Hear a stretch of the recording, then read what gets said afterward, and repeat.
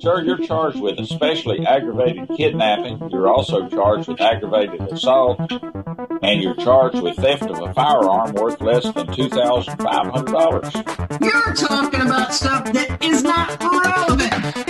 Hello and welcome to the Court of Public Opinion. I am the Recovery Addict, and boy do I have a case for you today. Why is the dog chewing on this guy? I think they have got the wrong guy there. Got the wrong guy, and the dog was biting him. He roughing him up quite a bit. There's a lawsuit. 9 out of 10 judges prefer watching the Recovery Addict live stream in their courtroom. The fireworks are not done. That was a commentary on the case. Dr. Mihi Anglican for you, sir. Is that correct?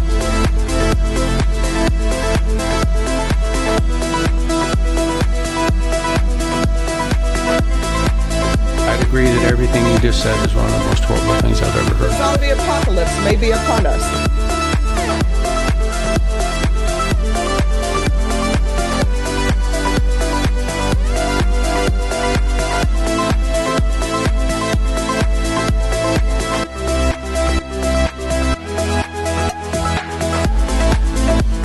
Alrighty, I'm here.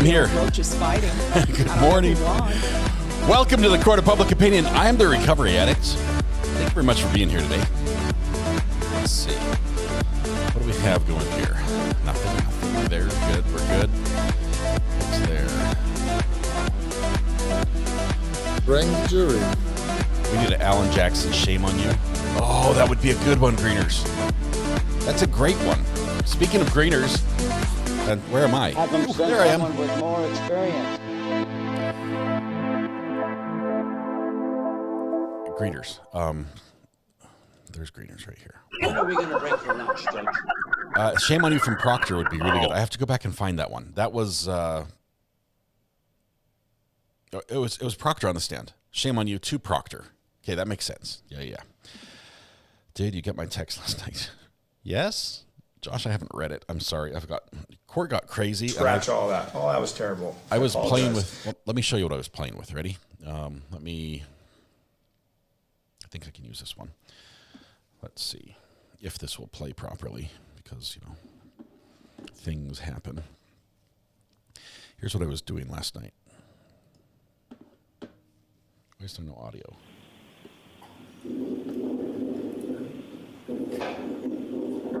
Maybe I missed it, but I didn't see the tire move this time. It did.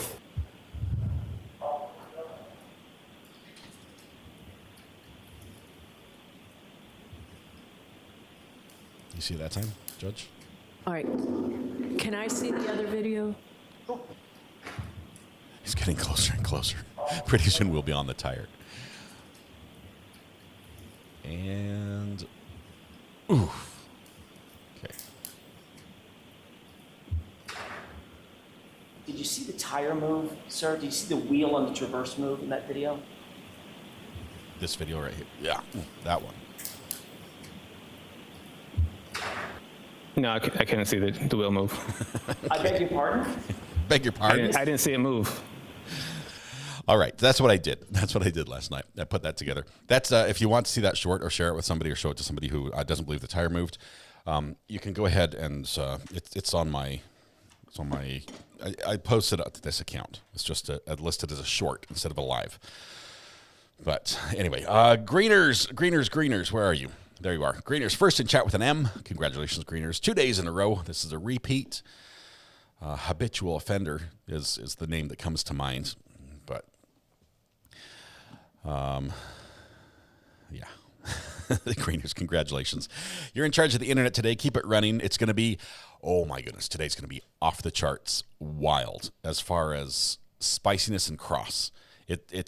I have not seen it yet. I've just seen everyone like, whoa, not like Proctor text message spicy. We're talking courtroom drama spicy. This is going to be interesting. A very, very talented lawyer challenging an expert. Can we discuss baby reindeer lawsuit? I don't even know what that is. So until I figure out what it is, we'll put it on the back burner in case I'm being punked. Brett Bottoms, I don't know what that one is. Sorry. Let's see. I swear Greeners has inside knowledge to always be first in chat. Abby, I checked my my live stream just to make sure it wasn't like live and I didn't know it, so he knew when I was going to hit the button. I don't know how he does it, honestly. I'm flummoxed. That's the word of the day. I'm flummoxed. All right, where are we on today? Well, good morning. Happy Tuesday. Happy Tuesday, 2 days into the work week. This is going to be a short week for the Karen Reed trial, so we're going to have some other trials coming to us, well, a short one coming to us at least tomorrow. And I'll send you a text. Okay, I'll look for it. I'll read it right after I read Josh's, because he sent me one first. Sorry. Let's see. Oh, wow, I got a lot of texts. Let's see. We got one that says...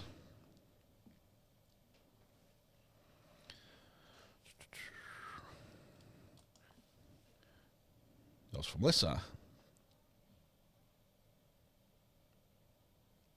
Oh, Melissa, thank you. That was Melissa P. It's not for reading on the air, but with all things being recorded. Oh, this is Big Sky.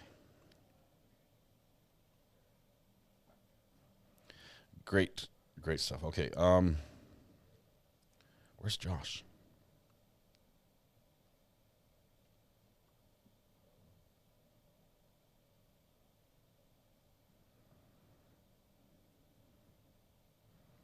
I think this is Josh. Yep, this is Josh.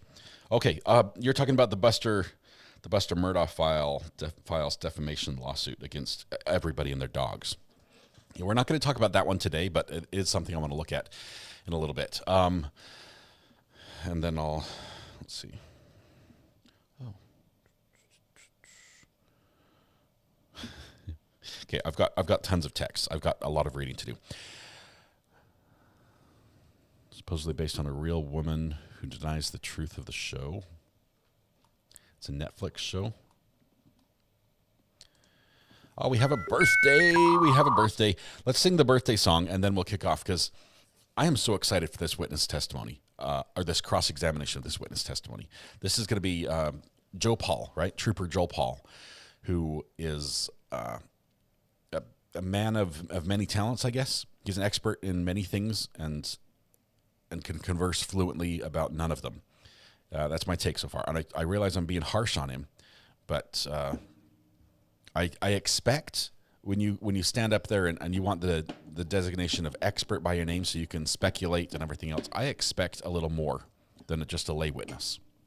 I expect more than just a police officer who is there to testify about his duties, because they're often trained for that. I expect more than that, and we didn't get that from him. So cross-examination, I think, will be brutal. Quite honestly, I think it's going to be. I'm not sure who's going to win, but we've also got the judge to make a decision, and we can't wait to hear what that is. So Susan's celebrating her special day. Join with me as we celebrate Susan's birthday by singing the Happy Birthday song, which you all know the words to. If you don't, it goes happy birthday to you, happy birthday to you, happy birthday, dear Susan. Sorry, that last part was hard. Happy birthday to you. So now that you know the words and you know the tune, there's no excuse not to sing. So warm up with me if you would. La la la la la la la. That was a good one. All right, here we go. Deep breath. Project your voice to the back of the room. Blend your voice with those of your neighbors.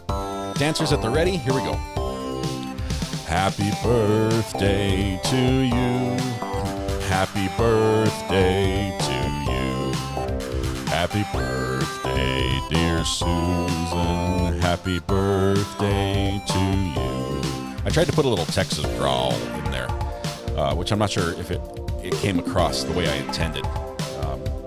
But that was the attempt, Susan. Happy birthday. Hopefully you have an absolutely wonderful day. I realize there are a million places you could be, a million people you could be with, but you've chosen to be here with us to celebrate your special day. Hopefully we make it a little bit better. And thank you. Thank you for thinking of us on this, your day. Wonderful, wonderful to be here. Help yourself to pancakes at Denny's, free pancakes even. And cha-cha-cha. Lots of dancers today. Lots of dancers. Everybody's out in force. Looks good. Here, big finish on this verse. Here we go. Ready? And remember the jazz hands we added.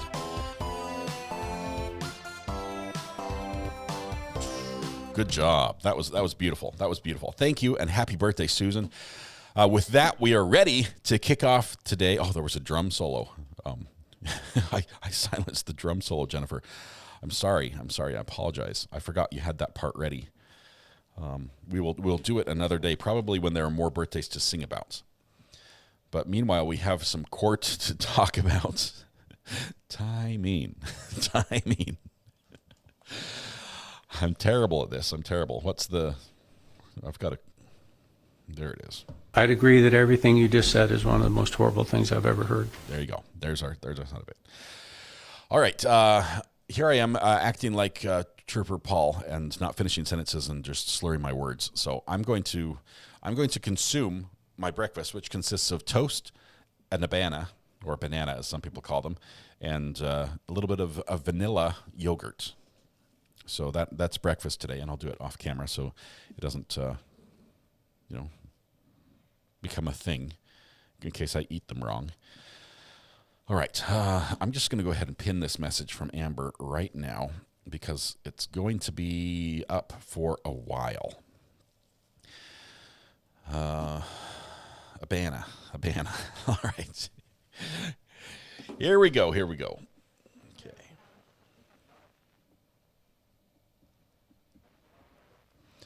And where are we? We are in court. We have video. We have audio. In just a moment, we are going to have Judge Beverly and maybe Jim calling us to order. Amber, thank you for that. I'll pull that. I promise. Meanwhile, I have to delete all the video from yesterday because it's so stinking big. I changed how I was recording it. I used up 1,000 gigabytes of space on my drive. It was a poor format choice. 981 gigabytes was the file from yesterday. We're just going to move that to the trash.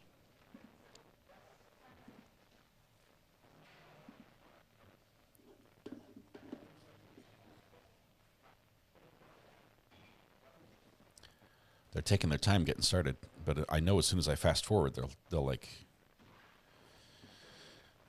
be here.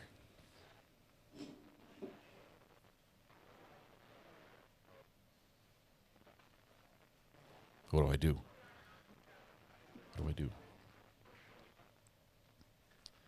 Greeners, how many zeros is that? It's a lot of them. I will be recording today's events as well, starting about right now. Love the network storage, by the way. Oh, it's beautiful.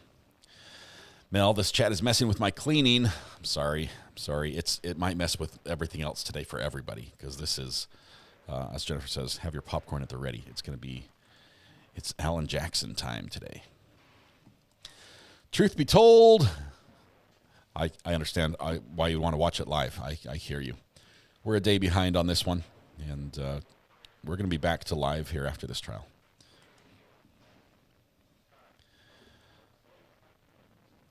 I'm in love with Jackson. Let's go, says Allison. Because he's the guy. I'm a fan of this fan, says Ricky. Okay, I've waited long enough. Now I'm going to fast forward. Ready? Oh, and it's a good thing I did. We've got like 15 minutes of fan. I thought I had it all set up. Back.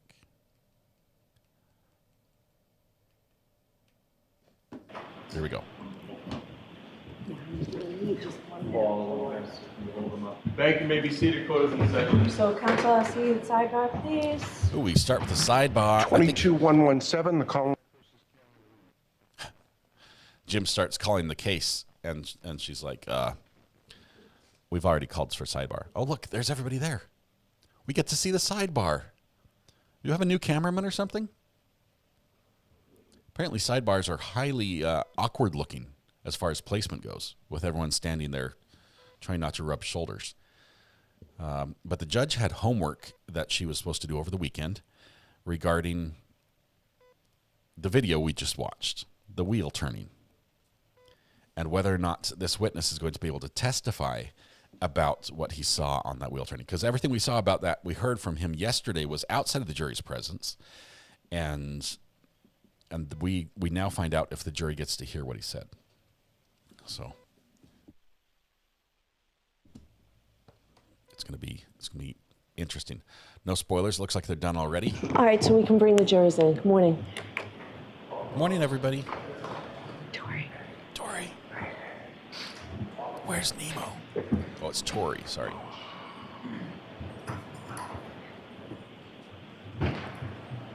Just to remind you. Yeah, Jimmy.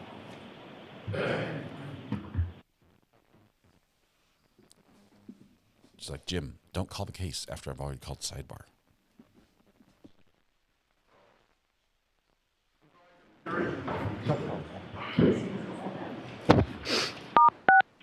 You are unmuted. We're back. Judge doing the always fashionable half blinds behind her. Way to sort of sit on the fence there, Judge.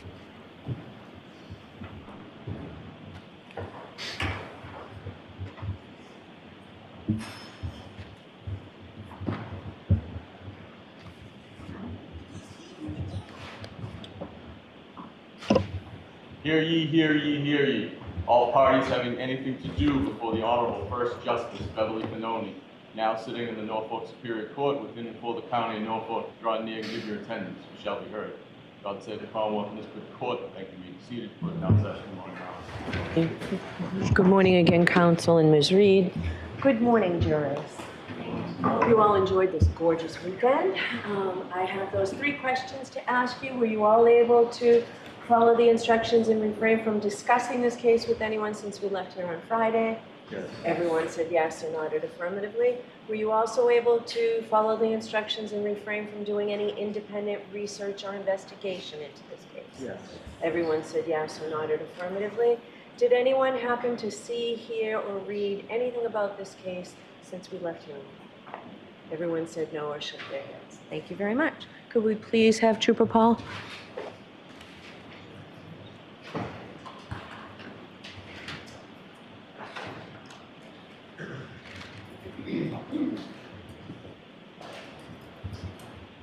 And just watch your step for me. Thank you.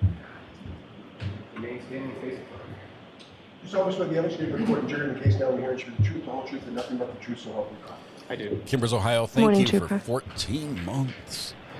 Congratulations. Should be back on direct with the state. All right, Mr. Lally, whenever you're ready. Good morning, sir. Good morning. If you could just again, please state your name and spell your last name for the jury. Yes, it's Trooper Joe Paul. That's Paul. And sir, if I could just take you back to a couple different portions of your testimony from Friday. With respect to the acceleration and braking tests that you conducted in the driveway area or outside of the Camden Police Department, was that before or after Ms. Hartnett from Crime Scene Services section had processed the vehicle? After. And so as far as anything that was removed by her, that was done prior to you conducting any of your tests, is that correct? Correct. Now, you've investigated approximately 191 crashes over your time with the cars unit with the state police, correct? Correct. Now, I'm going to ask you just some general questions with regard to a number of those crashes have involved motor vehicles, collisions with other motor vehicles, correct? Yes. Now, in general terms, with respect to motor vehicle collision, what, if any, you talked a little bit last week about sort of area of impact and point of impact, correct? Correct. Now, that's with regard to the roadway, is that correct? Yes, it is. So with regard to the vehicles coming in contact with each other, what, if anything, regarding damage would you expect or anticipate based on your experience in general terms when vehicles come in contact or touch with each other in a collision sequence? Objection. No, I'm going to allow it. In general terms, what do you look for? So we look, well, there's 2 times of damage onto a vehicle. One's contact damage and one's induced damage. So when we look at vehicles, we are looking for what's called as contact damage. And the induced damage is basically, start from the beginning. So contact damage is the damage that is actually made direct contact with another vehicle. And induced damage is the damage that did not make direct contact. So for example, if you push in one piece of metal to make contact, the rest of the metal will make a rippling effect that would more cause induced damage. And just again, in general terms, as far as vehicles coming in contact with each other in a collision sequence, what, if anything, would you expect or anticipate based on your experience to sort of transfer from one vehicle to the other event? It's possible when you transfer, you can have paint transfers that come from one vehicle to another. You got tire rub off that go from one vehicle to another. Scratches that would come from one vehicle to another. And again, sir, just in general terms, when it comes to vehicles interacting with each other in a collision sequence, what, if any, role does the respective heights of those vehicles play in respect to contact damage or inducement? Yeah, it depends on their heights and how they relate to each other. So that kind of shows if one vehicle is taller, one smaller, it's going to show where the contact damage would be from one vehicle to another based on their height. So based on respective heights, contact or induced damage could be in a different location from a bigger vehicle to a smaller vehicle, correct? Correct. Now, if I could turn you back to the tech stream analysis that you conducted with respect to the defendant's vehicle. If I could now, turn back the time. two events that occurred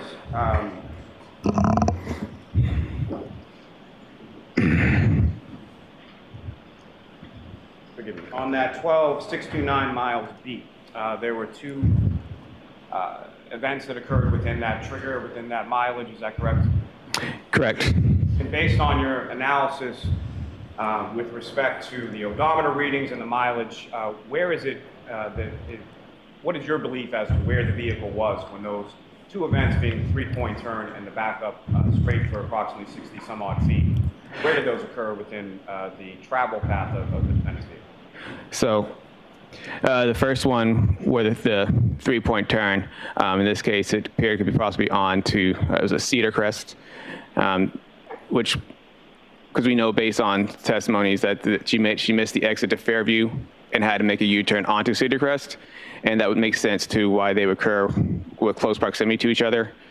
They're within the same odometer mileage and on the same key cycle. And so that reversed to 24.2 miles per hour for 60 some odd feet. Where would that have occurred geographically from your review of the odometer reading? It should occur probably on Fairview.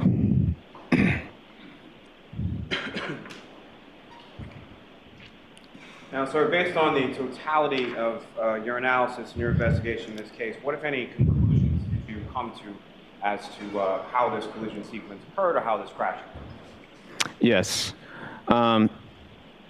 Should I show my report for that, or should you want me to just kind of go off Are you the... asking to look at your report?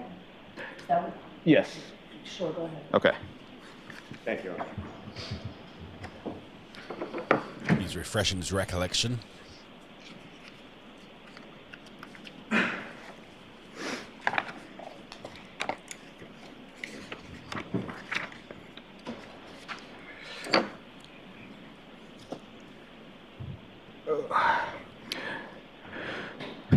Can we continue? If you could, please. Okay. What, if any, conclusions did you come to through the course of your investigation? So on Saturday, January 29th, 2022, at approximately 12:45. So you can look at your report, but you can't read your report. I was reading my conclusions based on what they asked me to do. Okay. Yeah. So I can't hear you. Sorry. Okay. So just take your time, read your report, and then answer Mr. Lally's question. And if you need to look at your report, we'll see about that again. All right. Ask the question, Mr. Lally. Based on the totality of your investigation, what, if any, conclusions did you come to with regard to how this collision occurred? So this collision occurred on Saturday, January 29, 2022, at approximately 12:45 hours. A 2021 Lexus LX 570 was traveling southbound on on Fairview Road, in Area 34 Fairview Road. Objection, Your Honor. Yeah. It appears that. So, Sorry, I'm trying to so oppose it. you know what? I don't, Mr. Lally, break this down. Ask Yes, please. simple questions so that the witness can answer your questions. We don't need a narrative. Oh my goodness. From Can't your remember investigation, his report what, if any, conclusions did you come to as to where this collision occurred? So, all right. So, on the night of Saturday, January 2022, at approximately 12:45 hours, a 2021 Lexus LX 570. Can you slow down, sir? Yes. So forget all that part, Okay. Trooper. All Just right. answer the question. Okay. Where did it occur? It occurred in the area of 34 Fairview Road. He's memorized his And who, talk. if anyone, were the participants He's in going this, to give his collision? speech.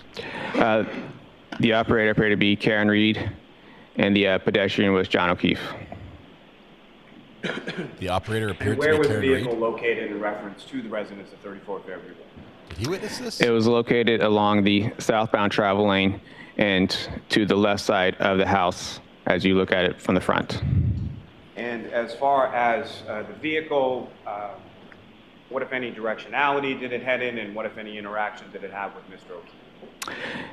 So the vehicle was traveling in reverse along the southbound travel lane, traveling north. And how fast was the vehicle traveling and over what distance? The vehicle traveled up to 24 miles per hour and approximately 62 feet. And at the time that the vehicle was traveling approximately 24 miles per hour over approximately 62 feet, That's what, really if anything, fast. occurred then? The right rear of the Lexus struck the pedestrian John O'Keefe. And post-collision, what, if anything, occurred with regard to Mr. O'Keefe? Mr. O'Keefe was projected forward and to the left along the front yard of 34 Fairview Road. And post-collision with Mr. O'Keefe, what, if anything, did the defendant's vehicle do? The Lexus continued traveling in reverse before they left the area. Now, as far as the vehicle itself, from your inspection, what, if any, role did any mechanical aspects of the vehicle play in this collision? There were no mechanical defects. And as far as your analysis of the roadway and other factors related to that, what, if any, role did they play in this collision sequence? There were no roadway or environmental factors that contributed to this collision.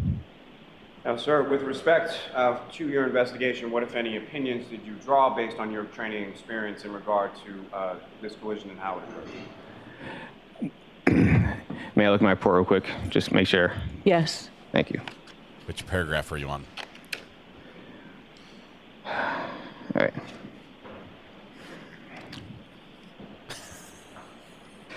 This is bad. So throughout my investigation, this appeared to be a single car collision involving a pedestrian. The vehicle was traveling at a higher acceleration when. Oh my goodness. Sorry. This is on direct too. Oh my goodness. I have secondhand The vehicle embarrassment. accelerated at a high rate of speed before she struck the pedestrian John O'Keefe on the roadway and subsequently left him at the scene. And with respect to the backup safety system that you observed in this vehicle and made use of in the course of your visibility analysis, what, if any, role do you, is it your opinion that played in how this crash occurred? Based on the visibility analysis? So, I think you meant visibility analysis. Even if the camera systems were covered in snow, even the systems were defective anyway, and even the mirrors were blocked, an attentive and a reasonable operator would not travel in reverse, especially at a high rate of speed. They would have cleaned the mirrors off. They would have made the cameras and systems, if they worked, if they didn't work, they would have done all this prior to accelerating in reverse. The objection sustained. Move to strike. I'm going to strike that. Now, with respect to your observations during the course of the visibility analysis, the exemplar pedestrian that you had placed in the right rear of the vehicle, was that exemplar pedestrian visible to you at the time that you conducted that visibility analysis? Yes, it was. Here's my thing. This witness has powerful evidence from the black box that he brings in. But as an individual, I have no further questions. test. Okay, cross-examination. Thank you, Your Honor. He struggles.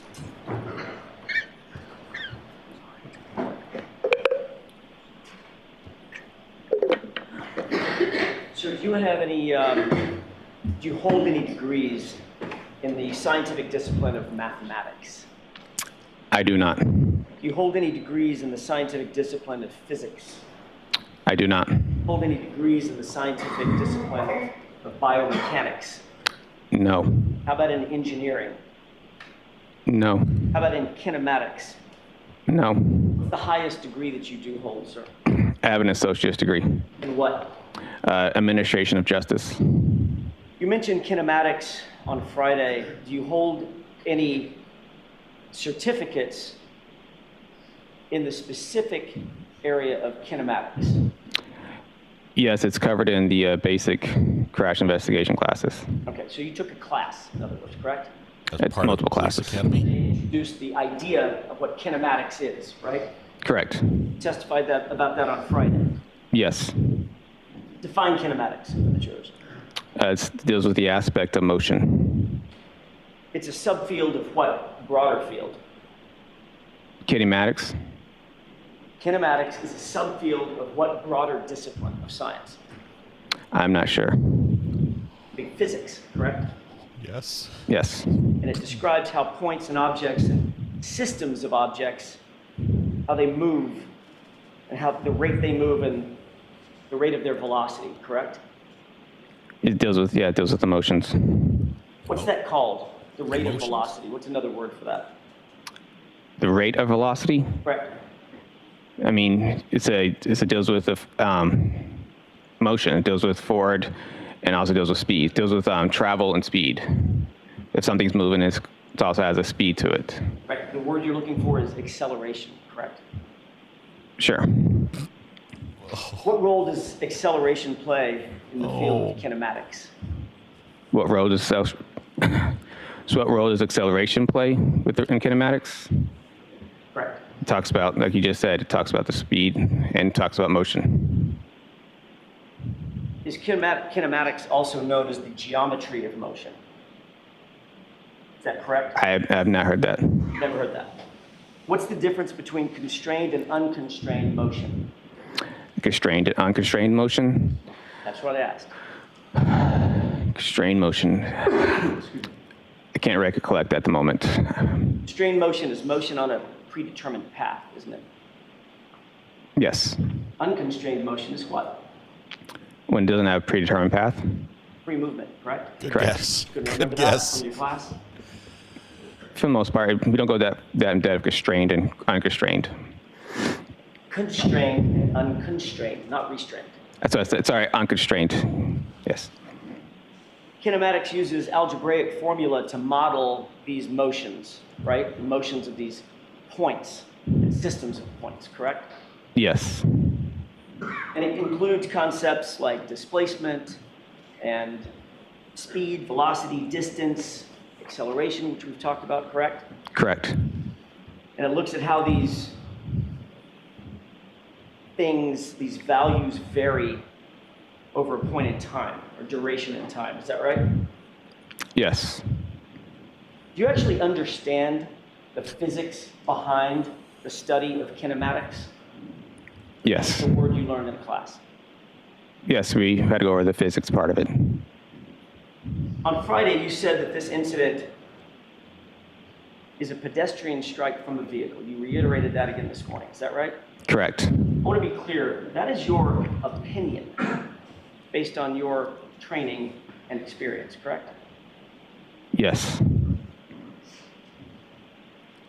And on Friday, you said you based that fact, or you based that rather opinion, on the fact that you noted a half-mile-an-hour decrease in speed and a steering input of less than 10 degrees at some point in that reverse motion, correct? I said that was consistent. That data point in general was consistent. It was something that you would see within data of a pedestrian striker striking something else. I do go in my report saying I can't say that's definitively where a pedestrian was struck, but I'm sorry, I can barely. It wasn't definitively. Sorry, in my report I do say I can't say that is definitively where the pedestrian struck. You cannot say it. Definitively, yes. Okay, so you're going to have to slow down and speak up, okay? Definitively. You said, I just want to make sure I'm hearing you correctly, and I apologize. Okay. You said you cannot say definitively that that resulted in a pedestrian strike? That data point within the text stream data is what I'm talking about. Okay. That specific point, that time frame. Because there's a multitude of reasons why when someone is driving in reverse, they might slow down by a half a mile an hour, right? It's when I say when it's consistent, it's because there's the other aspects of it is the fact that the accelerator is consistently strong. Let him answer. Finish your answer. So the accelerator is at a constant rate, and then it just drops by half a mile, and the steering wheel all of a sudden abruptly goes to the right. That's what I'm talking about when I say it is consistent with a pedestrian strike. That's something that you would see. It's not going to be a huge change of speed during this collision. You also note that at the time, it had begun to snow, correct? Yes. There would be snow on the lawn, right? Correct. There would be snow on the cars. Yes. Snow on the trees. Yes. Snow on the roadway. Yes. Snow on the roadway could impact how tires move over the roadway, correct? In a way. And obviously there are a multitude of reasons why somebody might input a 10-degree input on a steering wheel, correct? Correct. That's why I said I couldn't definitely say it. Right. So every time somebody slows down, going in reverse or forward, and introduces a 10-degree input on the steering wheel, doesn't mean they're looking to hit a pedestrian, correct? Correct. You testified that you determined the area of impact by basically following, if I heard your testimony correctly, basically following the debris field from the body from where you believed John O'Keefe's body's final resting place was, almost linearly to the furthermost piece of debris that was found. Did I get that right? Yes. In other words, you established what in your mind, or what you were told was his final resting place, and what you were told was the debris field. And you indicated that the furthermost piece of debris would basically be the area of impact, right? It's within that line. I didn't say that is the area impact where the furthermost piece of evidence is. All right. It's just the linear, like you said earlier, it's that linear. We're throwing that path. That's the path that he traveled post-impact with the vehicle. And that is on which that fact that you stated is on which it's a terrible question. That's the basis for your opinion of where the area of impact was, correct? Yes. Let's take a look at exhibit, with the court's permission, 587. It's your diagram 3. If I may approach you on it just for... Okay.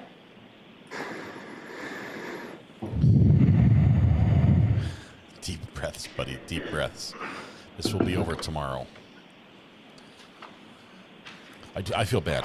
I would not want to be any witness being crossed by Mr. Jackson. But at the same time, once you set yourself up as an expert, Your Honor, may we publish, this is the scrutiny that you need to be held to. Yes.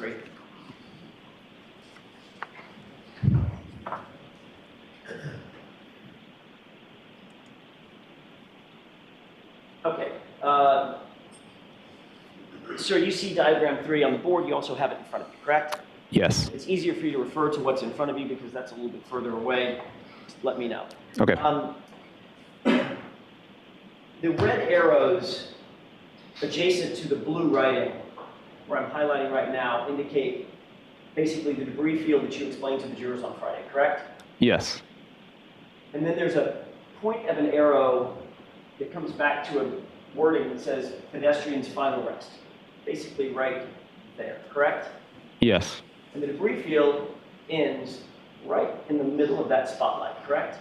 Yes. All right. So that's the area of impact that you indicated to Mr. Lally you believe occurred because of the debris field and the linear portion of that debris field going from the pedestrian's final rest all the way out to that final little red arrow that says red plastic B in parentheses, correct? Yes. Your Honor, can we have exhibit 492 published to the jury, please? Okay. Approach. Yes.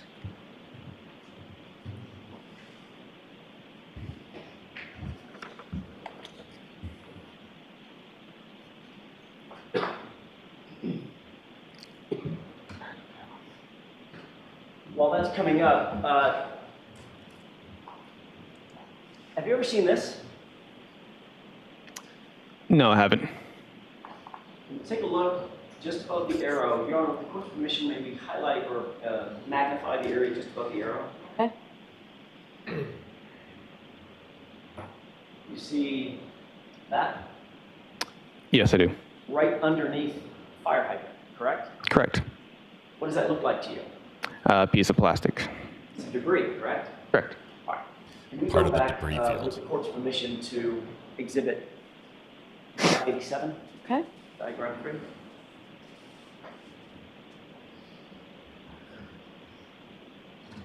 see the fire hydrant? Yes. Fire hydrant's right there, correct? Correct. That's another, according to your scale, that's probably a good 30 feet from the pedestrian's final rest, correct?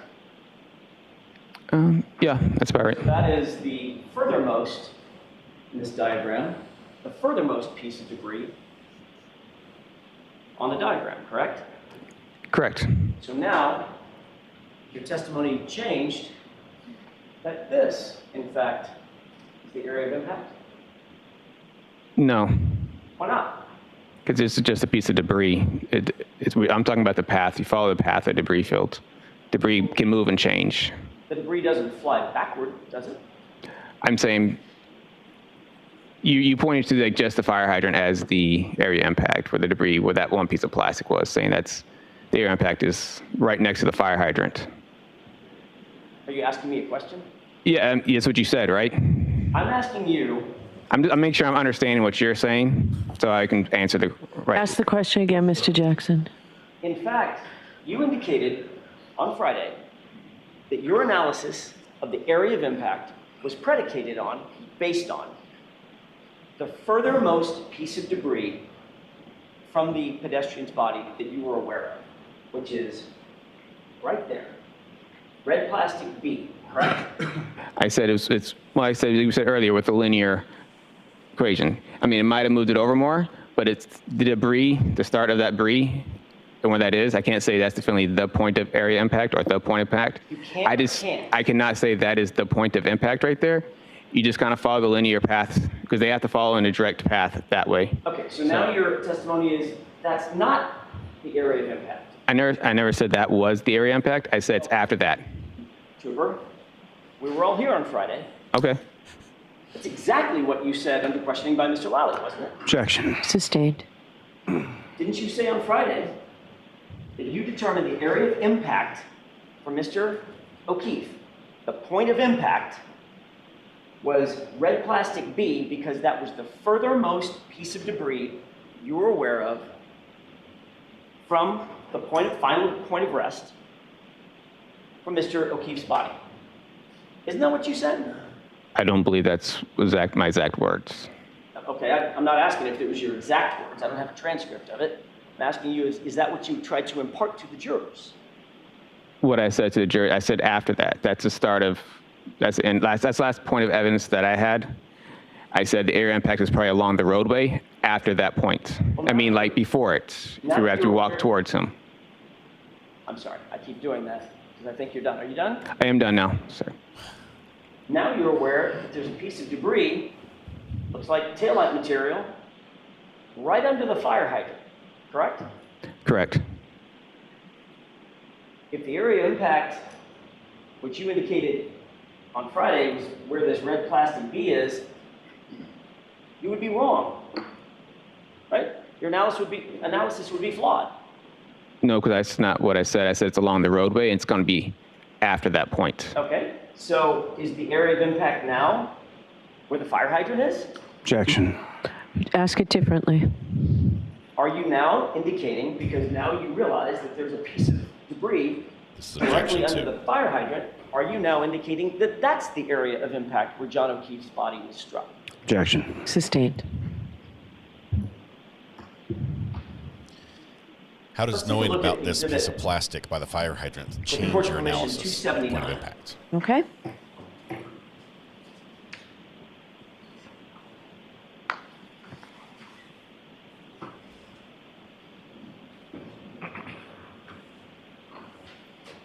taking a look at Exhibit 279, I want to draw your attention to that piece.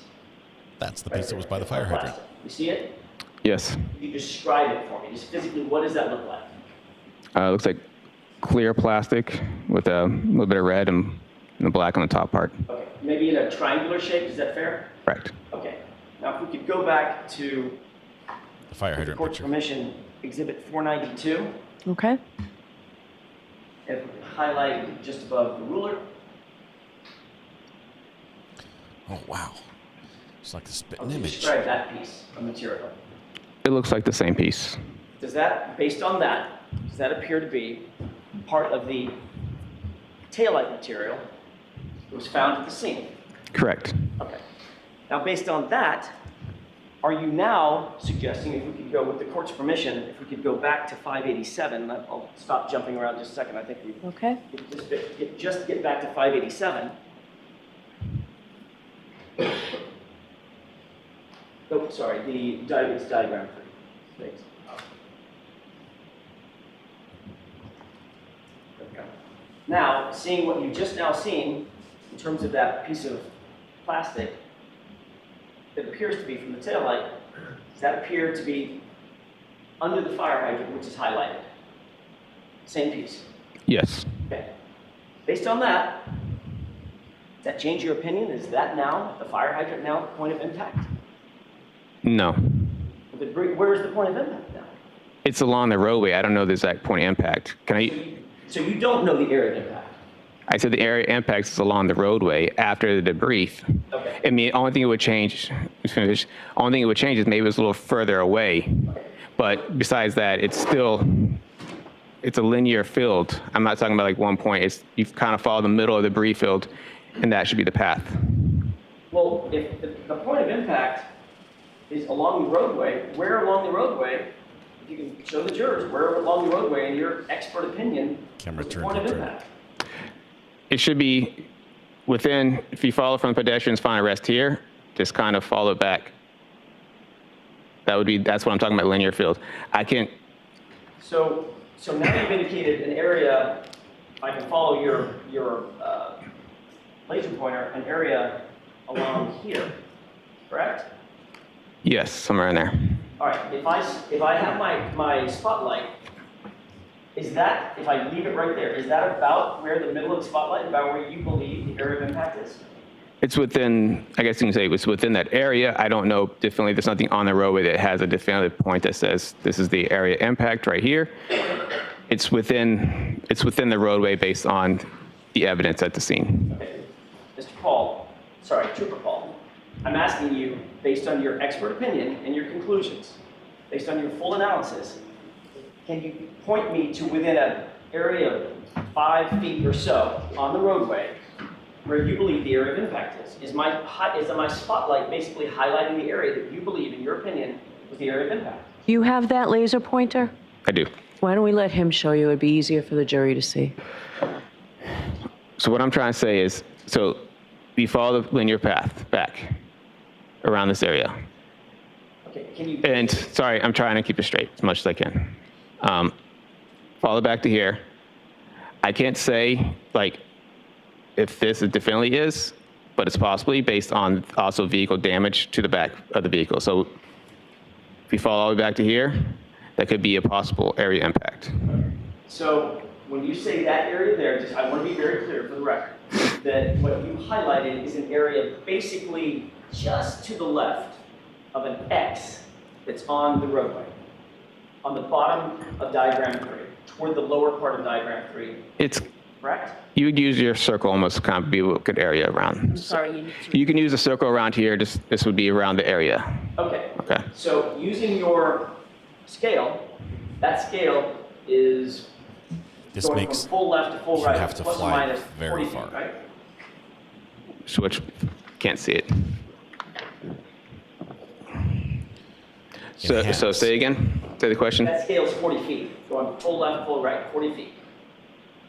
It's 40 feet. It's a 10-foot scale. Okay, sorry, 20 feet. My mistake. I was okay. Eyes are terrible. 20 feet. Thank you. All right, so if you use that scale, can you estimate for the jurors? I'm just going to use this X as a starting point. You estimate for the jurors from this X that I've highlighted to the pedestrian's final rest. What's that number? It doesn't have to be exact. Give me an estimate. So, 30 feet. I mean, it could be within 30 feet because I tell you this, also on my scale, this 2 and 3 is 50 feet from each other. Is how much? 50. Okay. 5-0. 5-0. So would you agree that from this X down here to pedestrian's final rest, as a crow flies, that's probably a good 35, 40 feet. I mean, I could try to use the scale, but it's me as a scale. If you wouldn't mind. Need a piece of paper? Yes, please. Court's permission? Okay. Just a blank piece of paper. Thank you. Yes, thank you. So he's taking a piece of paper, putting it next to I got one, thank you. Next to the scale, marking the scale on the paper, and measuring it out, or he's measuring the distance and he's going to hold it up to the scale. One of the two. But he's going to come up with probably a more precise measurement. And the more information he gives Mr. Jackson right now, the more problems he's going to face in the immediate future. Because already we have basically a wrong answer. What he should have said is that piece of plastic could have been thrown by a snowplow. It's approximately 30 feet. We're up approximately 30 feet. Yes, here's a precedent. Absolutely. Can you place, with the court's permission, can you estimate 30 feet in here? Can I estimate? Can you point to a place in the courtroom that looks like it's 30 feet from you? Objection. No. Nope. Next question. Does the court have a diagram of a diagram of distances? In this courtroom? No. Diagram of distance. You indicated it's like just now, a big ruler on the floor. I'm finished with this. Thank you. Thanks. You indicated just now, in answer to Mr. Lally,'s last couple of questions, that in your expert opinion, when the SUV struck the pedestrian, John O'Keefe, he was, quote, projected forward and to the left to the front yard to his final place of rest. Yes. So your expert testimony is that John O'Keefe was hit with the SUV and flew 30 feet. Projected mean like I don't say he flew all the way there. He was projected in that way. He got pushed forward in that direction. Which, if he was rendered incapacitated, landed there, he'd have to sort of fly there, correct? Didn't walk there. I mean, would you definitely flying like literally off the ground the whole entire time, or? Well, you tell me. You're the expert. I mean, when we say projected, we mean he gets projected, and they usually have a landing phase, and they land, and they either roll or tumble to final rest. Okay. How far do you think he landed? How far was it until he landed of that 30 feet? I don't know. There's no indication of where his exact landing spot was. Right. Was there any evidence whatsoever that he landed and rolled? And there was no evidence that he landed or rolled. Right. Or no, rolled. According to you, the evidence that you have in front of you is that you get hit, fly 30 feet, land where he ended up in his final rest, right? Objection. Sustained. Ask it differently. Based on your expert opinion, you believe that he was projected through the air to his final rest place. That's not what I was saying. Well, you said there's no evidence that he rolled. And there's no evidence that he flew through the air either. Exactly. Right? Exactly. Exactly. Objection. Sustained. Look at the smile on Jackson's face. He's grinning from ear to ear. He got it in twice. You said on Friday that in your experience, people tend to lose objects that are not strapped to them. Is that right? Yes. It's the belt. In other words, get hit by something, car, truck, bus, whatever, train, and if you have something in your hand, boom, you lose it, you drop it. If it's not strapped to you, correct? Correct. Like a belt. How do you suppose that Mr. O'Keefe, in your opinion, held on to that glass cup that was found right next to him over the course of 30 feet being projected? Objection. I'll allow it. Do you have a theory on that? I don't know. I mean, it just could have been with him the whole way. I don't know. I wasn't there, so I don't know how the glass stayed with his body and went with him to the final rest. So I mean, it's just common sense. You have to believe that if it was in his hand, he held on to it the entire time it was being projected 30 feet, right?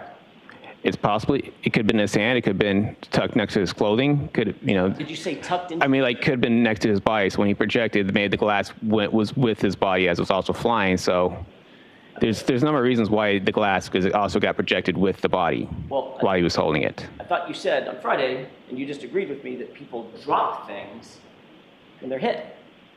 Yes, but not everything it tends to fly off. I mean, some stuff flies off, some stuff will stay on. I see. It's not uncommon to find a piece of clothing and stuff, that you find at the scene. Piece of clothing? Like clothing, like shoes, like shoes and stuff like that to come off the body during a pedestrian crash. Well, that's not what I asked. I know, I'm just saying, you asked me, you said I'm just responding to what you said. And trying to make sure you understand what I'm saying. Trying to make you understand. I'll ask another question. No, I don't. Shoes are strapped on, by definition, right? Yes, but it's very common for shoes to come off. How about a cell phone? Cell phone? Yeah. It all depends. Depends on where it is. It was under his body. Okay. How do you account for that? He held onto his cell phone with one hand and held onto the cup with the other. Objection. Allow Sustained. it. Allow it. Ask it differently. If the cell phone was found under his torso, under his body, what's your theory? Got there first. On how that cell phone ended up flying 30 feet with him? It just did. Just did. And somehow, as he landed, magic, tucked that cell phone underneath his body, so he landed on top of it. It just did. That's the evidence at the scene. I didn't put the evidence there, so. Well, you didn't. All right, so jurors, I've told you before, lawyers cannot make comments, so disregard it. Mr. Jackson, don't do it again. I understand. So you understand, but don't do it. Your answer is always, I understand. Don't do it. Yes, Your Honor. Judge Cell phone in one hand, cup in the other hand. Oh my goodness. Move through the air.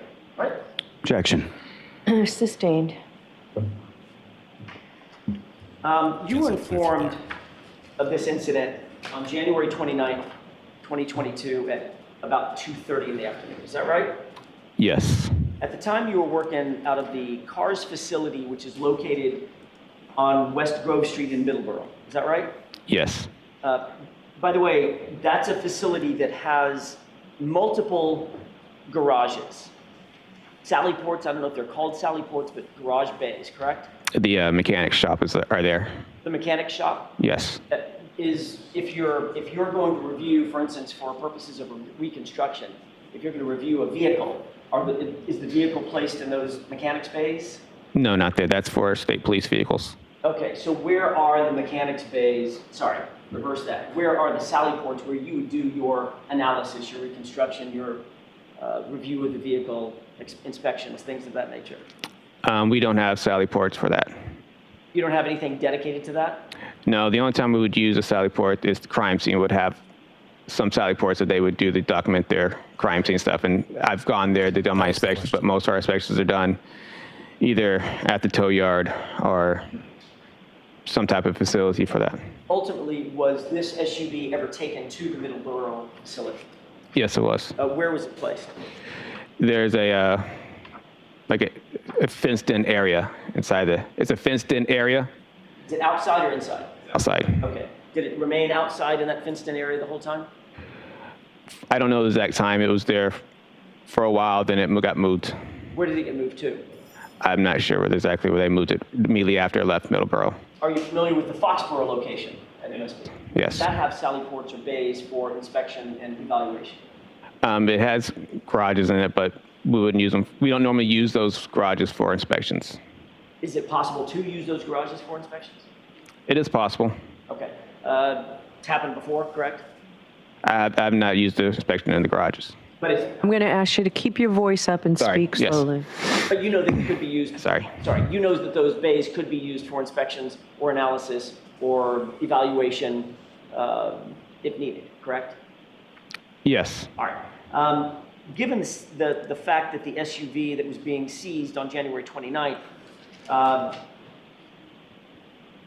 was being seized as potential evidence, best practices would suggest that you'd want to get it in and out of the bad weather, the inclement weather, as quickly as possible, correct? You wouldn't want to subject it to continued forces from nature like rain, wind, snow, sleet, hail, right? That would be beneficial, yes. All right.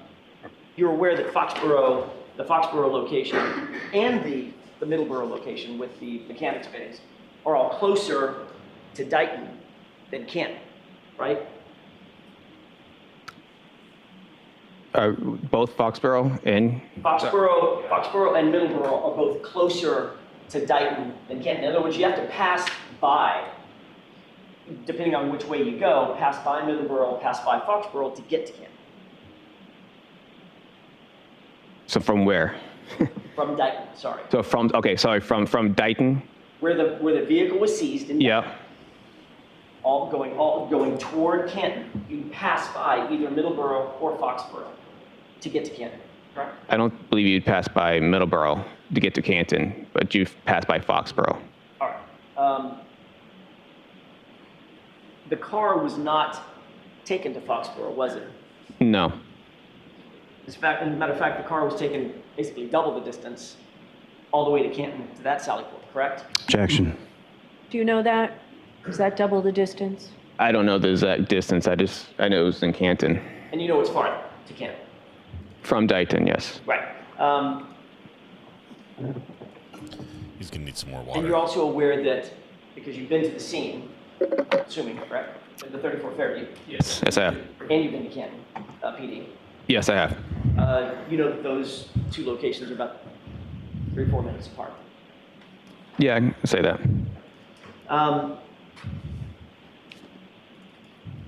When you started let me ask this a little bit different way. Before you began any review on this case, any physical review on this case or analysis on the case, you were told that there had been a crash, correct?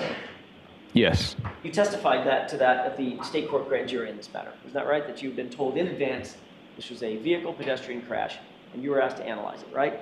Yes. You wrote in your report that it was a single vehicle collision involving a pedestrian and you were, quote, assigned to reconstruct that collision, correct?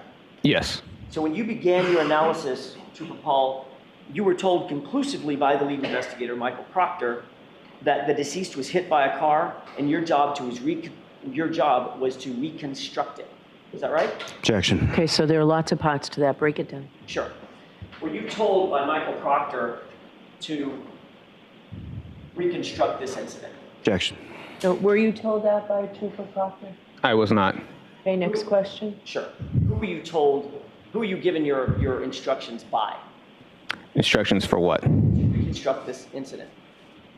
I wasn't given instructions to reconstruct it. It's just I was assigned to it. Right. That was requested. My assistance was requested to reconstruct it. That's my question. Who assigned you to it? I talked to my sergeant at the time who gave me the phone call.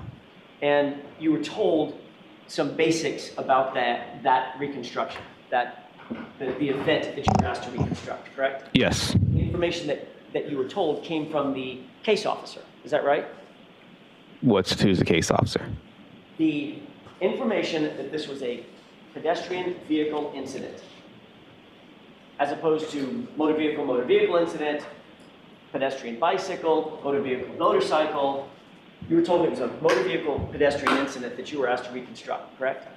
Yeah, I was told that, yes. All right, and you had to be given some basic parameters of what that incident, how that incident occurred. The car was going in reverse, it's got a damaged taillight, things like that.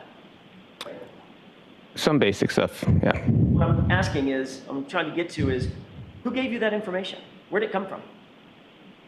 That the car was traveling in reverse. Like, which part of the information? You asked me several different things just now. Were you given information from multiple sources?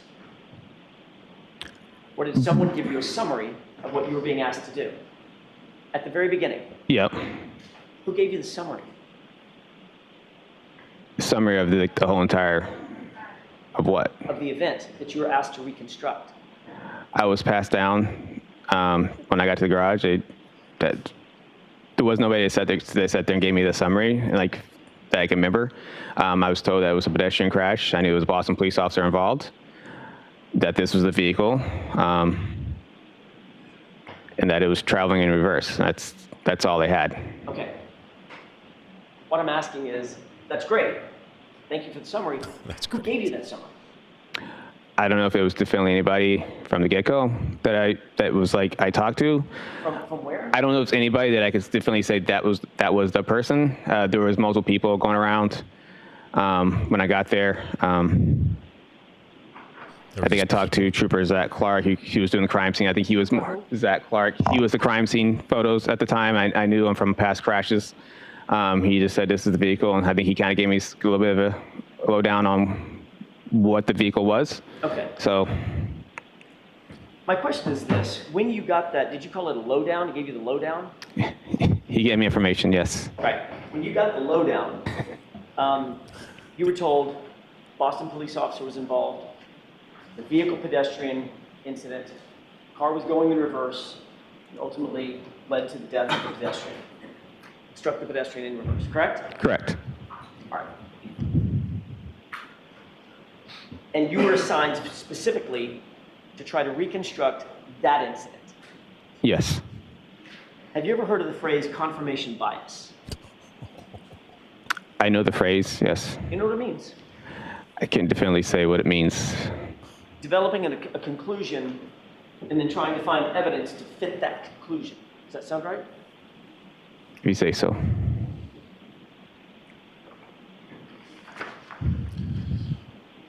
You noted in your direct examination that there were scratches on the passenger side rear bumper of the Lexus, correct? Yes. How exactly were you able to scientifically determine that any of those scratches were from an incident on January 29th, 2022, as opposed to any other time? I didn't have anything else on the time. Is that those scratches happened prior to this collision? I'm sorry? I didn't have any information that those scratches were caused from a prior collision. And so when I looked at the evidence, I knew it was in that same area, the right rear tail light. So when I looked at it, it didn't quite fit the pedestrian thing. So when you showed me the video, or I saw the video like a year ago on Court TV, I said that could be. You asked the question, so next, keep going. He's answering. Next question. You guys go how ahead. scientifically thought the scratches were. Hold on. Ask a question, Mr. Jackson. You know what normal wear and tear on a vehicle is, right? Yes. Bumpers get scratched myriad ways, correct? Correct. Get scratched in a grocery store parking lot, right? Yes.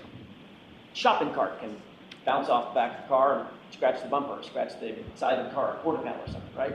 Sure. I mean, I don't want to go through it, but there's thousands and thousands and thousands of ways that a car can get a scratch, correct? Correct. My question is, do you, as you sit here, do you have any scientific evidence that those scratches occurred on January 29th at approximately 12:45 a.m.?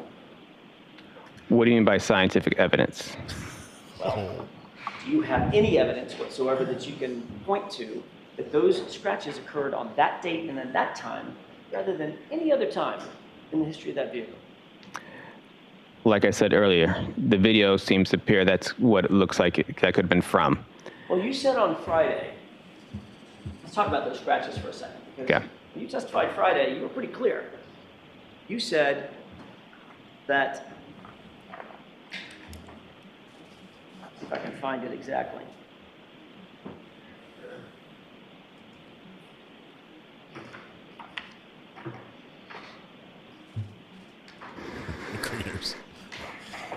I think we're counting it today. Sure.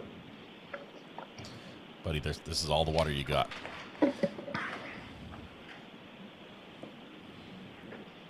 You said, quote, the dent and scratches for his hand could be those are consistent with striking the Lexus. Remember saying that? Yes, on the tailgate. Okay, so the dent and scratches you talked about on Friday, you said were from his hand. Yes, hand in the glass cup. Okay. Which Then stayed with are those the same scratches you're talking about in terms of the bumper? No. So, What are you talking about, the scratch inside the bumper that we've been talking about? correct. Okay, That's what I'm no. talking about. Okay. Is there any way to scientifically date a scratch? No. If you go out in the parking lot right now, even as an accident reconstructionist, you walk out in the parking lot right now and look at a Toyota Camry sitting there. It's got a scratch on it. There's no analysis that you could engage in to date that scratch, could you? Objection. So you can ask it differently, Mr. Jackson. Is there any way that you could, in general, look at a scratch and say, that scratch is from such and such date? Objection. I'll allow it. Nothing more. I'll allow it. You cannot say, you can look at evidence and shows that it may have been older than what the newer evidence would be, but there's no way to say that specific date and time and that a scratch would came from. Right. And it's possible that any or all of those scratches on the Lexus could have predated January 29th, correct? No. That's not possible. The ones that are on from the taillight and the other parts of it? Scratches anywhere on the car? Depends on what you got to pick the other scratches. You got to show me other scratches on the car. I'm saying it's possible, since you can't date the scratch, it's possible that any or all of those scratches could predate January 29th. It's a simple question, right? It's possible. You're being pretty broad on your scratches here. I'm not being broad. Let me ask it a different way. Let me ask it again. Is it possible that any or all of the scratches that are noted on that car predate January 29th? Any and all of the scratches? See, that's what I'm saying, you're being pretty broad. Any and all scratches on the car. Answer that question. That it predate. Objection. I don't know every single scratch on that car. I could mean. Overruled. So can you answer that question? No. You testified that you noted glass on the rear bumper of the SUV, correct? Yes. And you said something about that glass coming from the cup. Correct. You also said that you did not see anything on that SUV that could be the source of those glass pieces on the bumper, right? Yes. When you did your reconstruction and your analysis, were you informed that none of the glass pieces, not one of them, could be matched to the cup? I don't know anything about I don't know that. So if you knew that the glass pieces on the bumper do not match the cup, does that change your opinion Objection. about that glass? Can you answer that question? I cannot. You can't answer the question. It's what was told to me as evidence Got it. By whom? by the crime scene. Who told you? As crime scene that was there, it says it's glass from the cup. When I did my initial inspection, that's what it was on from. That's not what you just said. You said that's what was told to me. Yeah, by crime. No, yeah, I can see by crime scene. While I was at my inspection. Wait, what? It was told to me by the crime scene when I was at my inspection, at the initial inspection. So what you meant by that's what was told to me is the crime scene talked to you. Yes. Crime scene say anything else? I don't know what else you want me to say. What? I did a seance, and the crime scene spoke to me, and it told me that it was glass from the cup. Those pieces of glass on the bumper are somehow associated with the cup. No. Just the crime scene told you. Correct. And But the if you crime knew scene that was the wrong. Crime scene was incorrect, and in fact those glass pieces don't match the cup, would that change your opinion? Objection. Sustained. Would it change your opinion in any way if you knew that the glass pieces do not match the cup? Objection. I'll allow that. Can you answer that question? No. I'm sorry. No, you I don't. It's a glass from a cup. It's a glass. It's not. It doesn't belong to the vehicle. Right. It's glass. But if I told you it didn't match that cup, What? change your opinion. Objection. Does that change your opinion? Are we talking which cup? We never established which cup we're talking about. We're not talking about the red solos. Have we been talking about, Trooper? You said that cup. One from the scene. Okay. That cup. I'm talking. I just want to make sure that we're on the clear path here. I'm clear what we're talking about. Absolutely. Okay. Really sure. All I said, it's found next to John O'Keefe's body in the snow at 34 Fairview on January 29, 2022. You got the cup in mind? Yes. Okay. That's the cup. When I say cup, that's the cup. Okay.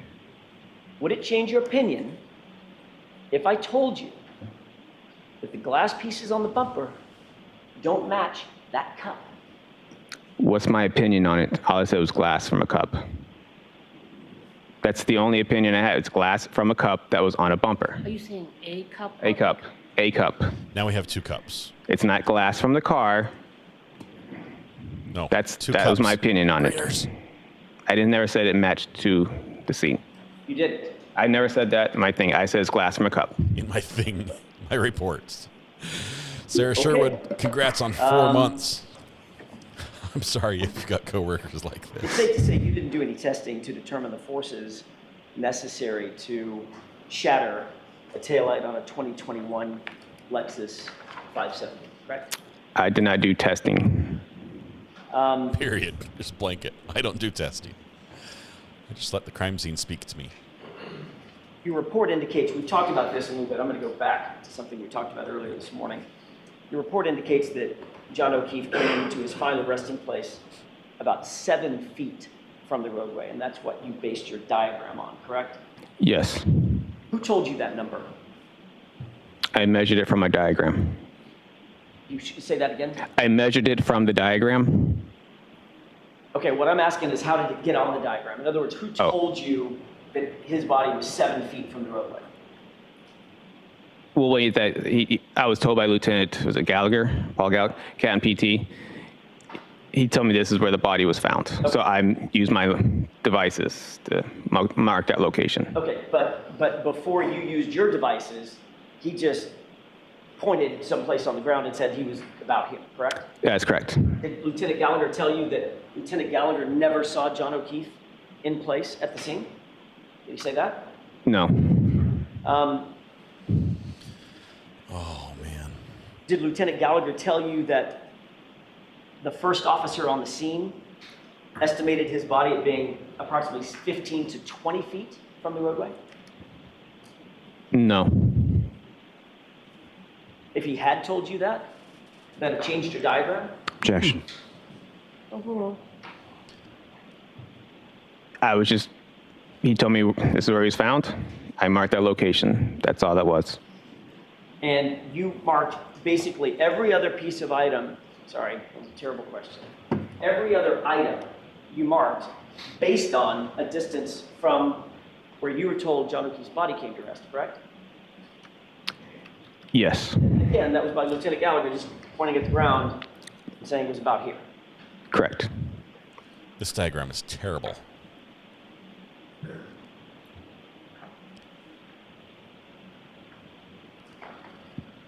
Was there a single member of the team that was out when you were being shown where the body came to rest? Was there a single member of that team who actually said they saw John O'Keefe's body in place? Objection. I'll allow it. What do you mean team? Canton PD? Whoever was there. Who was there with you when you started doing your measurements, et cetera? For Fairview? I said Lieutenant Gallagher. That's who. Just you and him? And myself, and I was training a trooper at the time. She was there. You were training a trooper at the time? Yes. Okay, so my mistake. I assumed that there were several people out there. He's a trainer? Yes, that's why I was confused by the team. All right. And again, Lieutenant Gallagher didn't tell you that he never saw John O'Keefe's body in place? No, I don't think so.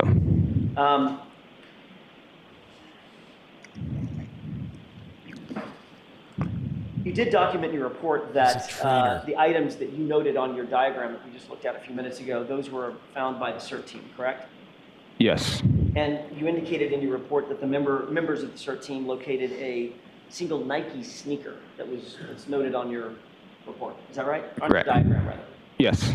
You also indicated that, quote, in the same area, 2 red plastic pieces and 1 clear piece of plastic of a taillight was discovered. Yes. So your report is clear that in total, the items discovered by the CERT team on January 29th were a shoe, right? Yes. A partial glass cup broken, correct? Well, was that on there? I can't remember if that's on their diagram or if that's what I was told at the scene, but yes. Yes. You knew that a cup was found? Yes. Or you were told a cup was found? Yes. And 3 pieces of plastic, 2 red, 1 clear? Yes. Not 5 pieces of plastic, correct? Correct. You then measured those items, is that right? I didn't, what do you mean measure them? Like measured at them this? relative to John O'Keefe's final place of rest. 10 feet from it, 12 feet from it, we're gonna go over those numbers. Yes, I used their report to place those items onto my diagram. So, I'm going to get to that question in just a second. I want to make sure that we walk through it sort of methodically. You then use some calculation, some tool or something to measure distances. Like there's where I assume John O'Keefe's body was. Here's a final rest place. I'm going to use that as point A, and then I'm going to measure from there and go 7 feet to where the shoe was found, or the first red plastic. Keep it simple. Or whatever, Keep right? it simple, Jackson. Yes. Who told you where the pieces were found? They were in Lieutenant Tolley's report. He put measurements in his report. Okay. And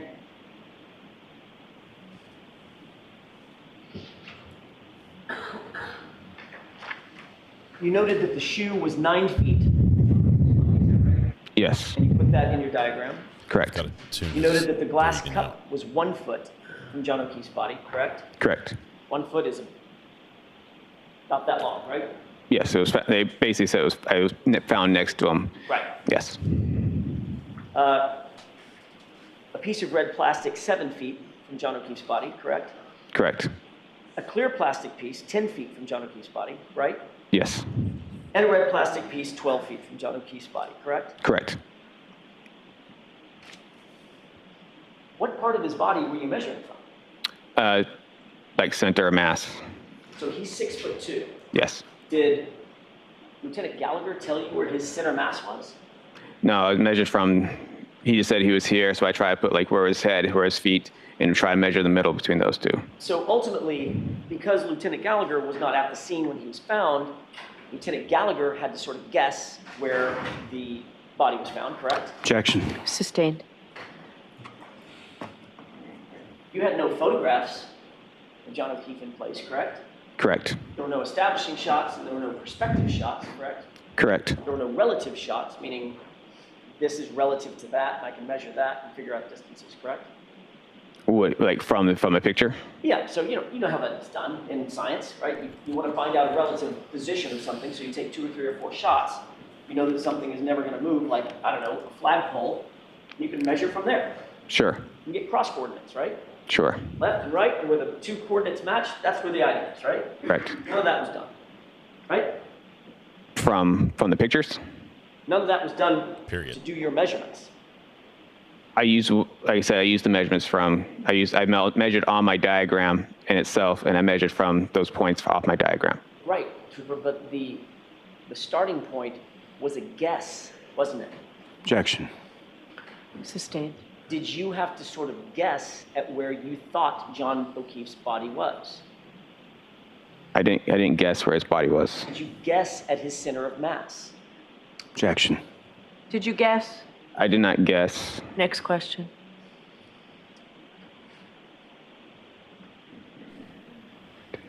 I did not guess. I just didn't know, and I just had to represent that. You stated in your report that you Google mapped Miss Reed's path of travel. Well, let me ask a different question. If I could withdraw that question with the court's permission. Yes. Your diagram has all those arrows pointing at specific locations. Very, very specific, very thin arrows with a point, correct? Yes. If you start off with an incorrect assumption about where John O'Keefe's body was, right? Hypothetically, if you were to start off with an incorrect assumption where John O'Keefe's body was, every single item that you note on that diagram would then be off as well, wouldn't it? Objection. Is that true? I mean, I guess hypothetically, depends on how off you want to be. And the answer is yes, correct? Hypothetically. You stated in your report that you Google mapped Miss Reed's path of travel on January 29th based on what you determined to be, quote, it's likely the two, and you said that it's, quote, it's likely that the two events, meaning the triggering events, occurred at the same time the Lexus was at 34 Fairview at the time of the collision, correct? Yes. The first triggering event was what? Was it a three-point turn or a U-turn? I thought I heard you say both. I guess it would be more, I mean, 3-point turns, essentially, I guess it's a 3-point turn. Okay. Yes. Well, three-point turn is you not say a U-turn. U-turn on Friday. I just swore I heard that. It could have been a U-turn. I mean, it's still turning around. So he had to make a U-turn when that's a 3-point turn or not, but it's still. Okay, but I mean, not to be picky, but sort of my job. A U-turn is always forward travel. U-turn is traveling in one direction. Turning, right? Turning the wheel, never changing gear. Once it's reverse or anything, just turn it, right? A 3-point turn requires moving forward, stopping, changing gears, moving backward, stopping, changing gears, using steering input, and then moving off, correct? Correct. Well, those are two very different maneuvers, right? You'd agree? It's, in a sense, I was trying to say she made a U-turn. Like you can say, they made a U-turn. It's a 3-point turn. They're still making a U-turn, and it's. I didn't mean it as like she literally had to make a direct U-turn. She was turning around, and obviously the diagram or the trigger shows a 3-point turn. Thank you, Greeners. That's funny. I mean, I guess you could have said reversing direction, right? That could have been a better way to say it. Yes. You didn't say that. You said U-turn. So Words are you matter. changing your testimony from Friday that it was a 3-point turn, or could it possibly have been a U-turn? It's a 3-point turn. Okay, because you have evidence of the starting, stopping, changing gears, reversing, stopping, changing gears, turning. That's correct. Okay, so when you said U-turn, that was inaccurate. Objection, Your Honor. The objection sustained. Don't rub his Let's nose get back in to the path of travel when you began your analysis. How did you know what the Lexus's path of travel was that day? I got the directions from Trooper Proctor. Oh, and what did Trooper Proctor tell you in like, terms "There's of the the name." path of travel specifically? A starting point and an ending point tell you the exact path Lexus traveled. No, all I got was mostly just the addresses. Okay, so if you've got 2 points on a map, and Trooper Proctor told you Lexus traveled from point A to point B, there are multiple ways to get from point A to point B. You'd agree with that, right? Yes. You picked one of those, right? The path of travel includes freeways, etc., right? Yes. But as you sit here, you don't know what her actual path of travel was, because it could have been something different, right? It could have been something. That's why I gave a range on my diagram. Do you have any scientific evidence to establish what her actual path of travel is, or did you just guess at the path of travel? I got the addresses from Trooper Proctor. I put them into the thing, and then one of the possibilities of 36 miles, and that was after looking at all of them, at 36 miles is a possibility. Right, understood. So that's what I'm trying to get to, Trooper Paul. Okay. That's one possibility. There's 36 miles, one route of travel, right? Correct. There are other possibilities, right? Yes. So between and among the possibility that you picked and the other possibilities, you just sort of had to guess. And there's no science to it. You just said, I'm going to pick that one. and put it in my report, right? No, that's not how that worked.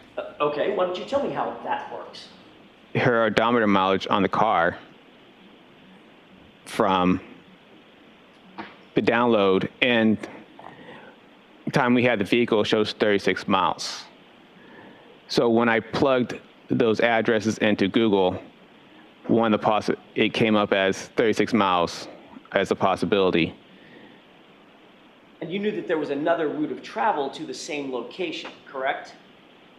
What do you mean? There were alternative routes of travel to the same 2 points, from and to the same points, correct? Yes, yes.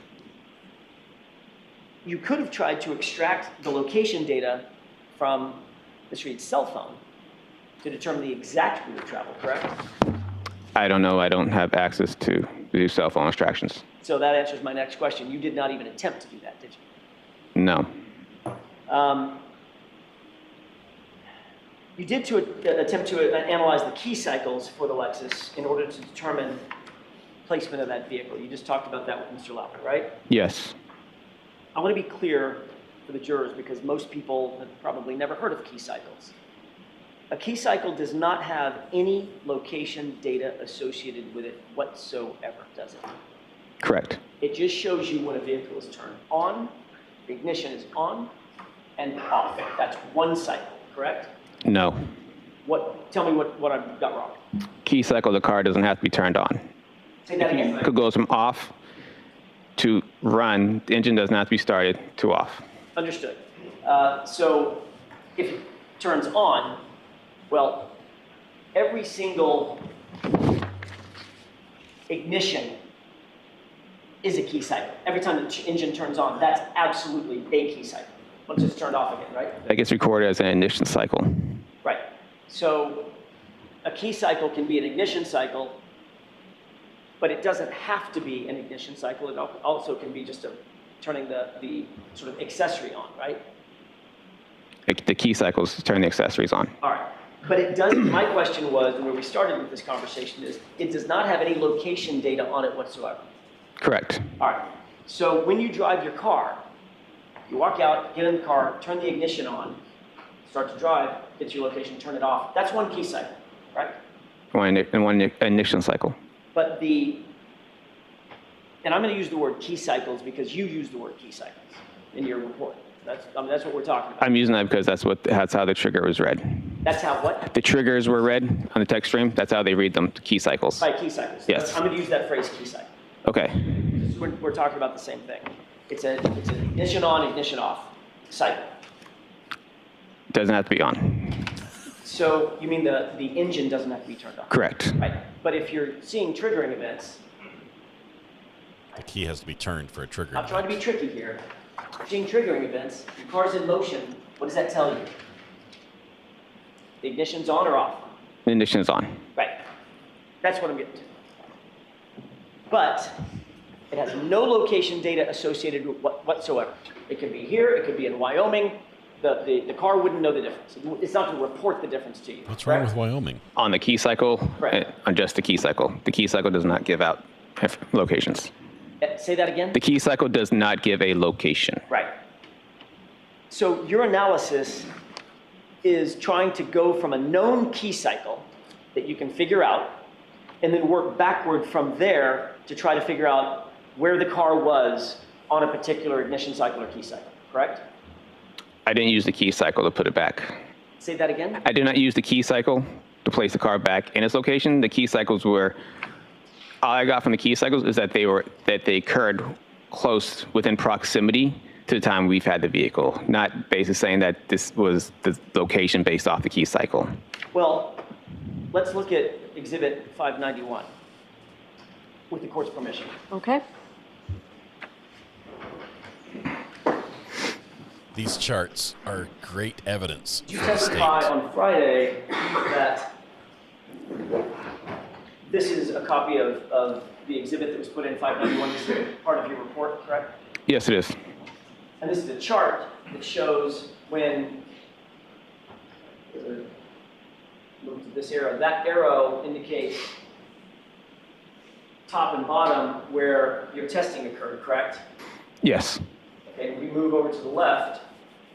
That is key cycle what? 1164. Right. So you've testified, and we can turn the lights on. Your Honor, I don't mind if that stays up, but we can turn the lights on. I don't think it hurts anything. You stated in your report that there were, quote, 2 triggers recorded on odometer 12629 and key cycle 1162, correct?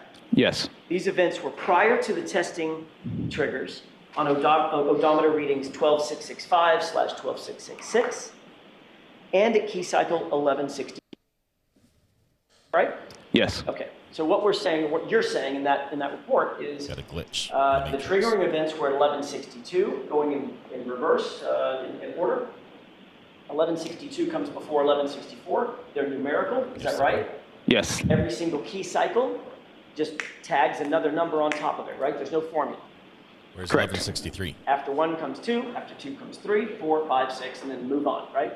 Yes. So by the time you got the vehicle, there had been 1,164 key cycles on the history of that car, correct?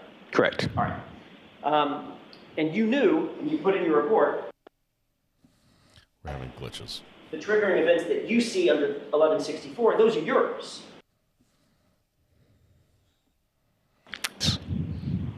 And Not sure why we're having glitches. Hang on. clear that you recorded, that you talked to Mr. Lally about, were 2, Yes. meaning ignition cycles at least, right? Yes. Greeners. Stated in your report. Fix this. Oh, let me finish. Wait for it. And the triggers that occurred while testing was 36 miles. You just said that, right? Yes. And the key cycle difference was exactly 2 key cycles, right? Yes. 1164, 1163, 1162. That's the triggering events, correct? That's correct. You also reiterated in your report in paragraph 23, 24, 26, and 29, and also in this exhibit in your CARS report, that the triggers occurred at key cycle 1162, right? Yes. You were assisted in your CARS report, I think you mentioned Trooper Zach Clark, is that right? Yes. Trooper Proctor assisted to a certain degree, correct? Yes. Trooper Larini, Carol Larini, is that right? Yes. Also Sergeant Sean Good of Canton PD assisted as well, correct? Yes, in a sense. Did they all read the report before it was finalized? No. Did you have any supervisor read the report before it was finalized? Yes. And he agreed with the assessments in the report? Yes. So in summary, Lally's struggling. everybody that read the report and you who authored the report believed, and it's reflected in that report, that key cycle 1162 contained the 2 triggers that you're talking about, right? Yes. That's the 3-point turn, I guess now a 3-point turn, right? Changing direction, and then Yes. the reverse at 24 miles per hour, correct? Correct. And you even went on and testified to that exact thing under oath in front of the state grand jury, correct? Yes. Wait, hold on. Under the text streams? On the key cycles. Not in grand jury. Okay. Testified to it on direct examination on Friday and again this morning. Yes, correct. Okay, he's dug a deep hole here. Now's when the rug gets pulled.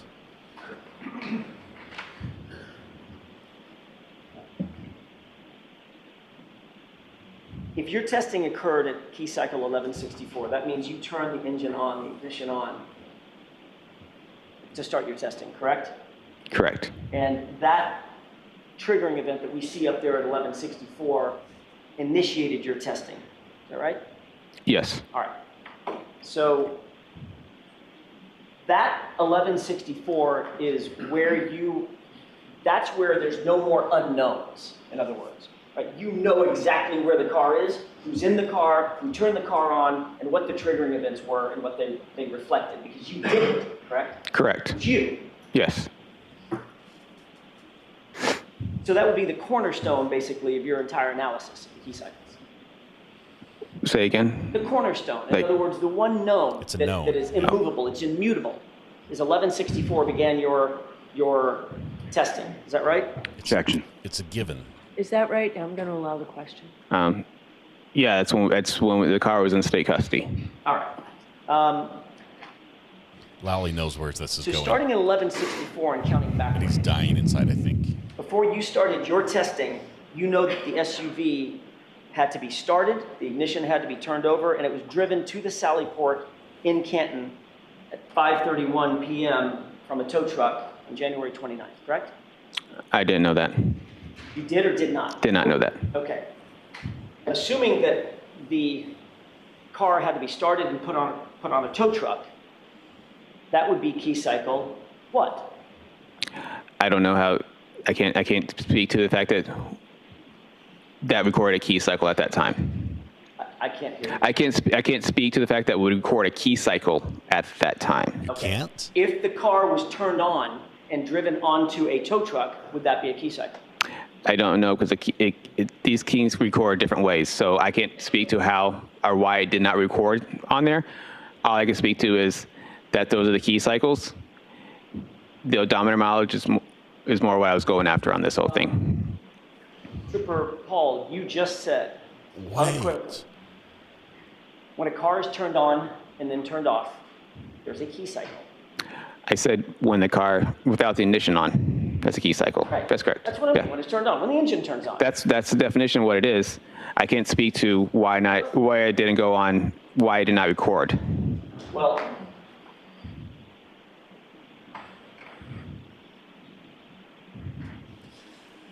let's talk about the ignition cycles. Okay. Before 1164, okay? Okay. This is bad for them. Obviously, the car had to get to Canton PD because you saw it there, correct? Correct. Assume for purposes of my question, the car was turned on, and there's a video of it turning on, driving up onto a flatbed tow truck. Yes. That would be ignition cycle, I'm gonna use your word, key cycle, ignition cycle, 1163, correct? Again, ignition cycle, key cycles are two different things. Which word do you want me to use? If you want to talk about key cycles, key cycles. If you want to talk about ignition cycles, it's ignition cycles when the vehicle gets turned on. A key cycle does not mean to be turned on. But every single ignition cycle includes a key cycle. You can't have an ignition cycle without a key cycle, correct? Well, if you want to talk about it, just use the key cycles or ignition cycles. I'm trying to make sure this gets out. I'm sorry. I'm trying to make sure that this gets put out the correct way.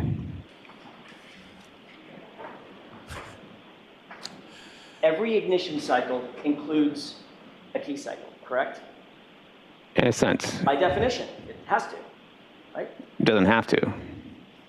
They record multiple different ways. You can have an ignition cycle without a key cycle? I don't know how it recorded, but it could happen. Explain that. How could that possibly happen? Because a key cycle is when it turns on, not engine running, and then turns off. Okay, so work with me here. Ignition cycle is when it turns on, engine running for 2 seconds, and then comes off. Okay, so. Or the 2 seconds, if it's not on long enough, it might not record one. Okay, let's ignore the 2 seconds. Okay. That's not what we're doing. Okay. All right.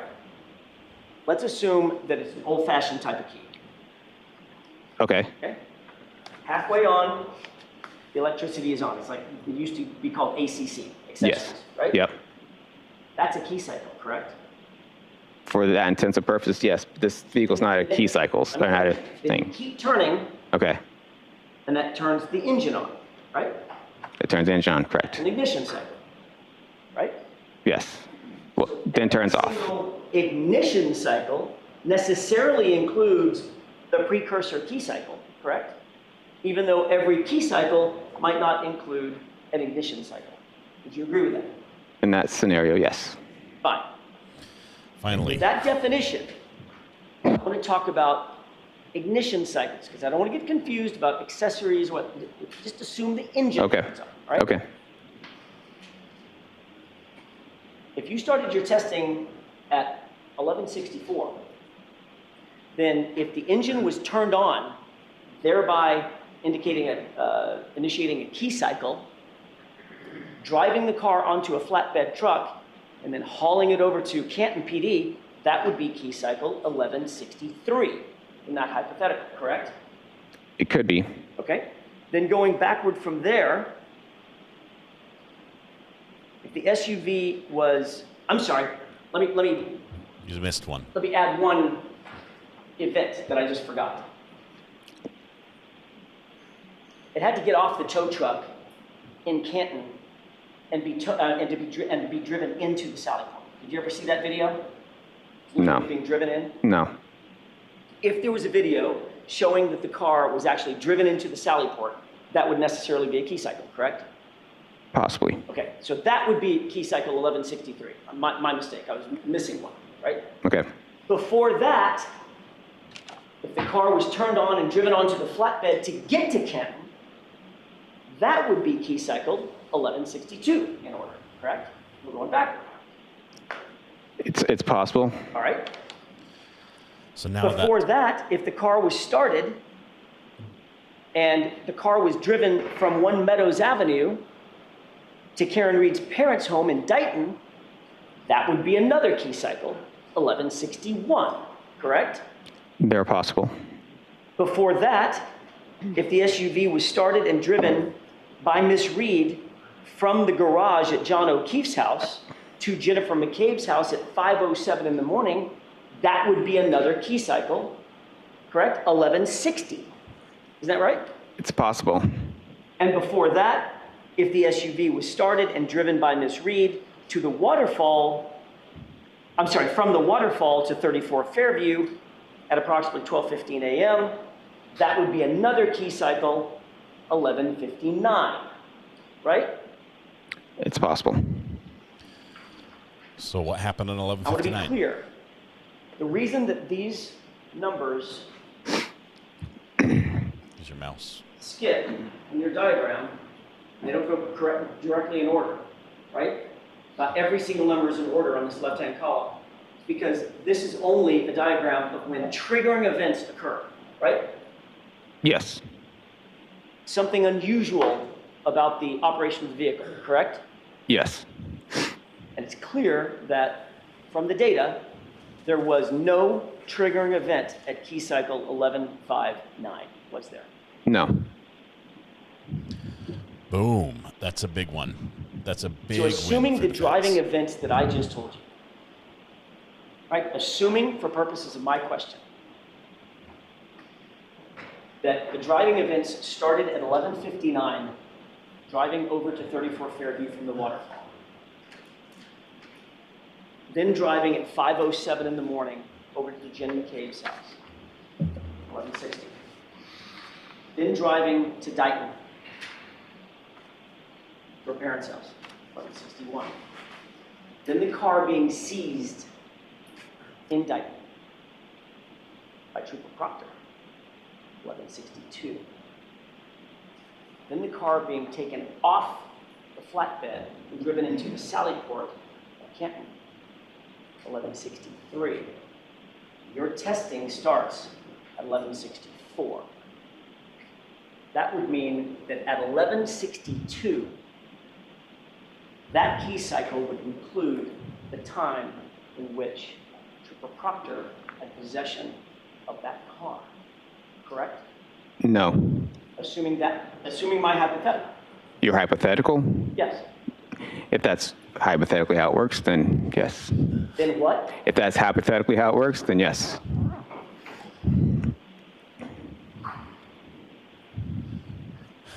On June 9th, 2022, you were asked by a grand jury whether you knew or had done any scientific testing to determine the distance a body would actually travel struck by a vehicle. Remember that? Not that specifically. Not in that way. Can you refresh his recollection?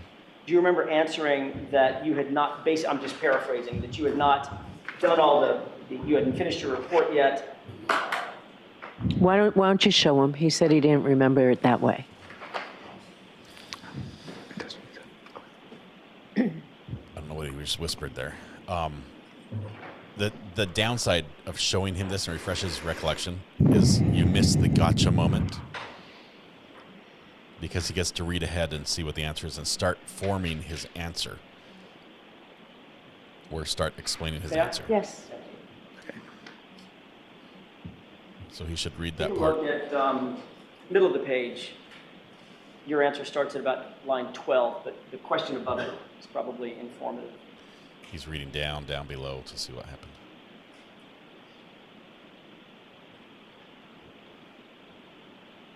He wants the full context. He knows this is a trap. You have that in mind? Yep. May I approach? Yes.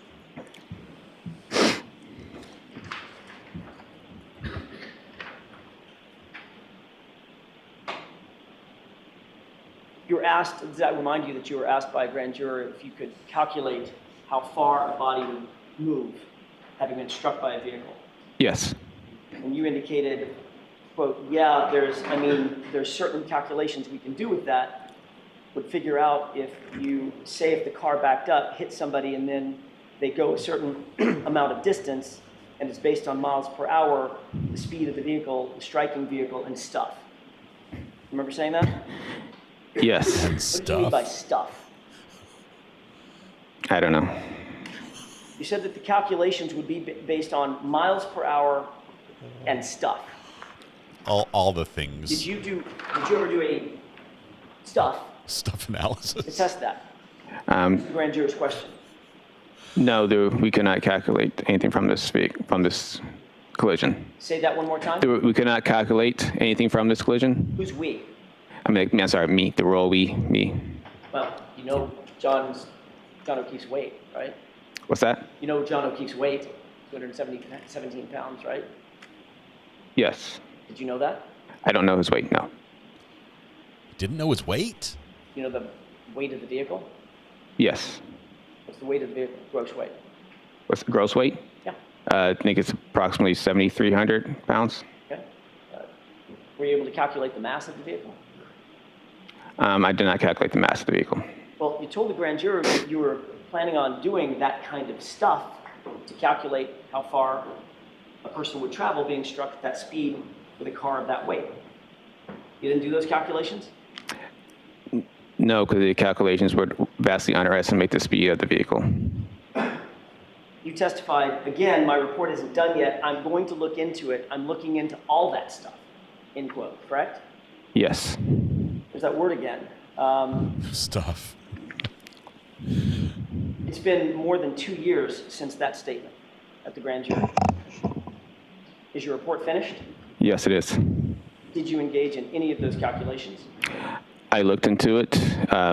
This type of collision I would not be able to use the formulas for this type of collision. Well, let's talk about those formulas. How would you calculate how far a body at rest would travel after being struck by an object in motion? How would you calculate that? In pedestrian collisions, I use a Searle throw formula. A what formula? Searle. What does that mean? It's a type of formula that we use for a calculation of post-impact speeds for pedestrians. That includes certain principles of physics to calculate that, right? What do you mean? I'm sorry? What do you mean by certain forms of physics? Oh my God. There would be physics calculations that would be required to figure out how far a body at rest would move having been struck by an object in motion. Right? That's a basic principle. Yeah, I guess you could say, though. All right. Can you describe for the jurors exactly what calculations you would need to employ to determine how far a body at rest would travel having been struck by an object in motion? So, in this scenario, in this collision, it's more of a side swipe. So he did not he did not get enough speed of the vehicle post impact with the vehicle to be able calculations. His center of mass was offset from the vehicle, so we would vastly underestimate his speed. So that's why I did not do a formula. If he was more in line with behind the vehicle, he would have been projected forward, and using that projection forward, he would have been able to get more closer to the actual speed of the vehicle during that post-impact travels.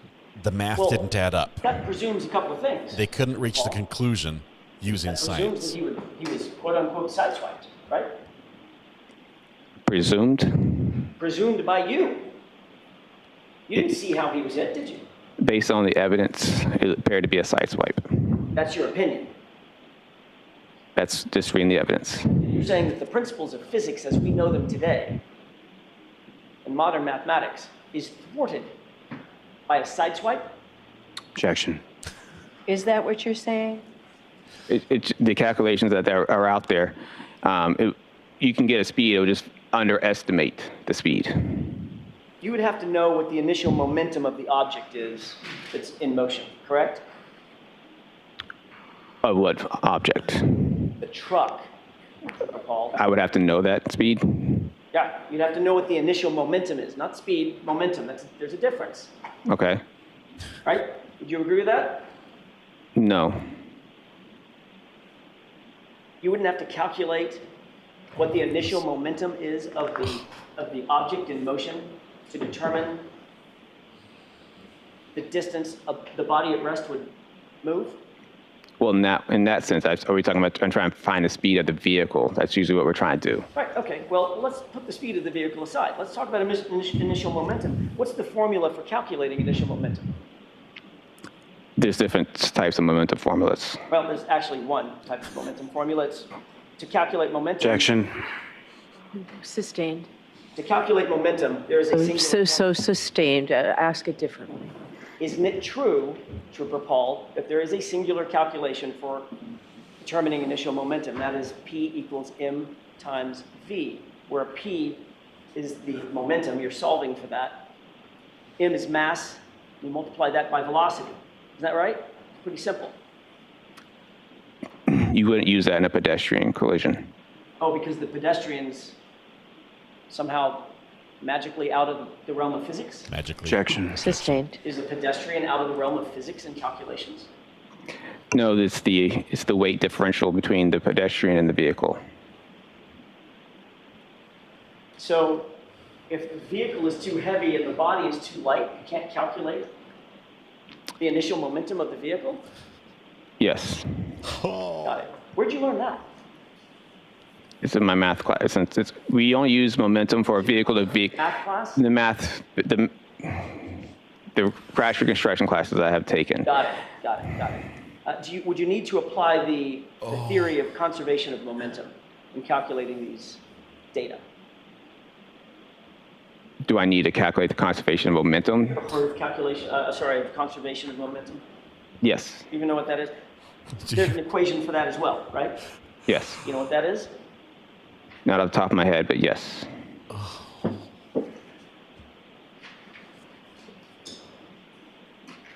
Based on the basic principles of physics, is the total momentum of the collision greater or less than the total momentum after the collision? Total momentum before the collision, is it greater or less than the total momentum after the collision? Basic question. What type of collision? Trooper Paul, they're exactly equal in all respects under the principles of physics, right? That's the theory. Unless you're magically creating energy. Momentum doesn't change. It's Yes. transferred from one body to another. Yes. Correct? Correct. Why didn't you say that to the jurors? Objection. Sustained.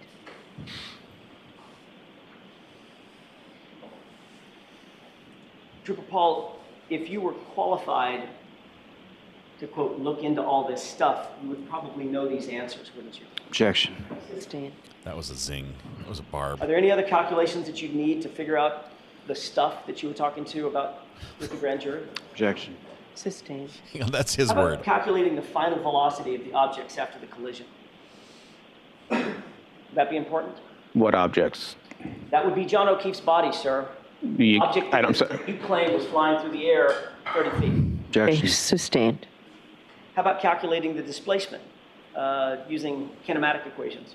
Would you be able to do that? The displacement of the body? In order to calculate how far the body would move based on the mass of the object striking the body, could you use displacement using kinematic equations? So like I said before, the side swipe, he would not have gotten 100% of the vehicle, 100% of the speed of the striking vehicle. It would have vastly underestimated this vehicle. You couldn't hit a person and side swipe them and spin them off to the side and have that and get a speed from those calculations. So you're saying that The math doesn't the work. discipline of physics cannot figure out how far John O'Keefe's body would move. But you personally figured out that he would have flown now somewhat, or been projected somewhat 30 feet. Objection. Is that right? Sustained.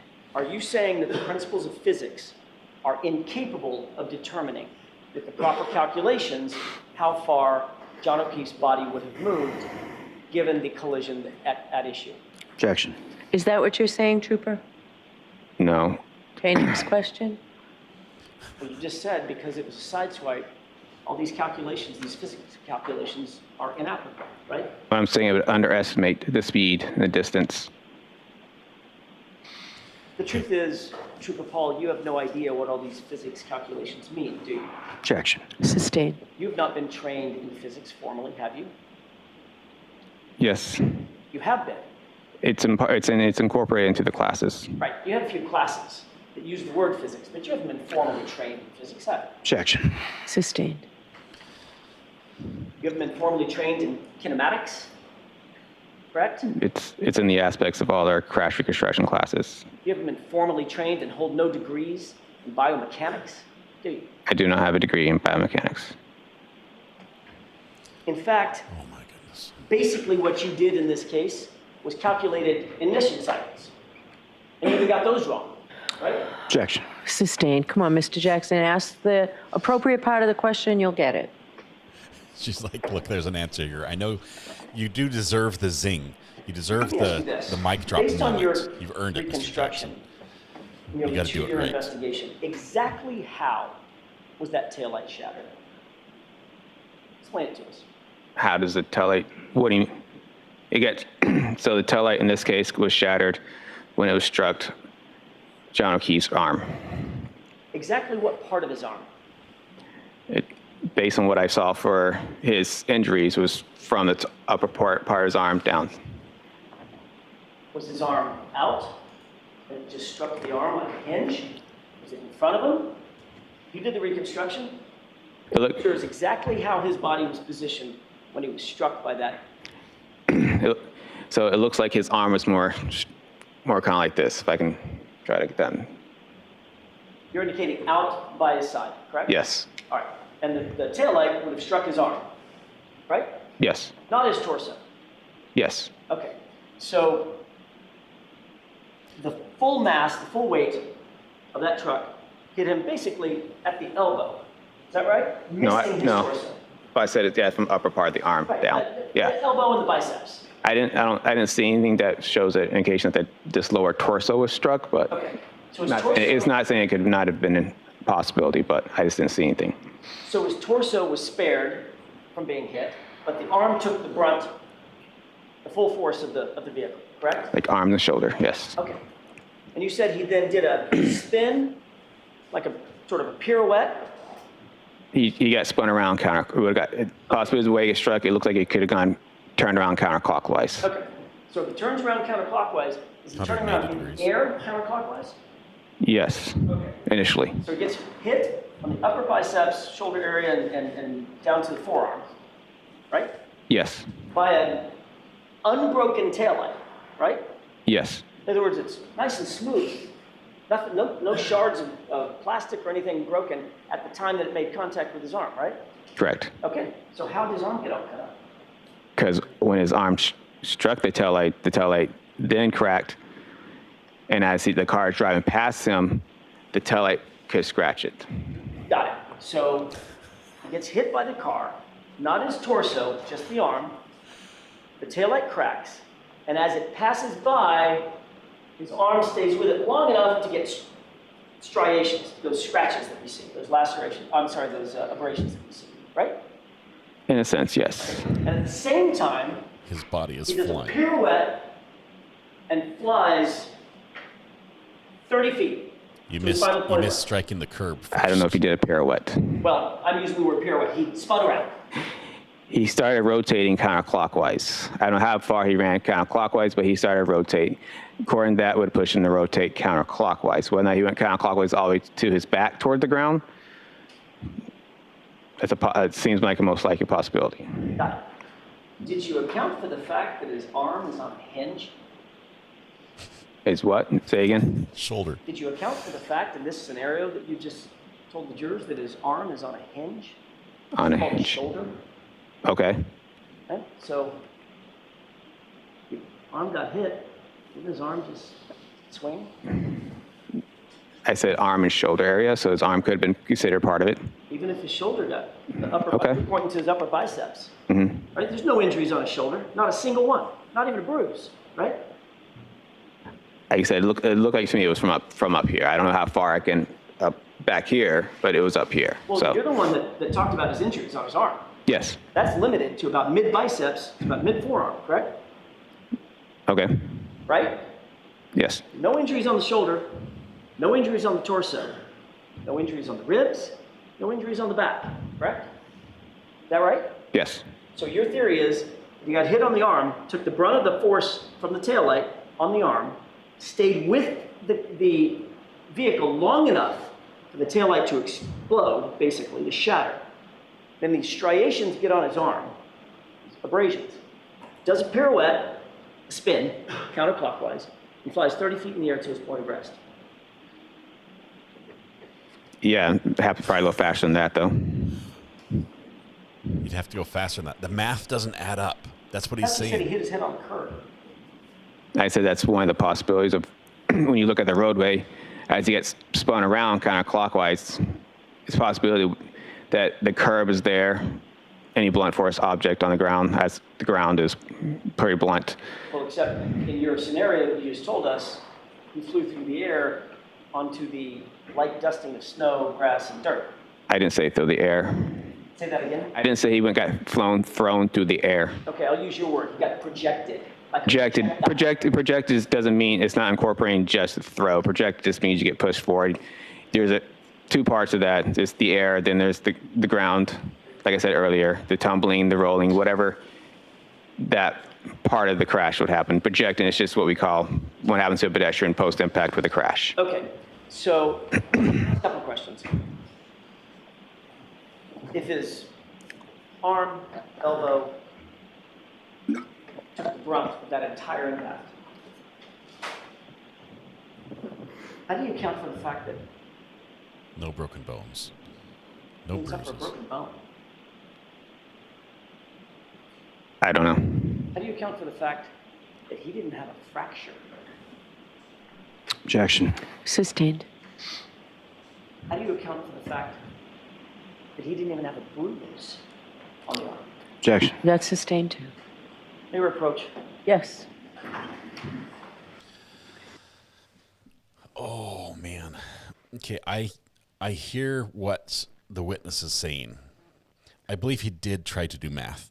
First of all, I think Proctor pinned him to the ground. He's not a physicist, okay? This is not his strong suit. He's in way over his head as an expert in this field mathematically. We got that. But I believe the trooper did try to do math. He said he looked at it, but it just wouldn't work out because it would underestimate the speed of John O'Keefe's body. He couldn't get the body to go where they thought where the body was found because the math wouldn't add up. The car wasn't going fast enough. There wasn't enough transfer of energy. And instead of saying, maybe we got it wrong with our initial, this is what happened, instead he says, obviously the math is broken. The math is broken. We can't do that because it was a glance. Well, the more you say the math is broken and we can't do it because it was a glance, the harder it is to get his body from the point of impact, which you've said is the point of impact, to where the body ended up. You almost need a direct hit, full transfer of energy at max speed to get the body there, to go 30 feet, even if it hits the ground, bounce, skid, roll, anything else.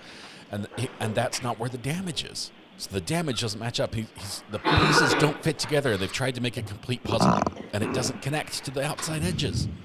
May I inquire, Your Honor? Yes. The truth is, Trooper Paul, you know, having investigated auto pedestrian accidents in the past, that John O'Keefe's injuries do not look anything like an automobile pedestrian accident, do they? Yes, they do. Isn't it true, Trooper Paul, you came to these opinions and conclusions because Trooper Proctor told you to come to these opinions and conclusions? in furtherance of his investigation. No, it's not true. That's why you have these opinions and conclusions that just don't make sense, correct? Objection. That is not true. You're just trying to fit a square peg into a round hole. Action. Sustained. All right, jurors will take the morning recess. All rise for the court, please. It was quiet, but his ending I'll see was, counsel at sidebar about scheduling. his ending was you're just trying to fit a square peg into a round hole. That supersonic boom you heard was the witness sprinting for the door. Broke the sound barrier. New world record. Oh my goodness, that hurt. That was painful. Mr. Jackson, he could have been nicer about how he did it. But the fact of the matter is, these numbers, this black box data that was presented by the state, looked pretty factual. It looked like physical evidence that we're like, wow, this is on paper. You know, this is hard to fake. This is what the machines registered at that time. But the key cycle thing,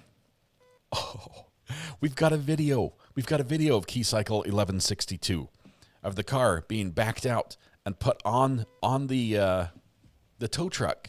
It's a Ring video, I believe.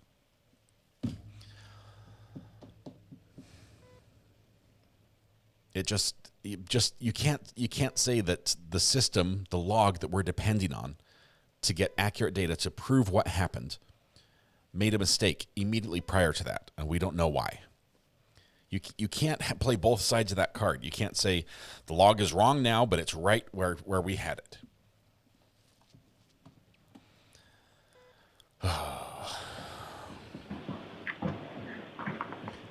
There were no triggering events during the time that she was driving the car from the waterfall to 34 Fairview.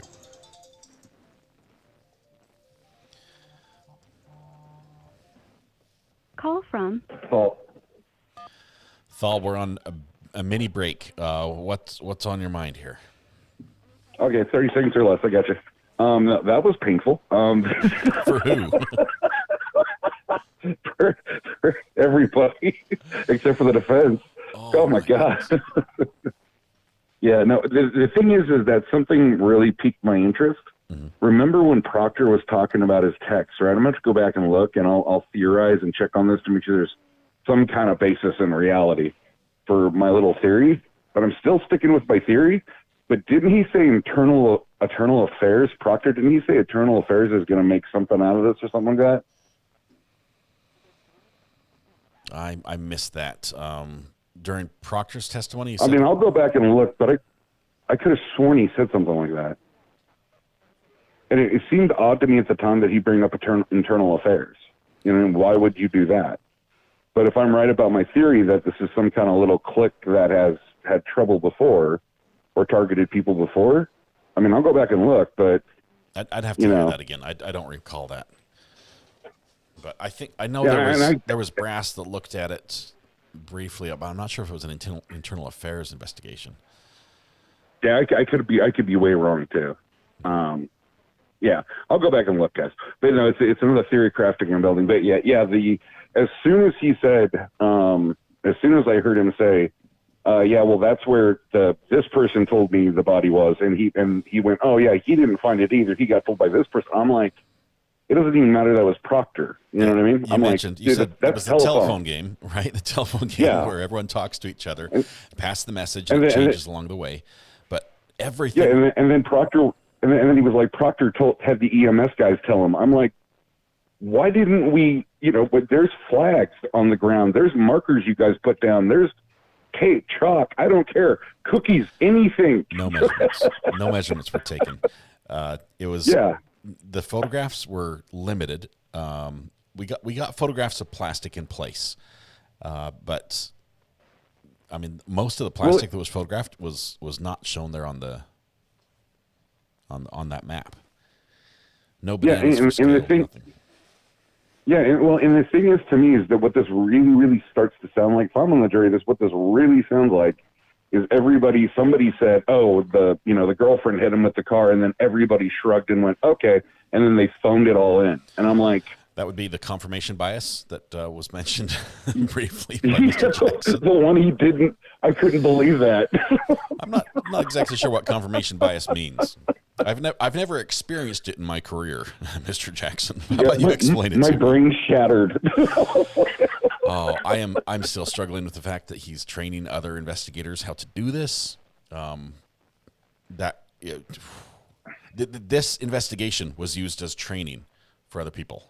This witness trained another individual. There's someone else in Massachusetts doing a version of what this witness did right now in crime scene investigation, because that's how they were trained to do it. That's scary. Yeah, and the thing is that it just seems like if I'm on the jury, I'm looking at the process. The reason I have these such visceral reactions to this kind of stuff is I always picture myself sitting on the jury when we watch these things. You know what I mean? Yeah. And how I'm going to vote. You know what I mean? As we go along. And at this point, I'm looking at the prosecution like, your case is almost over. What do I do now? Because I've got nothing. I've almost got nothing. You should be more convinced as to guilt at this point. Yeah, I should be way more convinced.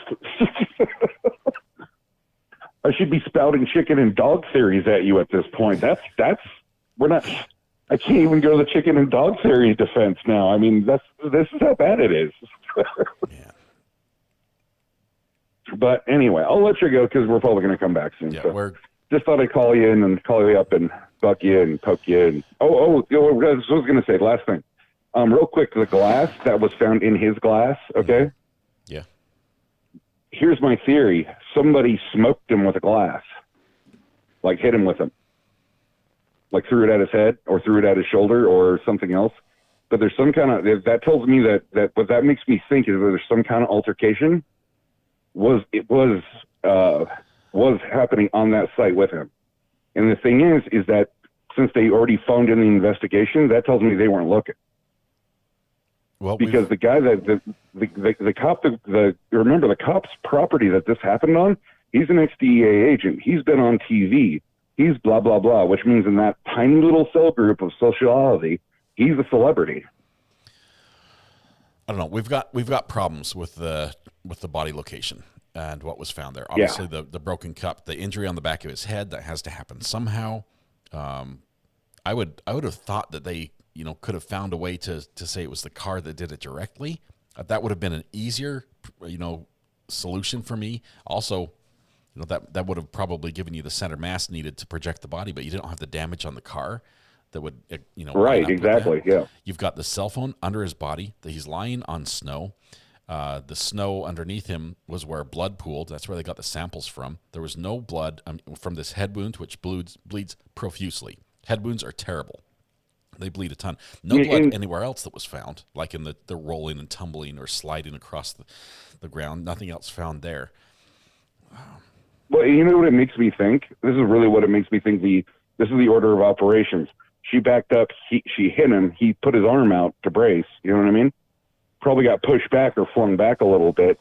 Screwed up his hand. He took out his phone. Went, oh crap! Went to call 911, and somebody came up behind him with a glass of some type and smashed him. That's what this screams at me, because I've got no DNA on the truck. I've got no damage. I've got nothing to propel you 30 feet, and I should have something. That is just sick and twisted. Honestly, that whole that whole scenario, it would be the equivalent of watching a car accident and then running out and finishing off the victim, right? Who does that? First of all, that's it's not very probable. But I'm saying if I'm on the jury, I have to theory craft now because I've got nothing. I've got we don't. Why was the body 30 feet away when it shouldn't have been 30 feet away? Oh, because math is broken. Okay, that's not an answer. Yeah, and we've got the looking at the math. Obviously, I'm not the math expert too. I laugh at this, but I would probably do the exact same this witness did on the stand with Jackson question me. I'd be like, yeah, I think I learned that in high school. I failed that class. I took it in summer school. I didn't remember anything from that one either. Okay. A lot of math, but the idea that he was hit hard enough with a glancing blow with the cup that has the glass in it that's where his hand hits the back of the car to make the scratches. Okay, I can see that. He's like trying to connect the pieces to say how the corner works and how the damage right by the rear windshield wiper on the metal part, right, how that happened. So that's the glass that does that, the back of his hand. But then that glass, with this glancing blow that slams into the car, then stays with his body as it goes 30 feet, as does his cell phone, which, everything spins. He said on Friday that even the belt, people lose their belts when this happens, which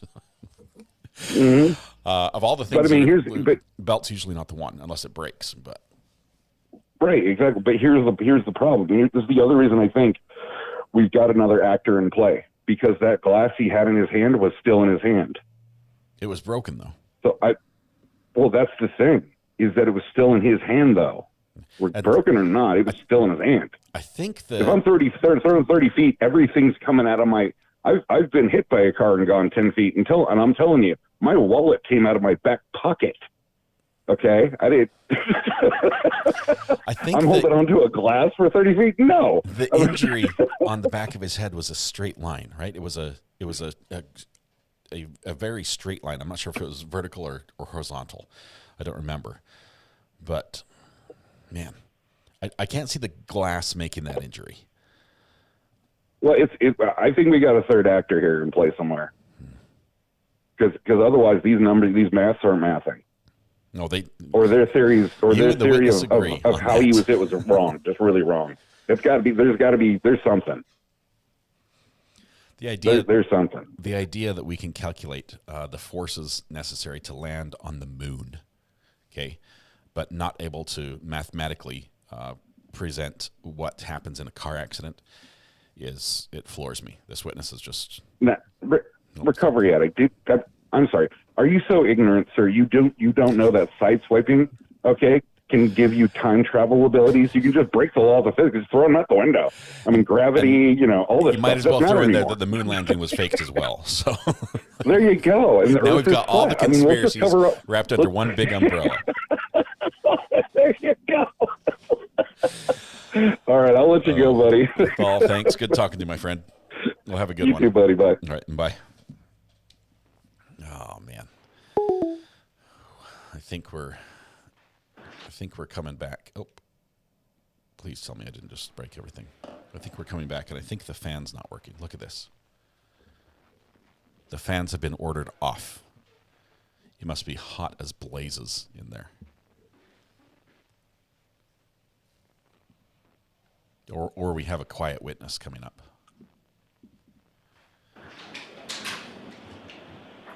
The fans are off. That wasn't a still frame.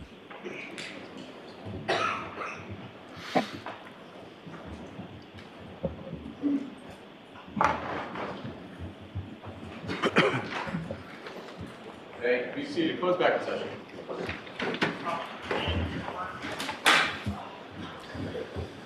All right. Trooper Paul is off the hot seat. Witness number 64 coming up.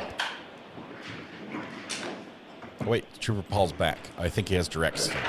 All right, Mr. Lally, whenever you're ready. Thank you. Redirect. How can you rescue this? Lally, you've got a heavy weight on your shoulders. Speak up.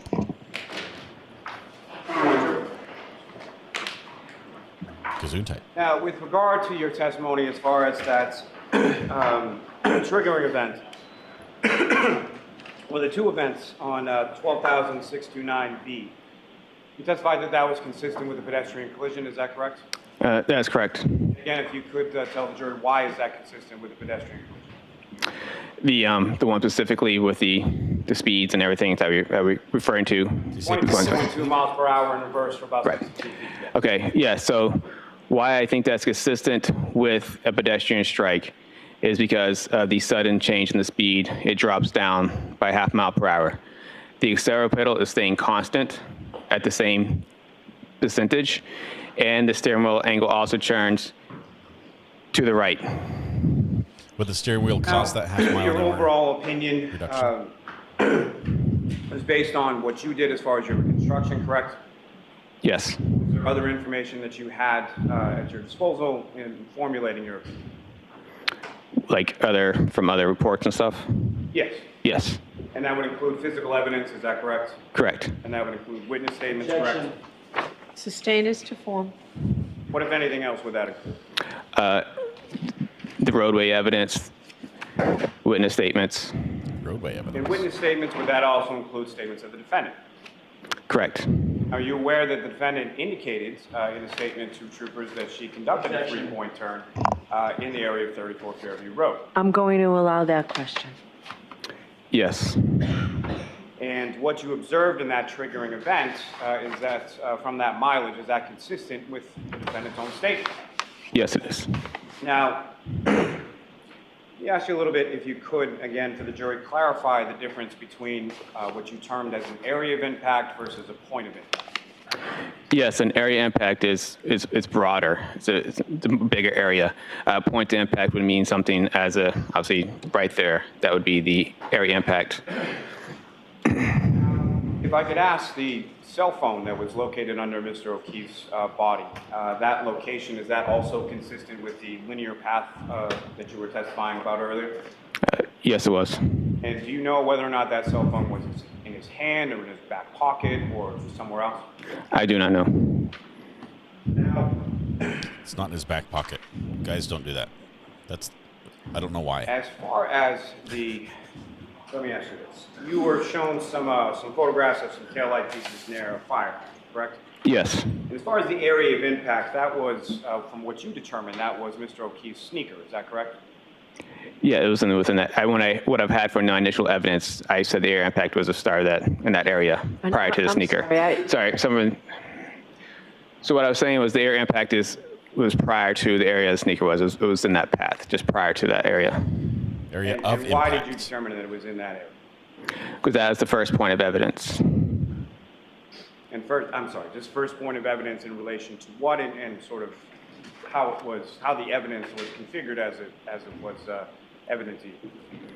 How it was pointed to me. It was the first point of evidence away from, the furthest point was evident at that time that knew away from the pedestrian. So he just said May I that's... approach the witness, Your Honor? Yes. Yes, sir, I'm showing you what's been marked as Exhibit 58.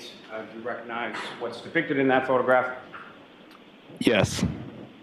And Your Honor, with the court's permission, if I publish that to the jury. Okay, what exhibit number is it? 58. Thank you. Is this a shoe?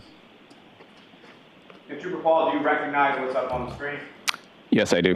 What do you recognize then? There's 34 Fairview to the left side, and there's the fire hydrant. And as far as these photographs and the photographs shown to you by Mr. Jackson on cross-examination, do you know when those photographs were taken? I do not know specifically at what time those were taken. You don't know if those photographs were taken on February 3rd, 2022? Objection. Is the objection sustained? Now, Trooper, if you could, using the laser pointer, I know you've done this on the diagram, but if you could use the laser pointer with regard to what's on the screen as Exhibit 58, direct the jury's attention to where you believe the area of impact to be between the defendant's Lexus and Mr. O'Keefe. It's probably somewhere out here. And as far as that wow. linear path that you were talking about from the area of impact, where did that go from and where did that go to? So from, I think it's from like this way. Hey, Ms. Gilman, you can take that time. May I approach this for retrieve, Your Honor? Yeah. That just doesn't add up. Oh, Jim got fired? Where's Jim gone?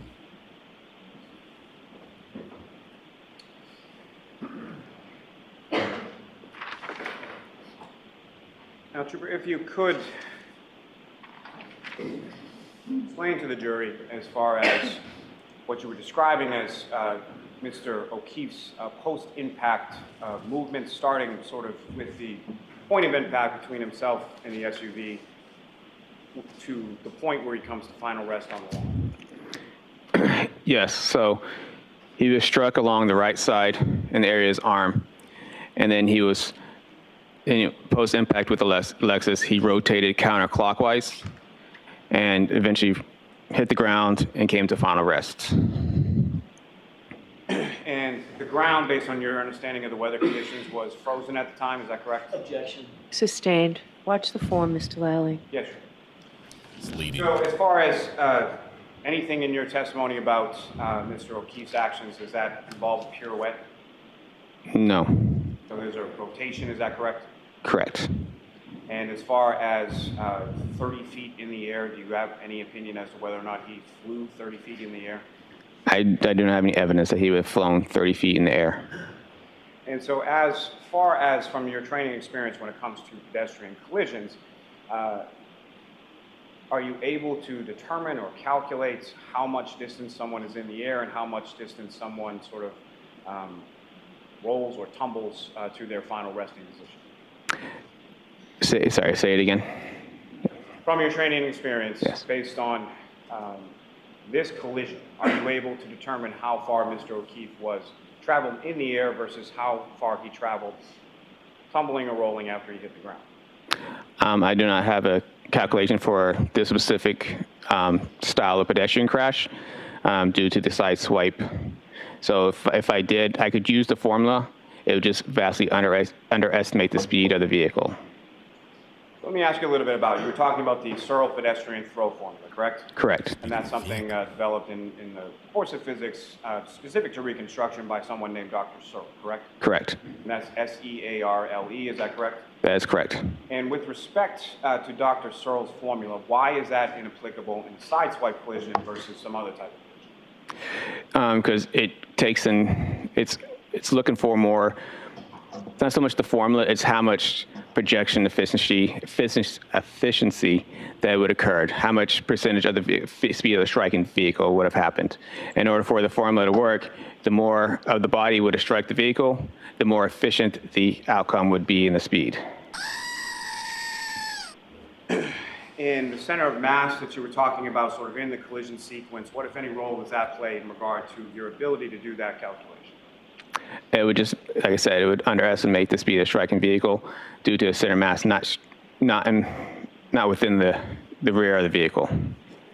And not to twist your words or anything, but as far as when you say underestimate, that would not be an accurate reflection of the defendant's vehicle speed, correct? Correct. So he says the math would show the vehicle's going much slower? You asked some questions about the glass. He's got it backwards. And indicated that there are a number of reasons why the glass would travel with him being Mr. O'Keefe. Can you explain what those are? Yeah, the glass could have struck the vehicle also in that same way. Could have still been attached to his hand and still gone with him in the same way. It could have been attached to his body in midair. That's the multiple ways that the glass would have stayed with him. Yeah, but we know it wasn't attached to his body. Unless you're saying it was in his pocket. Now, and we know it wasn't in his hand, or there would be collision, injuries in his hand from a broken glass in his hand. Sequences, particularly collisions involving multiple vehicles. Vehicles are affixed with bumpers, correct? Correct. What's the purpose of a bumper on a vehicle? To help absorb the... Scope? Yes. Yeah. Sustained. Your Honor, if I may, I don't believe it is. So why don't we come to sideline? Judge is like, objection, scope. Yeah, he's way out of his league. I'll sustain that. Okay, the glass was beside him. Let's try to find a scenario where the glass gets to where the body was. Okay, in his hand, I'm gonna say that's BS.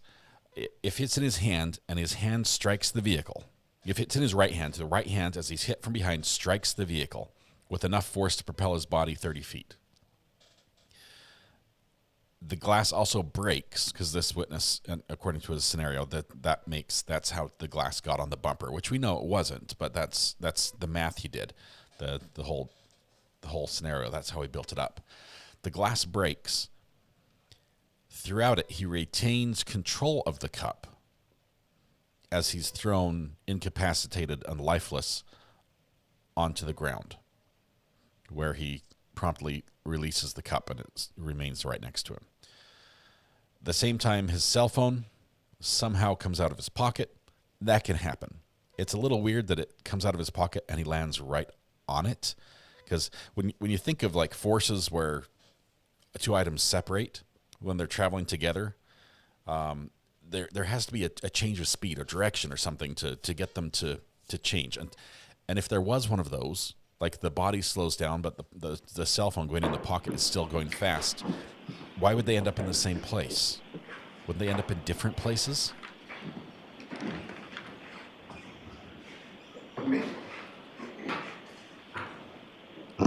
So I'm sorry again, if I could ask you, what is the purpose of a bumper on a vehicle? It's there to help absorb energy from a collision. And with reference to the scratches that you were asked about on the vehicle on sort of the right rear quarter panel, what, if any, relationship does bumpers or their interaction have to your opinion as it relates to that? Sorry, say it again. With respect to what you just testified about bumpers, you were also asked some questions about scratches on the right rear quarter panel of the vehicle, correct? Correct. And what, if any, relationship does the bumpers on the vehicle and sort of their intended purpose have with relation to the scratches that you observed? So the bumpers on the side was more of this wasn't more of a direct on hit with the bumper, it was more of the side scraping of the paint of the bumper. Now, the presence of Mr. O'Keefe's DNA on the taillight, is that consistent with a pedestrian collision? Yes. Now, as far as the glass not matching, are you aware that the lab's actual findings were that the glass on the bumper and the glass on the roadway was just not found to be consistent with each other? Is that your understanding? If you know. I don't know. And were you also aware that the lab's finding was that the glass on the bumper was consistent with the glass on the road? I'm not aware what the lab said. Now, in order to construct your diagrams, your testimony, I believe, was that you had used the CERT diagrams in the process of that. Is that correct? Yes.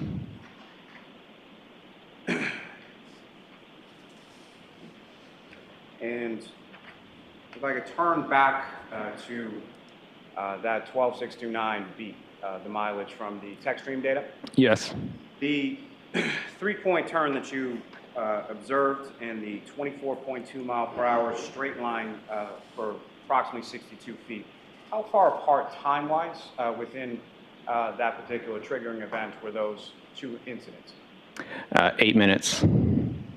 And as far as any of the other tech stream data that you observed, was there any other triggering event that included the 3-point turn? No. Now, as far as the defendant's path of travel, is it your understanding that that was obtained from a multitude of different witnesses?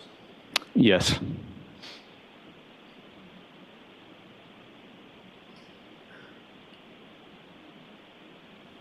Now, with reference to, you were asked some questions about the defendant's cell phone, as far as GPS locations. Were you aware that the defendant's cell phone wasn't able to be accessed until, by law enforcement until 2023? Sustained. Were you aware that the defendant's cell phone had GPS locations turned off on the defendant's cell phone? Objection. I'll allow that. I was not aware.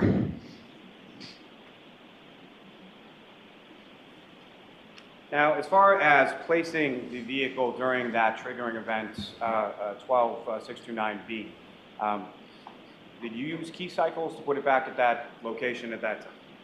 No, I didn't. What did you use? I looked at the odometer mileage. And why would you look at the odometer mileage over the key cycles? Because I can physically see the odometer mileage at the vehicle at the time of my inspection.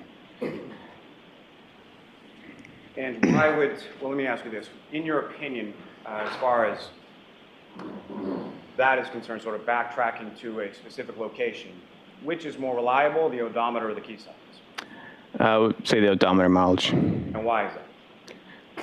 Like I said, you can physically see it when you turn the car, and I know that's the odometer mileage that it's reading on the dashboard.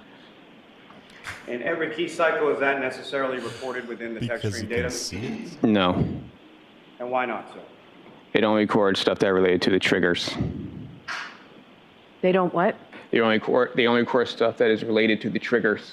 Okay, thank you. As far as counsel's hypothetical with regard to the key cycles, Is it your opinion that that hypothetical is accurate or inaccurate? Inaccurate. And why so? Because it also would be, you also add the odometer mileage onto the key cycle. So those key cycles and odometer mileage are on the same trigger. And plus the data seems consistent with everything else that's going on with this collision. Now, fair to say that you were not outside of 34 Fairview Road on January 29th, sometime around 12:20 to 12:30 a.m., is that correct? That's correct. And so fair to say that you don't know exactly how Mr. O'Keefe and/or Glass or anything that he's holding interacted with the defendant's vehicle at that time? Objection. I'll allow it. Is that true? I do not. And so based on your training and experience and the number of pedestrian crashes that you've investigated, again, if you could, one last time, just describe to the jury how you believe the vehicle interacted with Mr. O'Keefe and why. Objection. Sustained. It's asked and answered. With reference to what you've described as far as the interaction between Mr. O'Keefe and the vehicle, why is that your opinion? Objection. I'll allow that.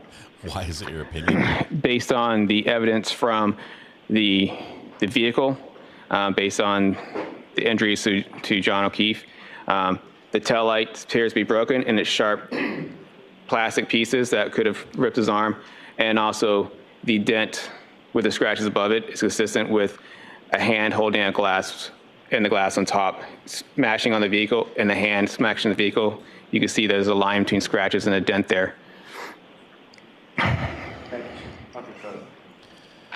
Okay, but how do you get the cup right where the body is? That's just Romeo. It just happens?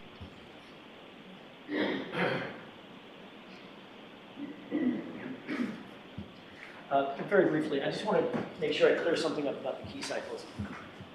You're not suggesting that every key cycle in the history of the car is on this page, correct? That's correct.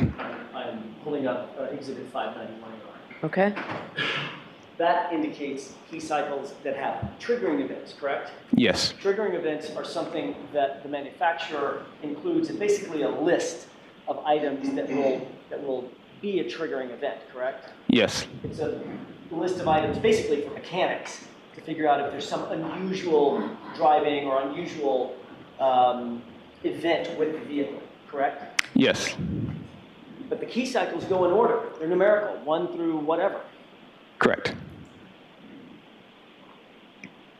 And the hypothetical that I gave you on cross-examination, with those driving incidents, each one of those would represent a key cycle, correct? So in your hypothetical, I mean, assume that it should create a key cycle, but that you can't just say that key cycle is from that, because I didn't just use key cycles. I used the odometer mileage on top of it. So you have to have key cycle and odometer. Right. Interestingly, though, when you testified on direct examination, you said your analysis, this was on Friday, or the weekend. By the way, over the weekend, did you watch anything on, I don't know, YouTube or any social media? No. Nothing? No. No. Did you have any conversations with Mr. Lally about these key cycles and problems? No. Did you have any conversations with anybody about the issues with the key cycles? No. Did you realize at some point between Friday and today that I was probably going to ask you some questions about key cycles? Objection. Did you realize that yourself? I assumed you would ask me loads of information. So on Friday, you didn't mention that your analysis was based on mileage, did you? Objection. Sustained. On Friday, did you mention that your analysis was predicated on mileage? Objection. I'll see you at sidebar.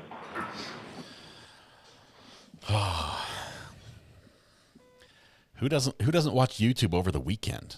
Now I'm finding the witness incredible. He's incredible. No YouTube. Adam, welcome back. Didn't watch no social media over the weekend. Didn't talk to Lally or anything.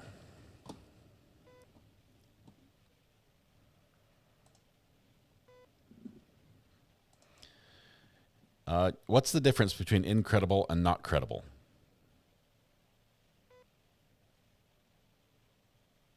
It's incredible, meaning I don't believe it. or it's not credible, meaning it's not believable.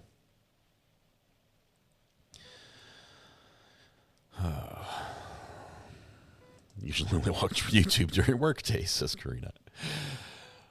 Can't remember the last time. Yeah, suddenly I can't relate to this witness anymore. We're on the same page where it comes to our mathematical abilities, although I think I might be a little beyond him, which surprises even me. I presume you don't watch YouTube over the weekends, so you don't pop up in my streams. I take Sunday off. I'm rarely anywhere on Sunday. Saturday is generally a family day for somewhere we go as a family.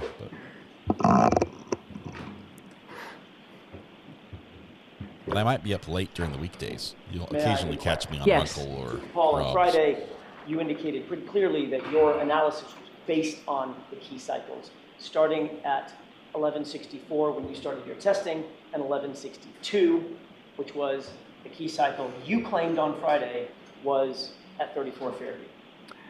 It wasn't based on it. That's how I describe it. I said key cycles.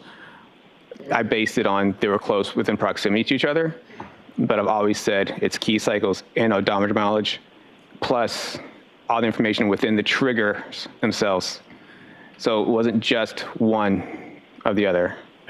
And you said on Friday that once you started your testing at 1164, it was 2 cycles earlier that had the triggering events, meaning 1162, that you claimed were at 34 Fairview. Yes. But in the hypothetical, if there were 4 events, 4 key cycle events between 1164 Can't be right. and 1159, it could not have occurred at 1162, correct? 34 Fairview, in my hypothetical. In your hypothetical, if it recorded a key cycle, then your hypothetical is correct. Right. And last question, if you got the route of travel incorrect, if your presumption of the route of travel was incorrect on that vehicle in the days earlier, then your mileage would be incorrect also, correct? Mileage from what, the odometer or from? The odometer reading. The odometer reading is odometer reading, it's 36. My point is, your analysis that's based on the odometer reading, 36 miles here, 12 miles there, 2 miles here, 5 miles there. If you got the route of travel wrong and the route of travel was different, your assumptions about the odometer readings would be incorrect as well, correct? So what I'm... You got the path of travel wrong. So I purposely put down a range on my Google images showing, because I couldn't tell you her definitively route of path for every single way. But I know that it's possibly a possibility that she could travel 36 miles within those locations that she traveled post leaving Fairview Road. Or possibly a possibility. If that mileage was put on at key cycle 1162, then that would mean the vehicle would already be in Massachusetts State Police custody, right? Into the Proctor's custody. Objection. So that's beyond the scope. That's all I have. Whoa. All right, Mr. Lally. Wow. Very briefly. The range that you came up with for the defendant's path of travel, does that fit with the path of travel, the odometer reading, putting the defendant's vehicle in the area of 34 Fairview Road when it does the 3-point turn, and then 8 minutes later when it travels 24.2 miles per hour in a straight line in reverse for approximately 62 feet? Yes. Nothing further. All right, you are all set, Trooper. Thank you, Your Honor.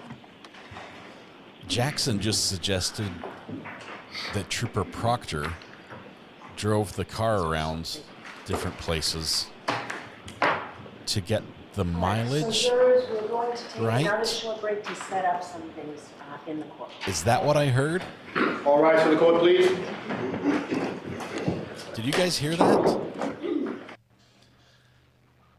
Did Jackson just suggest that Trooper Proctor had the car in his custody and drove it to the different locations so that the record would be right? Stop. Let me rewind just a little bit. Okay, let's go back here and hit play really quickly. What happened here? So I purposely put down a range on my Google Images showing, because I couldn't tell you her definitively route of path for every single way. But I know that it's possibly a possibility that she could travel 36 miles within those locations that she traveled post leaving Fairview Road. Or if that mileage was put on at key cycle 1162. That's it, 1162. And that would mean the vehicle would already be in Massachusetts State Police custody, right? Into the Proctor's custody. Objection. So that's beyond the scope. That's all I have. The mileage. All right, Mr. Lally? Just very briefly. Okay, so the mileage is put on at 1162 while the car is in custody of who? Michael Proctor. So he's saying it could have. He's basically saying that Michael Proctor faked this by while they had the car, put the mileage on during 1162. That's why 1162 shows the backup speed. That's why it has that point there. Holy cow. This makes Proctor a very bad nut if this were true. And I don't know how he would prove this. Mel says, do you think Proctor's that smart? Because I don't. Okay, here's the problem. I don't think he's that smart. Okay, this requires like next level planning, like Dexter type level planning, which I don't think these people had, especially considering the amount of alcohol everyone seems to be consuming on a constant basis. The ability to get all these things right, that's one of the reasons I have a hard time believing in these conspiracies. But here we have a log that shows the key cycle 1162 containing those triggering events, including the backing up at that speed. But unfortunately, there were too many things they did. It didn't line up.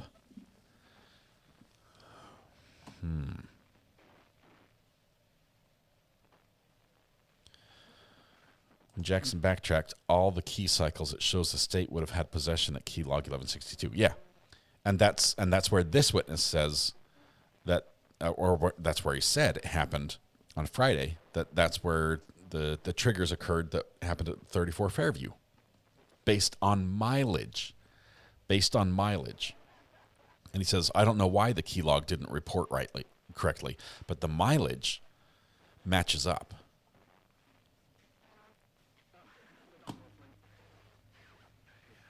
I don't know why they're making all that noise from the courtroom right now.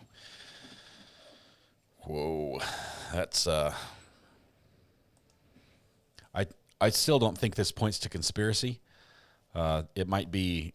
I might count this firmly in the we've got a bad nut in Proctor category, but that's it. All right, we're skipping the break.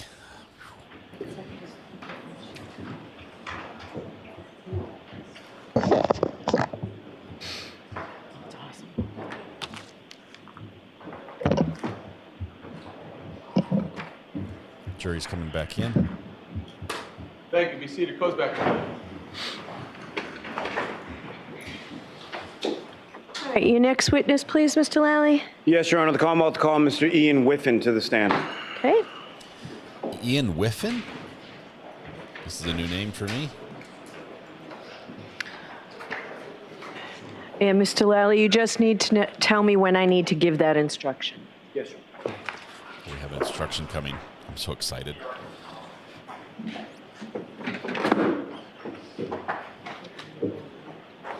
Okay.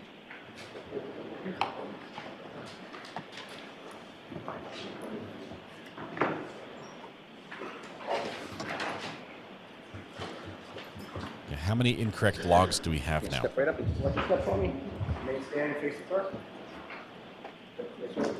You just raise your right hand, please. Do you solemnly swear that the testimony you shall give to the court and the jury in the matter now pending shall be the truth, the whole truth, and nothing but the truth, so help you God? I'm sorry, God with that. Okay. Do you solemnly affirm that the testimony you shall give to the court in the matter now in hearing shall be the truth, the whole truth, and nothing but the truth? I do. Thank you. Religious exemption to swearing. So he affirmed. Whenever you're ready, Mr. Lally. Some people don't like swearing. Good afternoon, sir. Good afternoon. On anything. And if it's at all helpful, that microphone before you is adjustable. You can put it in any direction you wish. Just try to keep your voice up, okay, sir? Thank you. Now, sir, could you please state your name and spell your last name for the jury? Yes, it's Ian Whiffin. So IANWHIFFIN. All right. Already, what is he's it an that you outsider. do He said for work? H. I'm currently the decoding product manager at Cellbrite. And He is Cellbrite. He is Cellbrite. Cellbrite is one of the world leaders in mobile forensics software. And when you say forensic software, can you explain to the jury a little bit about sort of what is forensic software and how is it used, specifically your Cellbrite? Yeah, so forensic software is used to gain access to people's devices, cell phones primarily, to extract that data and to allow examiners to parse and decode that data to make sense of it in a more user-friendly way so that a report can be created for investigators. Now, sir, if I could ask you just a few questions going back to some of your educational and prior work experience with starting sort of with your undergraduate work, what, if any, where did you go to school and what, if any, degree did you receive there? Okay, I didn't get a degree. I'm originally from the UK, where I did qualifications in computing, a higher national certificate in computing, and then joined the police in 2004. And what department was that, sir? That was response work, so South Yorkshire Police as a response officer. And where did you go from there? Meaning just regular In 2009, I immigrated to Canada, where I was able to continue policing with the Calgary Police Service, where I spent approximately 4 or 5 years, again working patrol, before moving to the digital forensics team of Calgary Police. And with respect to moving to that digital forensics team, what, if any, specialized training did you receive in regard to that area? So once I had made it into the digital forensics, I was sent to Ottawa for 3 weeks to do a foundational computer forensics course, covering all manner of digital forensics to begin with. Throughout my 8 years with Calgary Police, I did constant courses each year to keep information updated, including a 2-week course, again, at the Canadian Police College in Ottawa, specifically about cell phone forensics. And then also during that time, additional courses for extracting data for interpreting internet artifacts or any other kind of information found on a phone or computer. And following that, where did you go from there, sir? In 2020, I left Calgary Police Service and began working at Cellbrite as the senior digital intelligence expert, where I would use my knowledge of the forensic community to assist the developers with creating and maintaining a program that examiners would want to use. And finally, about 2 years ago, I moved to the decoding product manager position. And can you explain to the jury sort of what it is, what your role is, and what is it that you do for Cellbrite?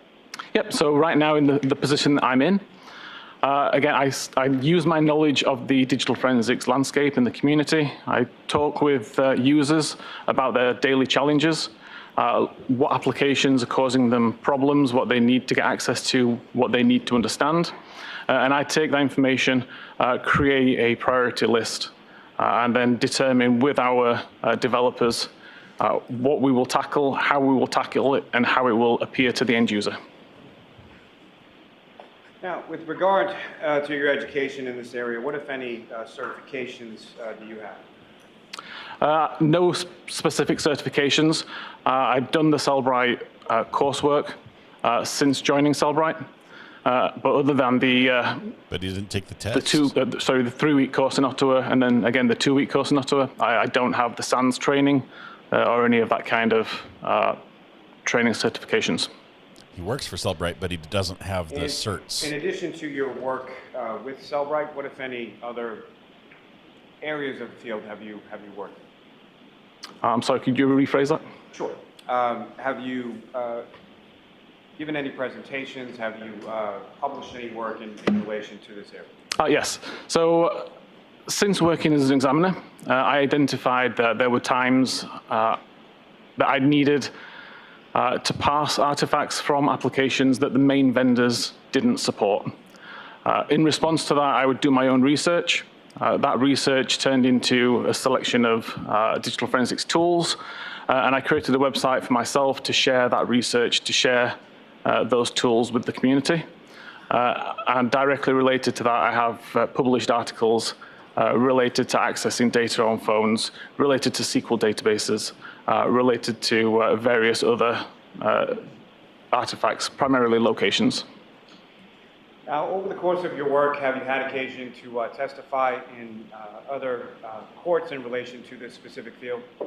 Yes, related to digital forensics, I've testified approximately 20 times, mainly in Canada, but also once in Michigan, once in Australia, once in the UK. Now, as far as questions that come into your company with relation to interpretation of data, other sort of general forensic questions, what parts of the world do these questions come in from, and how widely used is your product? So the product is used globally. There are a select number of countries that we don't export to, but generally, if a police service is interested in digital forensics, then they're using at least some of our tools. We operate an email address which is open to any user called Stumpers.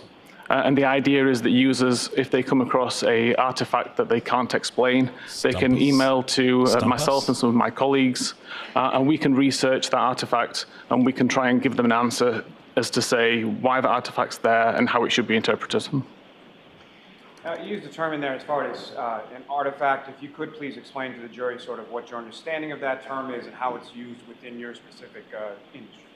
Yeah, so I would refer to an artifact as essentially any piece of data which I've recovered from the phone, which is of interest. It could be a web history visit, it could be a text message, it could be a photograph, any piece of information. Now, sir, turning your attention to September of 2023, at some point in that month, were you contacted by the Norfolk District Attorney's Office and the State Police in regard to this case?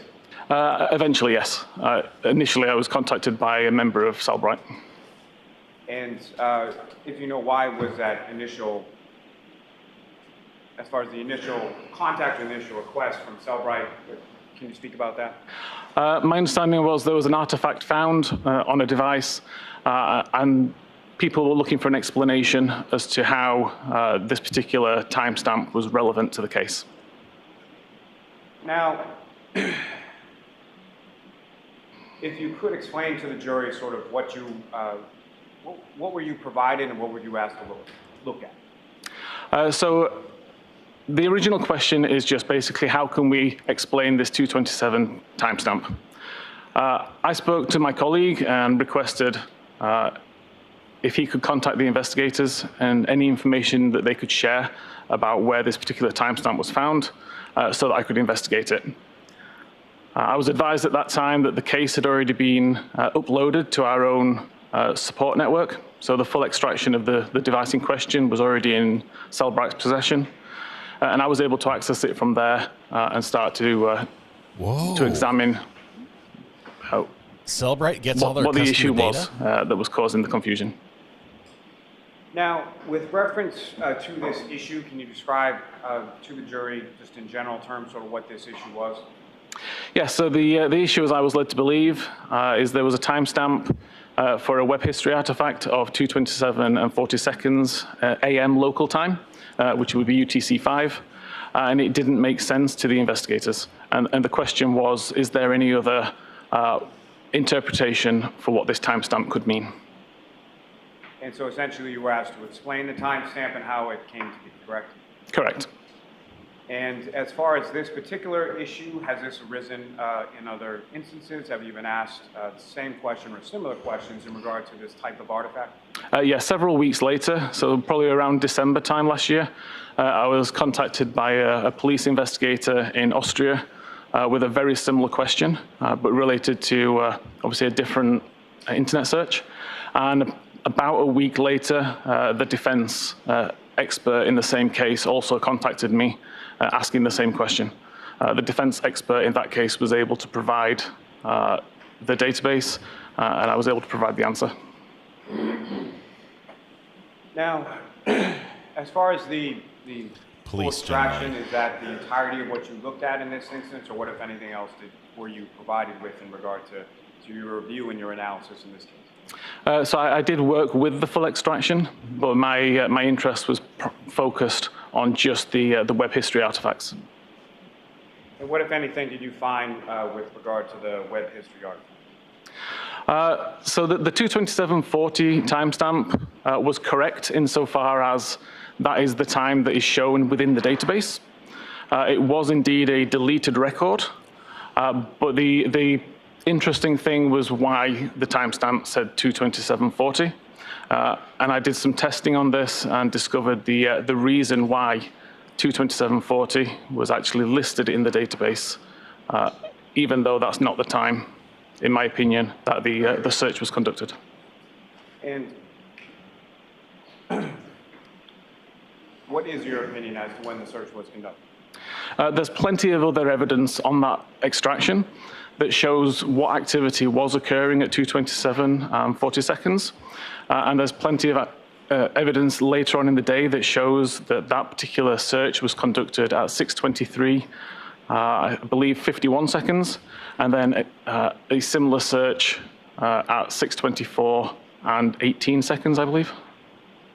And before we get to that, Your Honor, may I approach? Yes. He says it was deleted. He disagrees with the previous cell phone expert.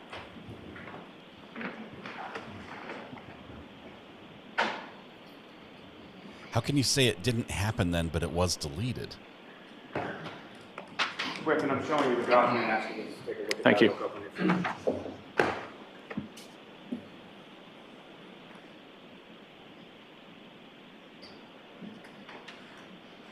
He's got his whole computer Yes. up there with him. Do you recognize that, sir? I do, yes. What do you recognize that to be?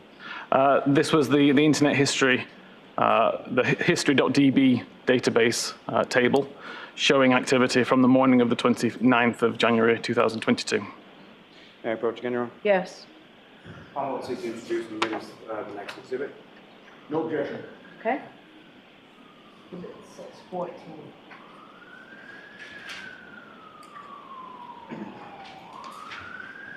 Your Honor, may I return to the witness? Yes.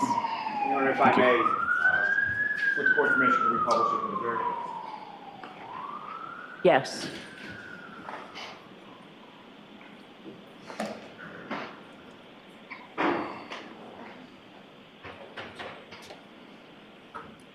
Your Honor, may I approach this to retrieve?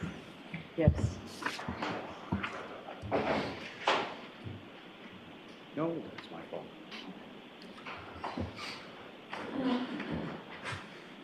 Thank you. I'm flummoxed here. I don't know. That's the word of the day, right? Now, Mr. Whitman, do you recognize what's up on the screen now as the exhibit you have before you? I do, yes. And History.db. Whitman, there should be a laser pointer on the desk next to you. What I'm going to ask you to do is, if you could, using that laser pointer, explain to the jury what we're looking at in this exhibit and what, if anything, of significance you observe within this exhibit. Okay, of course. So this was a table I created based on the data from the phone. The first column shows the local time of a record that was written to the history database. This is a database which is tracking all web pages which are loaded as you use them. The second column starts with the URL, so the Uniform Resource Locator, so what you would type in or how the browser knows which website you want to visit.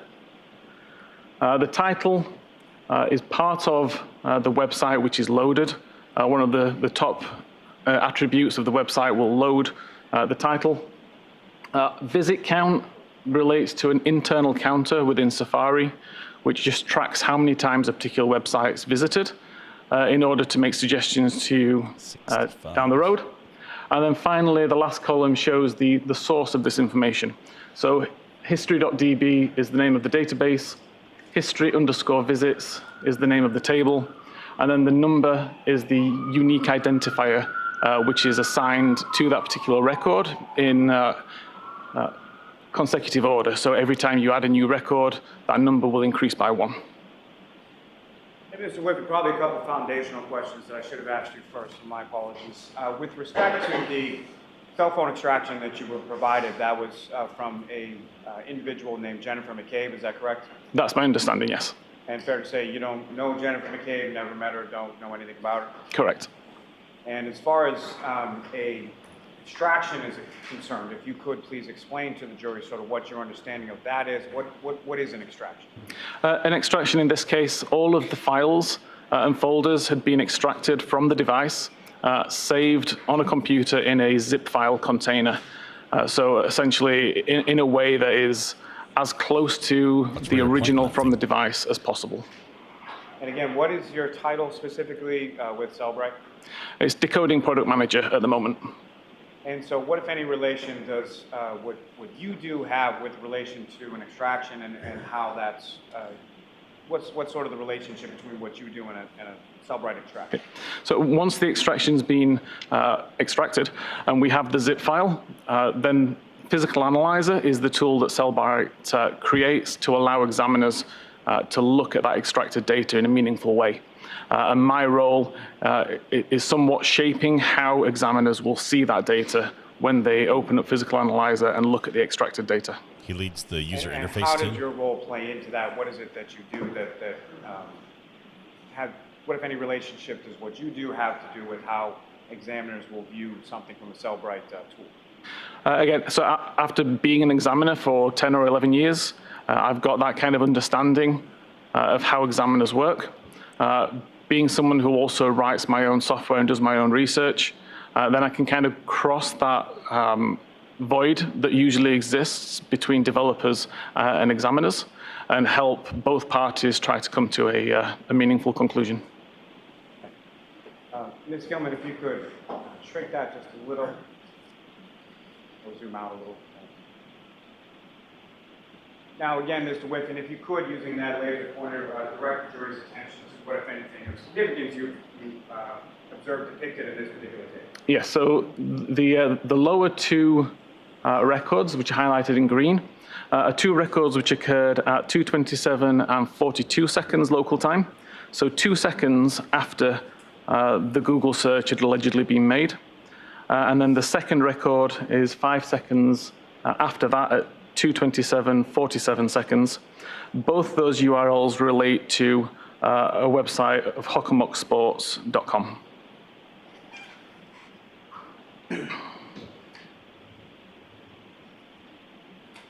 Okay, I'm buying this. I'm buying this story. Now, if you could explain to the jury, what is a contiguous identifier?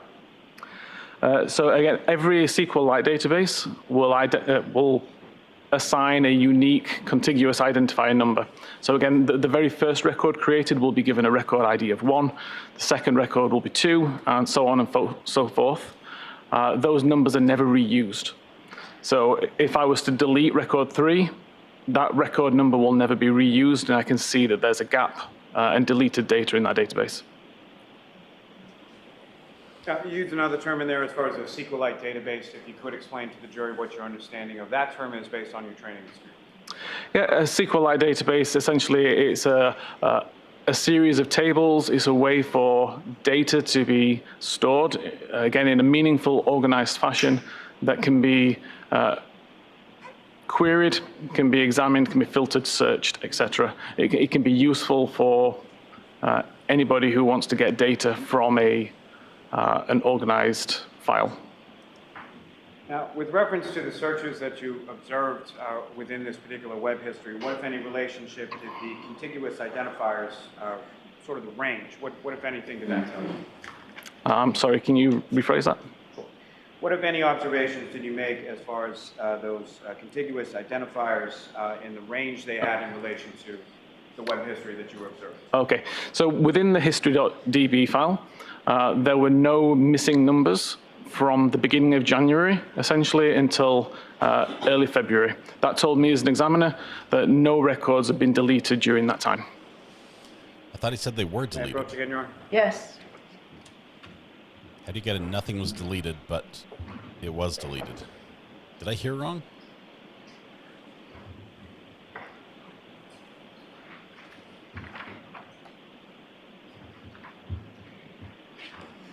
If I could ask. That one back. Thank you. Recognize that, sir? I do, yes. What do you recognize that to? This is the browser state record, which identified a search at 2:27:40 a.m. May I approach again, Your Honor? Yes. Almost. We have no objection. Okay.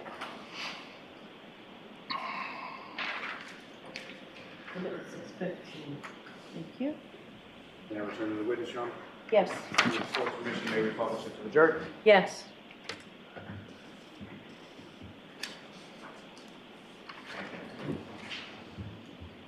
Counselor, directing your attention to the screen, is that what you have before you as the next exhibit? It is, yes. And if you could explain to the jury what we're looking at in this exhibit and what, if any, information you're able to sort of glean as a forensic examiner with relation. Okay. So this is a searched item exhibit. It's technically a derivative of a different exhibit that we find on the device. So we found what we consider a web history record. So a web history record would just mean we have a URL that was visited and potentially a timestamp and a title. Searched items looks at all of the web history items that we've found and tries to identify were these actually searches that were conducted. So for example, if you were to do a search on Google, you'd see that the website that you're taken to is google.com query, and then it contains the query string that you've typed in. We extract that information, we extract that query and provide it to the user as a searched item. In this case, I can see that it came from the browserstate.db WAL file. The search query itself was host long to dying cold, and it shows as a deleted record. Now, with respect, I think you've used a couple of different terms within that as far as a knowledge C database. Can you explain to the jury what that is? I don't recall saying knowledge C, but I can explain what knowledge C is in this case. If you could, yes, the knowledge C database is at the heart of iOS. It stores lots of information about the activity on the device at any given time. Things like when the backlight's turned on, when the device is unlocked, what application is in focus at the time and how long it's in focus for. And important to this case, which website's on screen at any given time as well. Now, when you say when a website is in focus, can you expound upon that as far as what exactly do you mean by when you say in focus? So in terms of iOS itself, when it's in focus, it would be the primary item that's visible on screen. So with iOS, you can have applications in the background that you aren't using, but the one that you are currently using is considered in focus, taking up the entire screen. I believe you had used the term as far as a browser state DB, is that correct? Correct. And can you explain to the jury what your understanding of that term is and how it relates to it? Browser state DB is just the name of the database, the name that Apple gave it. It's gone through some changes over the last few years. For example, in iOS 14, it did store the state of the tabs that were open within a browser. In iOS 15, there was a significant change, and the only time that records were written to the database is when the tab was closed. So a significant difference in that it doesn't show you what's currently open, it only shows you what's previously been closed. Now, this search here, what, if anything, did you observe as far as this record in relation to the history DB related to the search term? This record is not mentioned at all within the history.db database. And what, if any, missing records from this time frame did you observe either? There were no missing records in the history.db database. Within this time frame, within the browser state database, there were 3 deleted records. And when you say deleted records as far as your self-right tool is concerned, what exactly does deleted mean? These are records that have been deleted, not necessarily by the user, potentially by the system, but they are considered deleted records that we're able to recover. What are some of the ways that something might be deleted by the system, and which, are you talking about the phone or are you talking about your tool? The phone.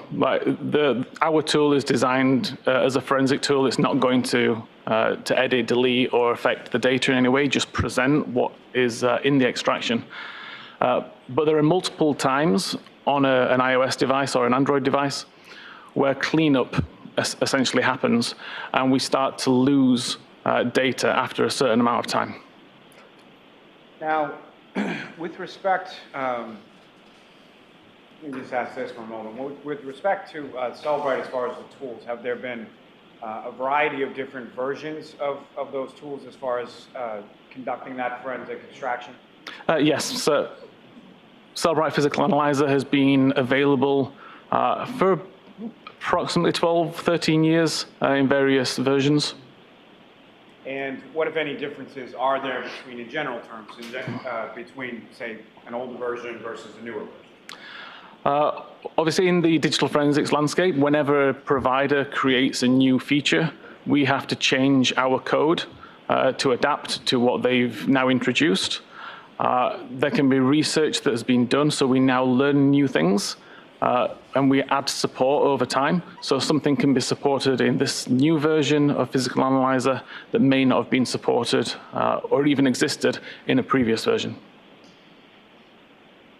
Now, with respect to your work in this field, what, if any, tools have you designed and or created or something to conduct this type of work?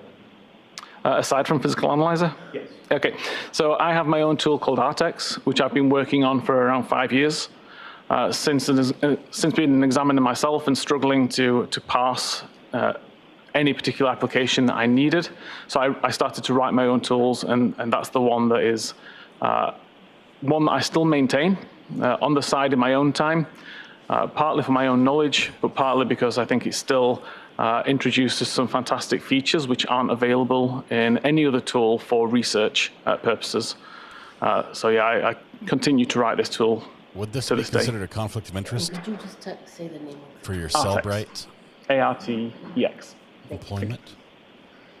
I program and run a competing with regard tool. To the situation, it's my primary employment. Exhibit up on the screen. What are some of the reasons why this may occur, or why this may read as it does? Sorry, is it deleted? Yes. Oh, the record itself has been deleted. As I said, the reason why it's deleted, through my testing, I've only found 2 ways that kind of record can be deleted by the user. And I don't believe either of those ways was actually utilized on this device. So user what are those delete 2 ways? The user has the option to selectively delete history items. So you can delete either one at a time, or the entire day's content, or the last 2 days' content. Or you can delete all content altogether. Now, if all content had been deleted, we wouldn't have found any information on this phone at all related to web history, so I was able to discount that one quite quickly. What about one at a time? I guess, alluding to what you had just said, why is it that you don't believe that either of those 2 methods of user deletion occurred in this context? Objection, may we approach, please? I'm sorry? I said objection, may we approach it, please? Okay. Okay. So he's testified as a Cellbrite professional without the cert. He's taken the class but doesn't have the cert. The end of the class has a test.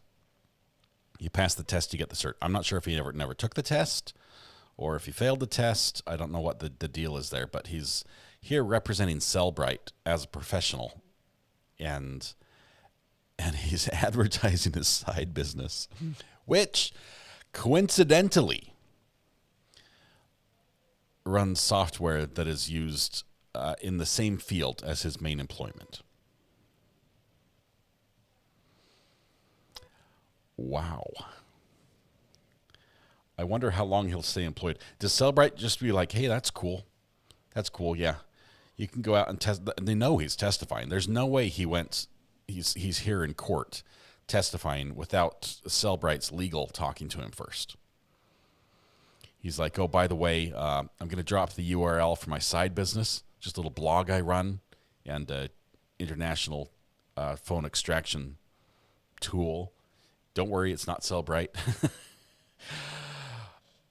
That is a side hustle and a half to be used in conjunction with. Yes.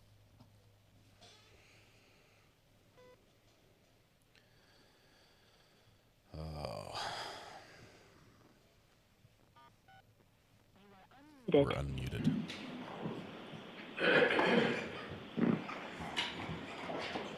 It's called Celebrator.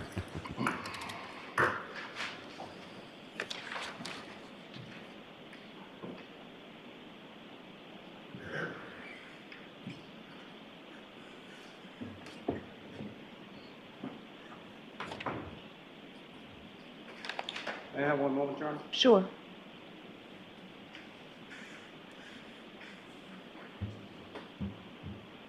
He must have got struck down. Mr. Whiffen, moving on from that for a Yep. moment. May I approach the witness, John? Yes. He lost that little battle at the sidebar.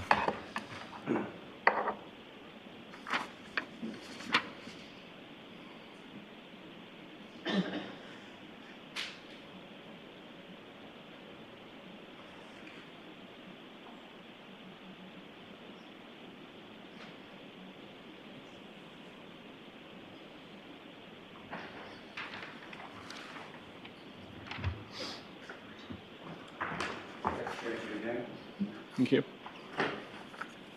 That document I've just handed you, Mr. Whiffen, you recognize that? I do, yes. And what do you recognize that to? It's a document that highlights both the search terms that were found in mobile-safari.plist and the method of searching. May I approach again, Your Honor? Yes. I'll move to seek to introduce the minutes of the next exhibit. No objection. Okay.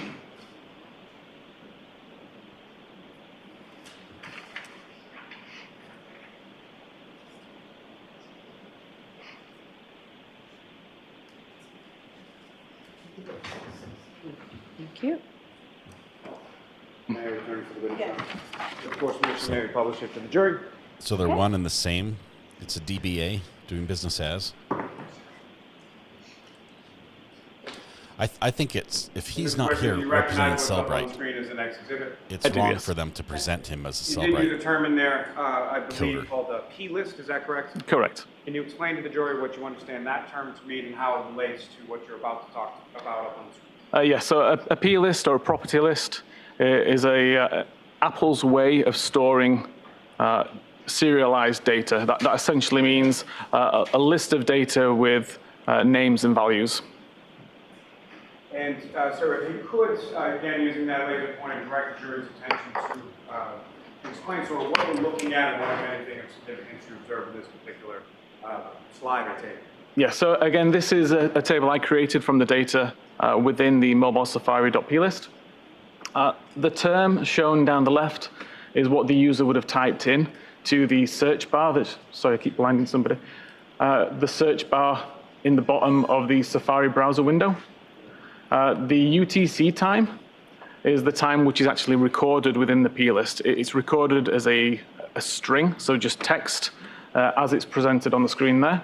And then I converted that and subtracted 5 hours to bring it into local time around Campton. 1 p.m. Should be AM in the middle time on top. 106. Aside from this just for a moment, with regard to, are you familiar with what's termed as a private browsing mode? Yes. And can you explain to the jury what that is and how it relates to this? Yeah, so private browsing mode is a setting that you can set on iOS devices, or primarily most devices, that prevents any of your browsing activity being recorded.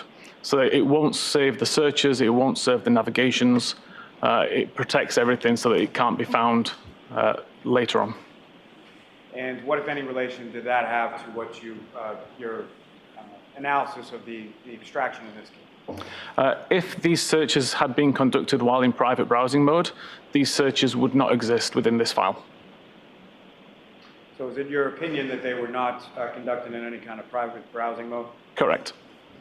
Now, are you also familiar with the term as far as failure to load? Yes. And can you explain that to the jury and how that applies to this?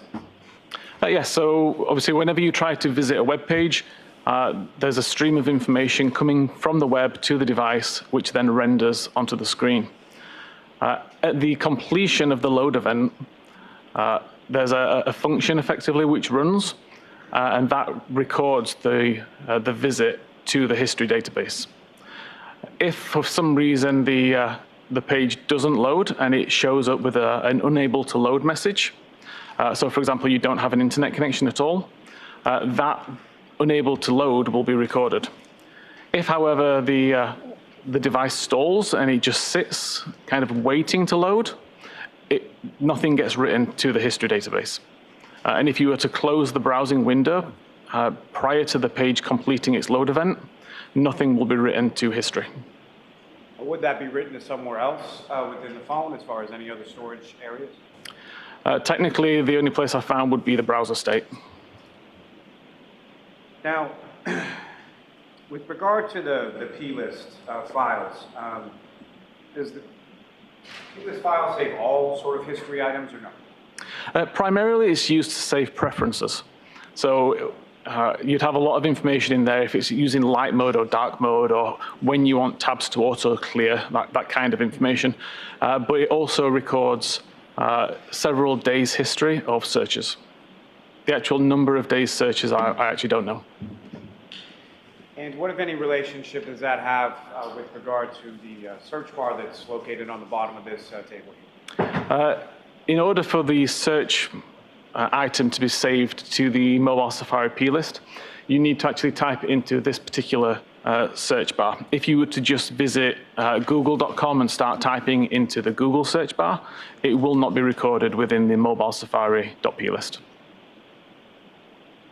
And so what, if anything, were you able to determine about those two searches with regards to what you observed here? So these particular two searches were conducted at 6:23:51 and 6:24:18 respectively. They were searched using the search bar that's built into Safari. The fact that they didn't exist within HistoryDB and that there were no deleted records from history.db leads me to believe that they never successfully loaded. May I approach again, Your Honor? Yes.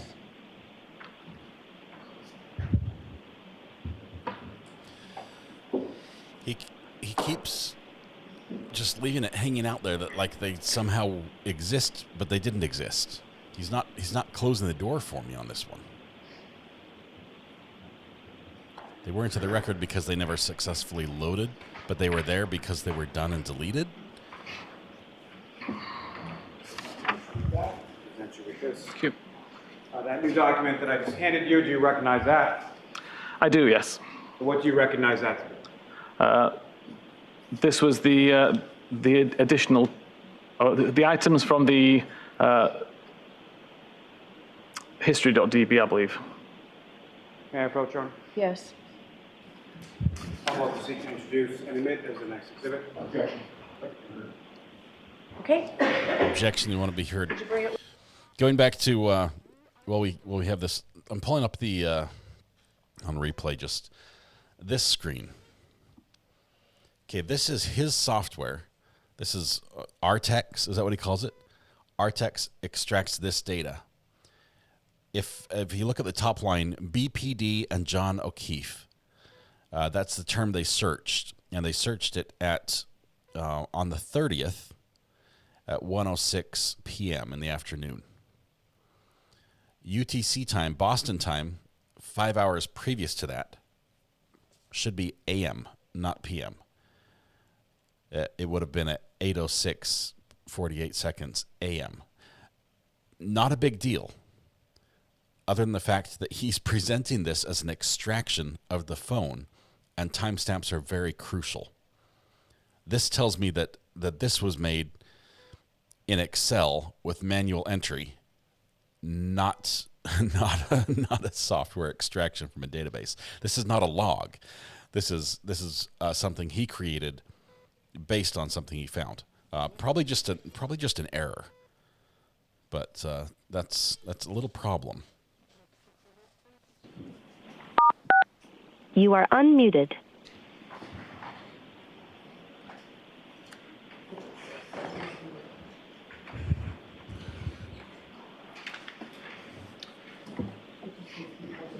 This is Boston Police Department. May I return to the witness? Yes. I'm sorry, Mr. Whitman, if you could just repeat exactly what that is in the next exhibit. Yeah, sorry, it's a comparison between the search terms found in the plist, so the mobile Safari plist, and the search terms found within the history.db database. So the items contained within this table are items that were contained within the extraction that you examined, correct? Correct.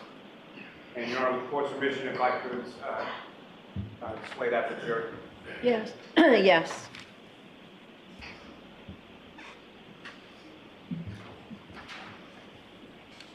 See what this one looks like. Mr. Whitman, if you could, again, using the laser pointer, just describe to the jury what we're looking at in this table and what, if anything, is significant between sort of the two sources of information. Iranian men?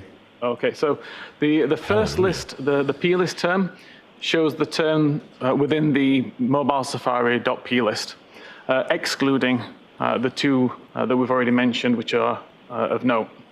And the first timestamp column shows the timestamp according to that P list. The history item shows the search term as recorded in the history database. And then we have the timestamp as per the history database. And now we've switched to 24-hour the purpose of this document was to show that we have a search for reigning men and a history item related to the Google search for reigning men, and they show within a second of each other.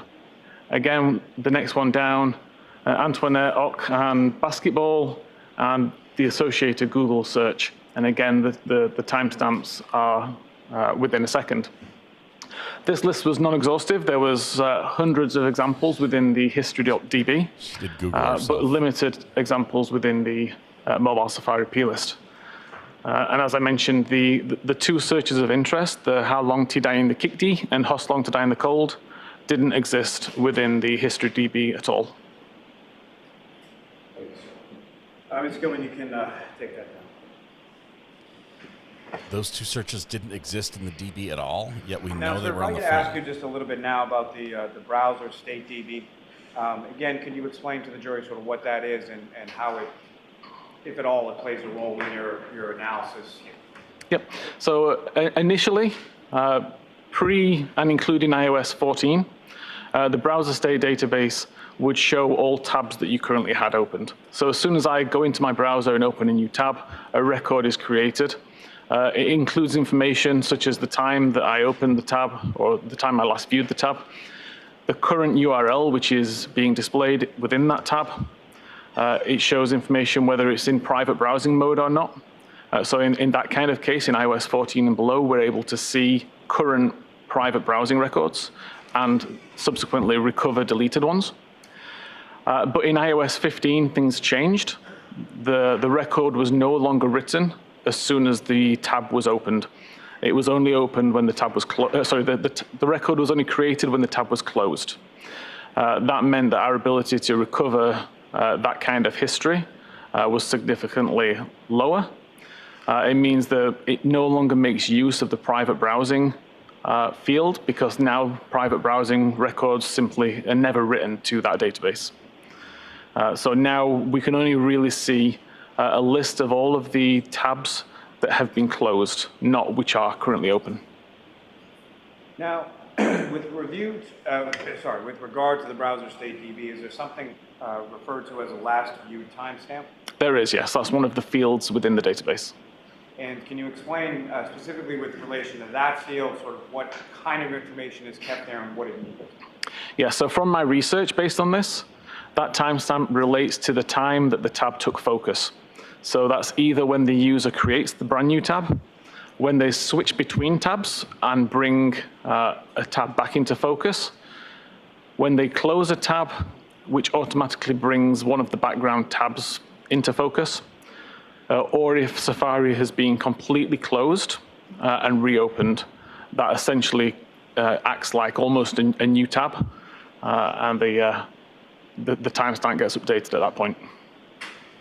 Can you explain how an earlier timestamp could be associated from, say, tab is open, something is done, tab is closed, tab is reopened, something else is done, how that earlier timestamp could then be associated data-wise with the subsequent search?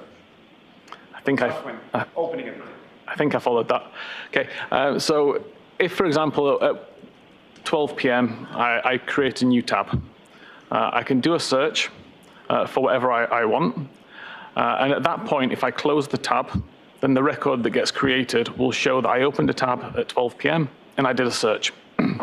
Excuse me. However, if I open the same tab at 12 p.m., do a search, close it, completely close down Safari and reopen Safari, that would also update the same timestamp to show that I'd opened it up again. What I meant to say at that point is that if I create a 12 o'clock tab, minimize Safari. I can leave it for several hours, for several days, for several weeks. The time difference is not really important.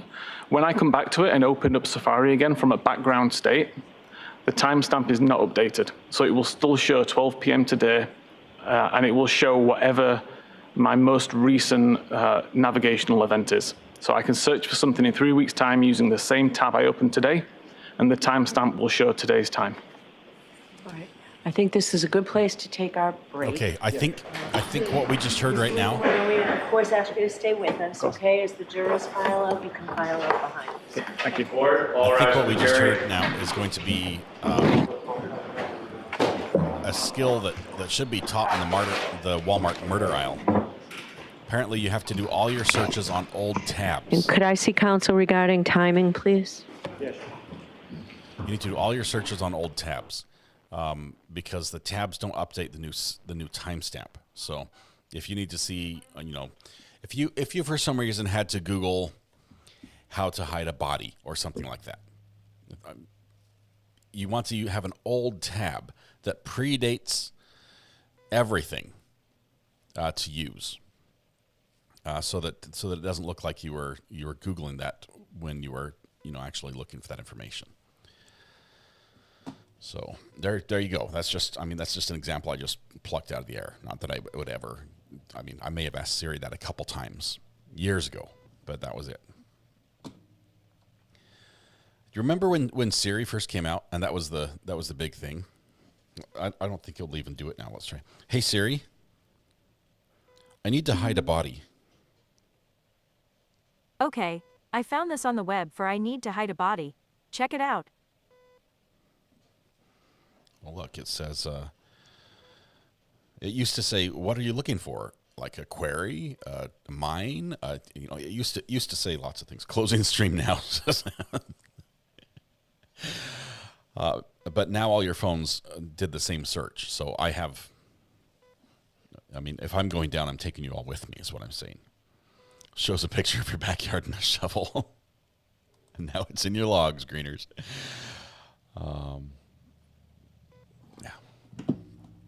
It used to be like a little Easter egg or something in there. I'm not even sure if Siri has those. I think she does. While they're doing a sidebar, let's try one. Hey Siri, why are fire engines red? Actually, according to the fire dogs I've spoken to, they're gray. That's not the right answer. Hey Siri, why are fire engines red? Maybe fire trucks are like herrings, which are fish that are naturally silver, but when they are smoked they turn red. They also become so smelly that their scent can throw hound dogs off a trail. That's why a red herring is something that misleads you or distracts you from the relevant question. I think Siri just had a squirrel moment. Anyway, now you know that that Siri is broken. Hey Siri, what is 0 divided by 0? If nothing is divided by nothing, then there's nothing to divide, or divide it with, and the division never happened. So my answer is no. That they've updated that one as well. There used to be some great responses. I think that one ended with "You don't have any friends."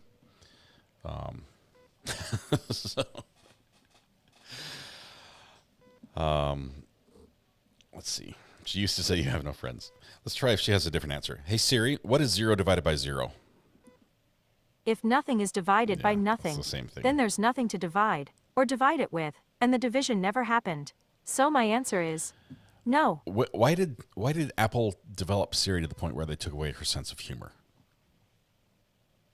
Hey Siri, why are fire engines red?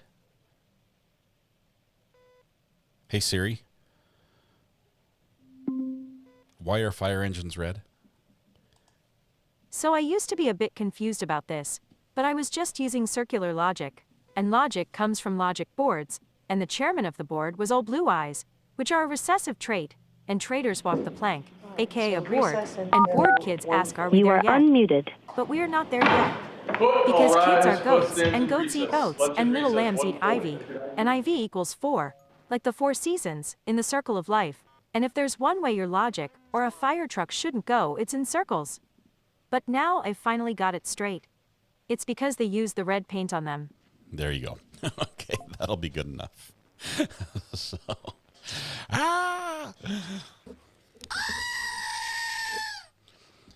anyway, let's see. We're at lunch, I think. So I don't know why we're listening to Siri Easter eggs right now. I don't know what I did, but here we are. All right, we're gonna skip through lunch here and see if we can get to the second part of this young man, Celebrite professional, who is actually not a Celebrite professional. He's just an employee of Celebrite who, in his spare time, competes with Celebrite full time. Or, well, yeah, that's all. Call from Angela. Angela, how are you doing? I'm doing good. How are you? Not bad. What's on your mind? And nothing. Just very interesting day. It's been crazy. Right. It's been crazy, that's for sure. Well, yesterday I decided to there is for our European chat, people in the chat, they know what I'm talking about. There is an ongoing master tournament in football soccer for you Americans. So yesterday I was like, there is not so many interesting games, so I'll just watch the trial, which was interesting, let's put it that way. But I made a mistake. Seriously, there was more fighting on the field than on the. You watched the wrong game. On the stand. Seriously. You watched the wrong game. So is this the European Championship? This isn't like England Premier League. Yeah, it's like countries against countries, right? No. Yes. Yes. It was France against Austria yesterday. So yeah. I watched. I guess I filmed. I was a cameraman for US v Mexico, many years back. It was a lot of fun. The Mexican team, they brought all sorts of goodies like pens, little flags, shirts, keychains, everything to give all the cameramen. They brought it for everybody. I don't think I've ever seen a team do that before. They were so nice, and I think they won too. So I don't know. It was the women's team. Go on. Yeah. Well, I am from Sweden, and I guess that regarding women's football or soccer, Americans are still bitter from last year when Sweden won against US and eliminated them in the quarterfinals in the World Cup in women's soccer. So I'm not going to touch that subject. Sure, we can talk about male soccer and just forget about what happened last year. Yeah. For journalists. You're cutting out about every third of a second. It drops. Can you hear me now? Yes. Good. So yeah, my point is that let's forget about what happened last year between Sweden and US, and let's talk about normal things. Last time I watched women's soccer, Hope Solo was on the US team as the goalie. I'm not sure if she still is. I think she was in the news a lot, but anyway, you watched the wrong game. You should have watched football. There were more fights, and there were a lot. It was pretty spicy here in court. So, yeah. Well, let me put it this way: the commentator said that the referee should not have put his red and yellow cards back in the pocket because they flew left and right. Well, mostly yellow. No one got red card that I know it is. Just all warnings. Yeah. Well, one ended up with broken nose in the ER last night. So Mbappe, maybe. So it went that far last night. Well, may the best team win. Yay sports, go team. That's what I say. So yeah, I'm not huge into following sports. Back to this trial. I just don't understand why are they disproving the why are they putting so many against to disprove defense theory? Seriously, I mean, why? What is Commonwealth doing? Do they know that FBI is watching? Why? What are they doing? Are they trying to sabotage their own case? Here's why. The defense team is very good. They're a high-dollar defense team. They've been very thorough, and they've found weaknesses or potential weaknesses in the state's case. And the state has to guard against them, or else that's what we call reasonable doubt. And they found so many of them, some of them by their own creation, because honestly, Proctor seems to have just really created problems for the state, that most of the state's case in chief has been on the defense. It's just wild. It's crazy. But Angela, we're back from lunch. I think I got to the right point. Yes. So we're gonna. Yes. Okay.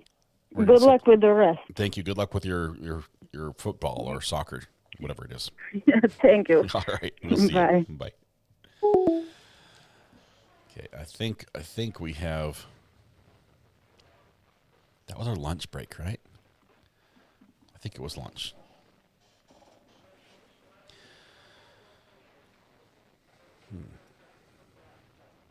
The fan's spinning now. That's progress.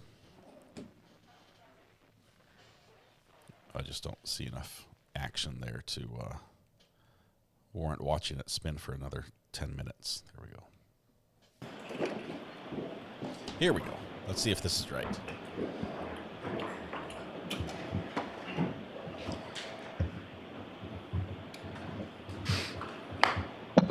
Thank you. Maybe see the court back in a second.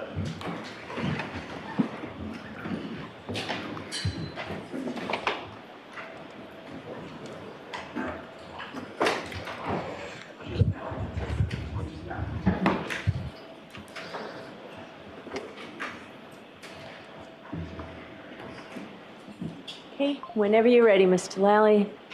Thank you. Your Honor, may I approach? Yes. This witness's 5 o'clock shadow is really strong.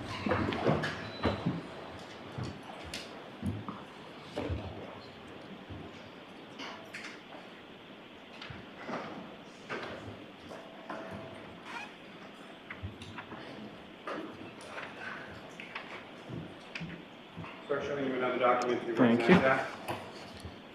I do, yes. And what do you recognize that to be? This is the entire Google URL that was found on the browser state record. So broken down into each of its important sections. Component parts. May I approach again, Your Honor? Yes. Almost 16 years and the next exhibit. Okay. What's on his computer? It's like open and turned on right now. Okay, there are a couple of different objections. I need to see it, Cyber. I don't know what you're talking about. I don't know what you're talking about, says the judge. We are muted. This is going to be the Google search information. We'll see. We're going to skip ahead.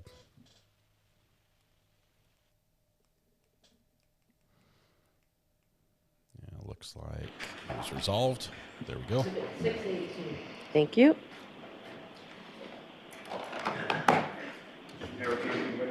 Yes. Thank you. Publish it for the jury. Yes. So we've been able to publish it.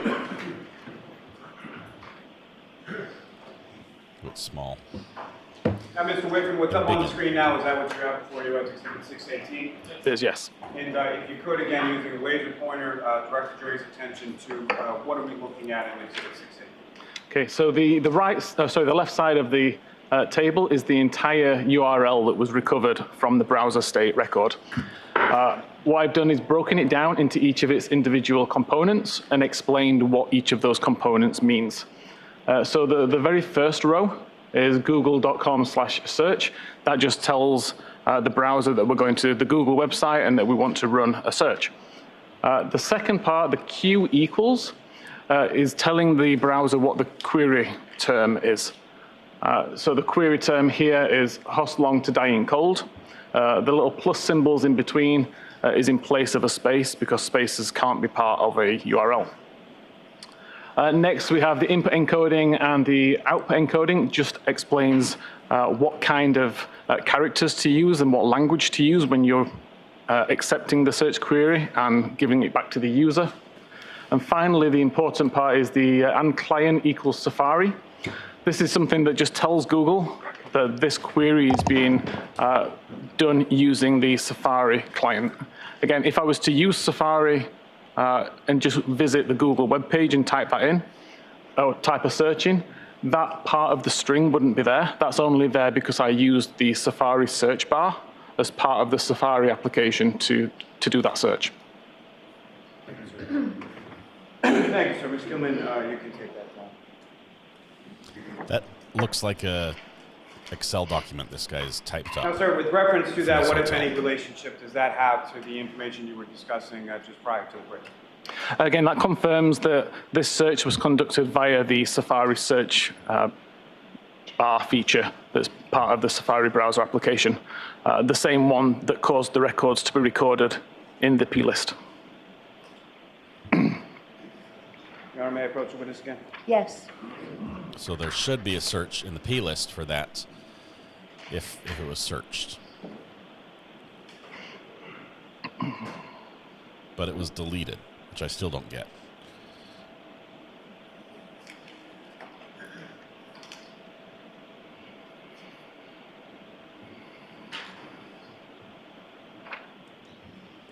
You're saying it doesn't confirm that anyone can put any value in the client of the URL? Give you another document. Do you recognize that, sir?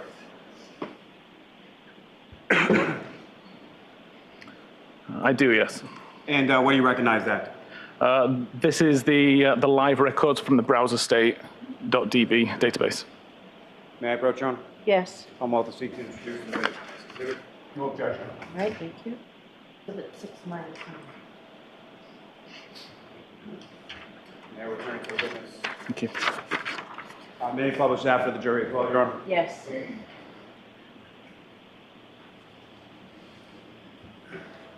And Mr. Whitman, do you recognize what's up on the screen now is what you have before you as Exhibit 69T? I do, yes. Now, turning back to the browser DB database for this particular device, with regard to the timestamp and the last viewed time, what, if anything, do you observe in reference to that depicted in this, and could you direct the jury's attention to it? Yeah, so this timestamp is the last viewed time according to the database itself. It's already been offset so that it's in local time. This particular table, we can see there are records missing.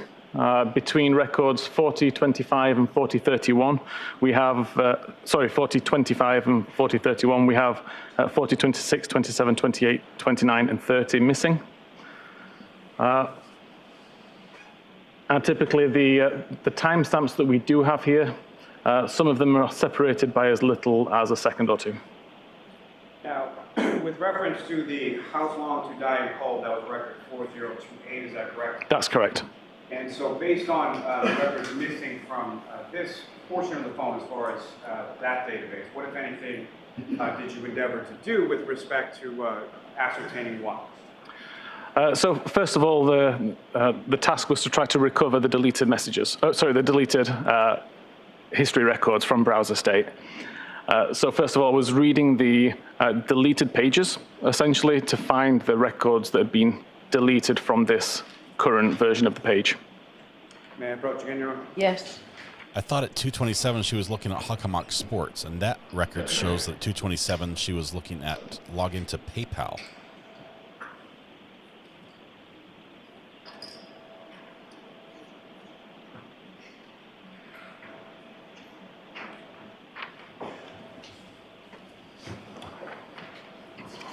Sir, I'm showing you another document. I'll ask you to do that. Couple of things.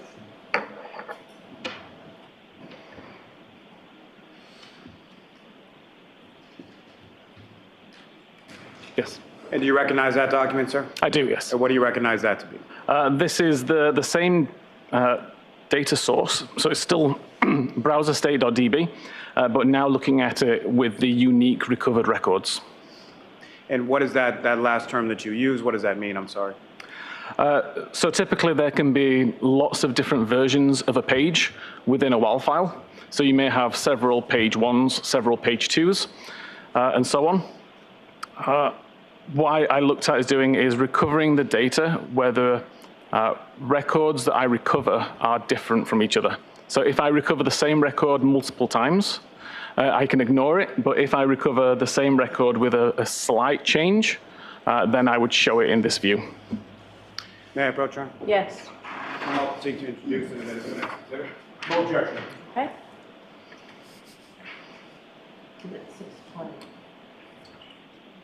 Thank you. With court permission, may I publish after the jury? Yes.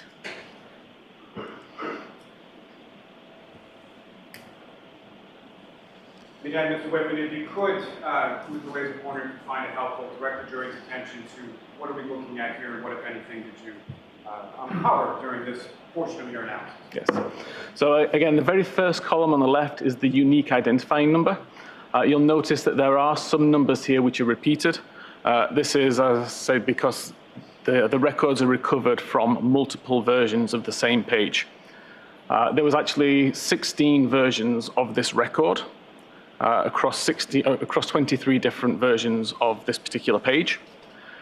These three had some difference. Primarily, it was what's called the tab order field, but that's the only difference that showed up across these three Host Long to Die in the Cold records. All the rest show the same URL, the same ID number at the beginning, or tab ID number, and the same timestamp.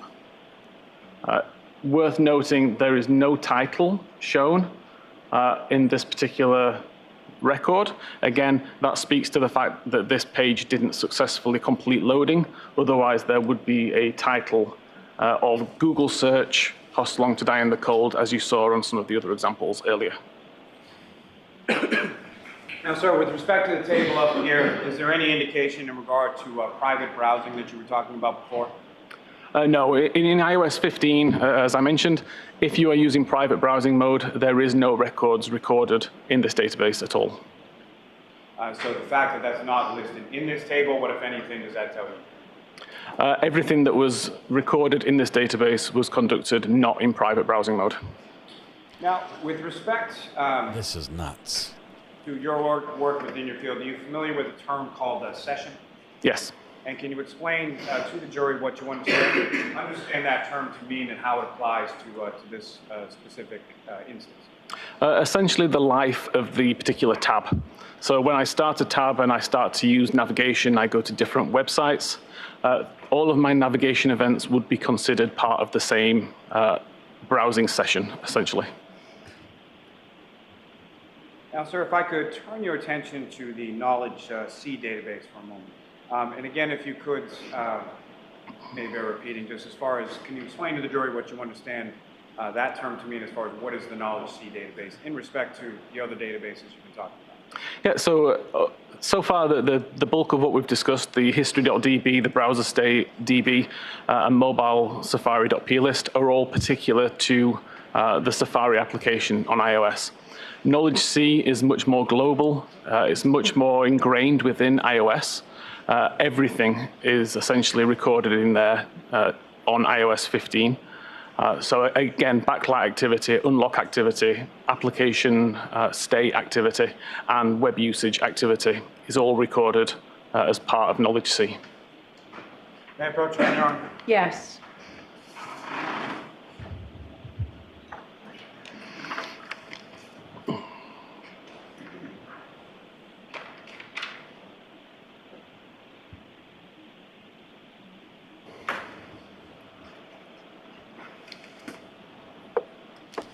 Every time he starts to make progress in explaining something, he then takes like a step back, and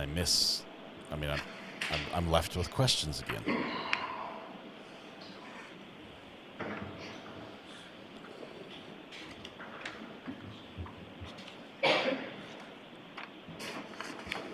Showing you another document, you can just review that for a couple of minutes.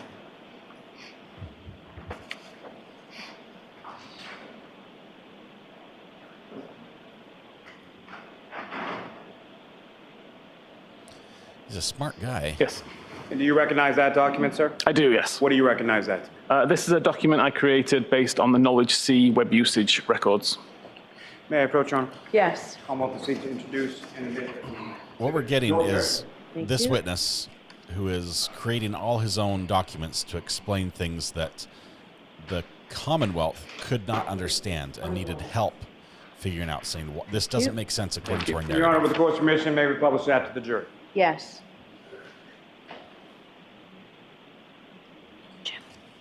Sir, again, what's up on the screen, do you recognize that as what's before you as the next exhibit? I do, yes.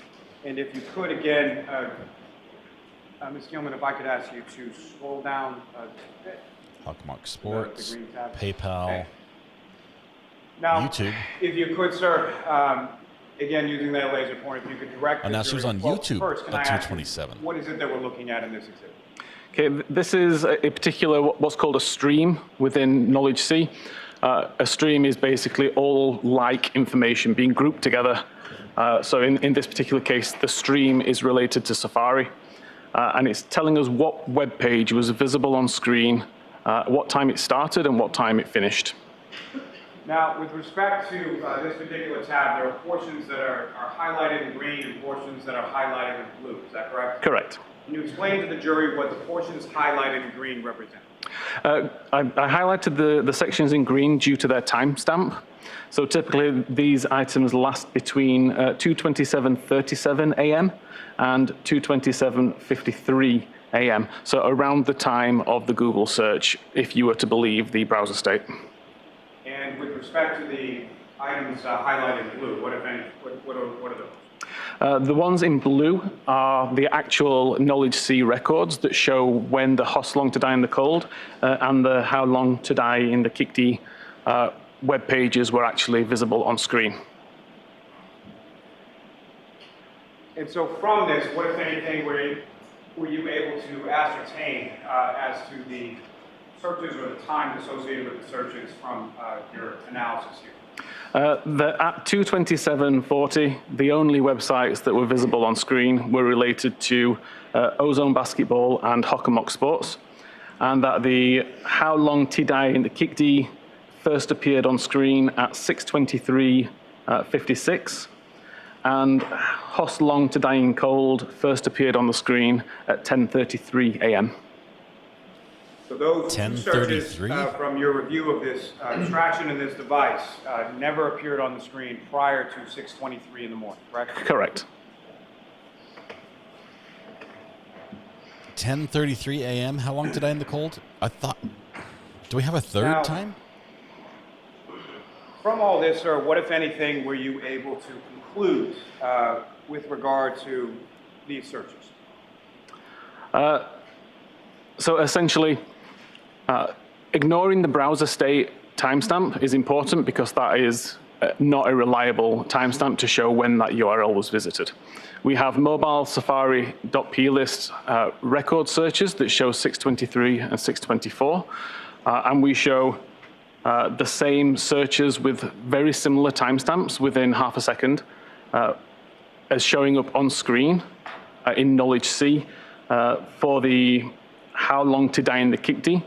And the Hoss Long to Die in the Cold was actually several hours later, which took a little bit more explaining, looking at Knowledge C and when the applications were opened up. Now, with respect to your view of the extraction of the device around these times, were you able to ascertain as to what time this particular device connected to a Wi-Fi at sometime after 2 a.m.? I actually didn't look at any Wi-Fi connection information.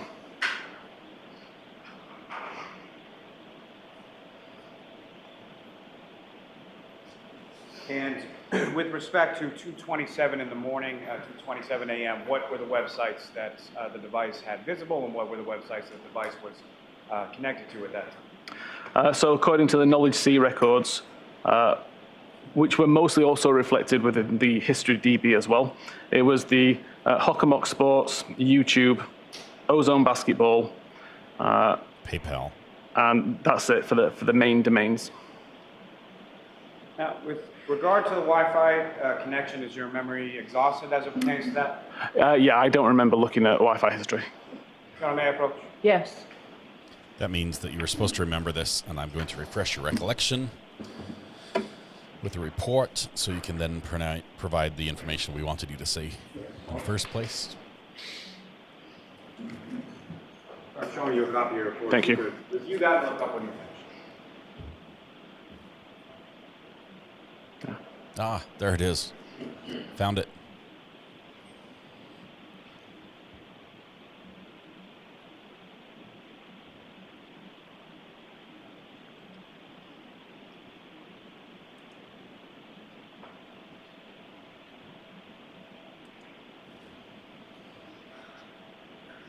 Okay.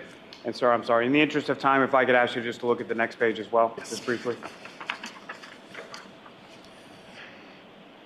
This goes against everything I know about log files. That log files are recorded sequentially, and that they're appended to. They're written on the back end. So as more things happen, you add on to the end. The log file gets longer and longer. And you can roll the log files and get rid of them and clear up all that space, but okay. This Do you remember appears refresher? I do. Not May I approach actually the that yes. consecutive. How do you close a window and it saves in the log So, file Mr. Whitman, the page you haven't visited? from your review of the extraction report in regard to this device of Ms. McCabe's, about what time was the connected to a Wi-Fi network called McCabe? I believe it was 0207. I didn't actually remember the timestamp just then. And with respect to the disconnection from that, do you know when that was? I can't recall. Your Honor, if I may approach. Come on, can you the time, Your Honor, may the witness. Yes. Thank you.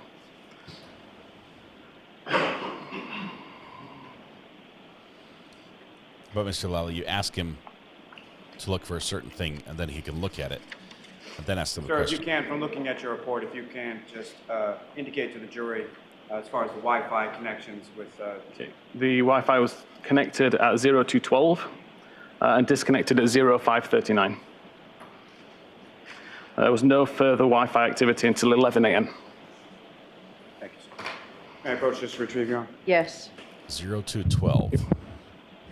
So all the Hockomock PayPal stuff was over a cellular connection. YouTube.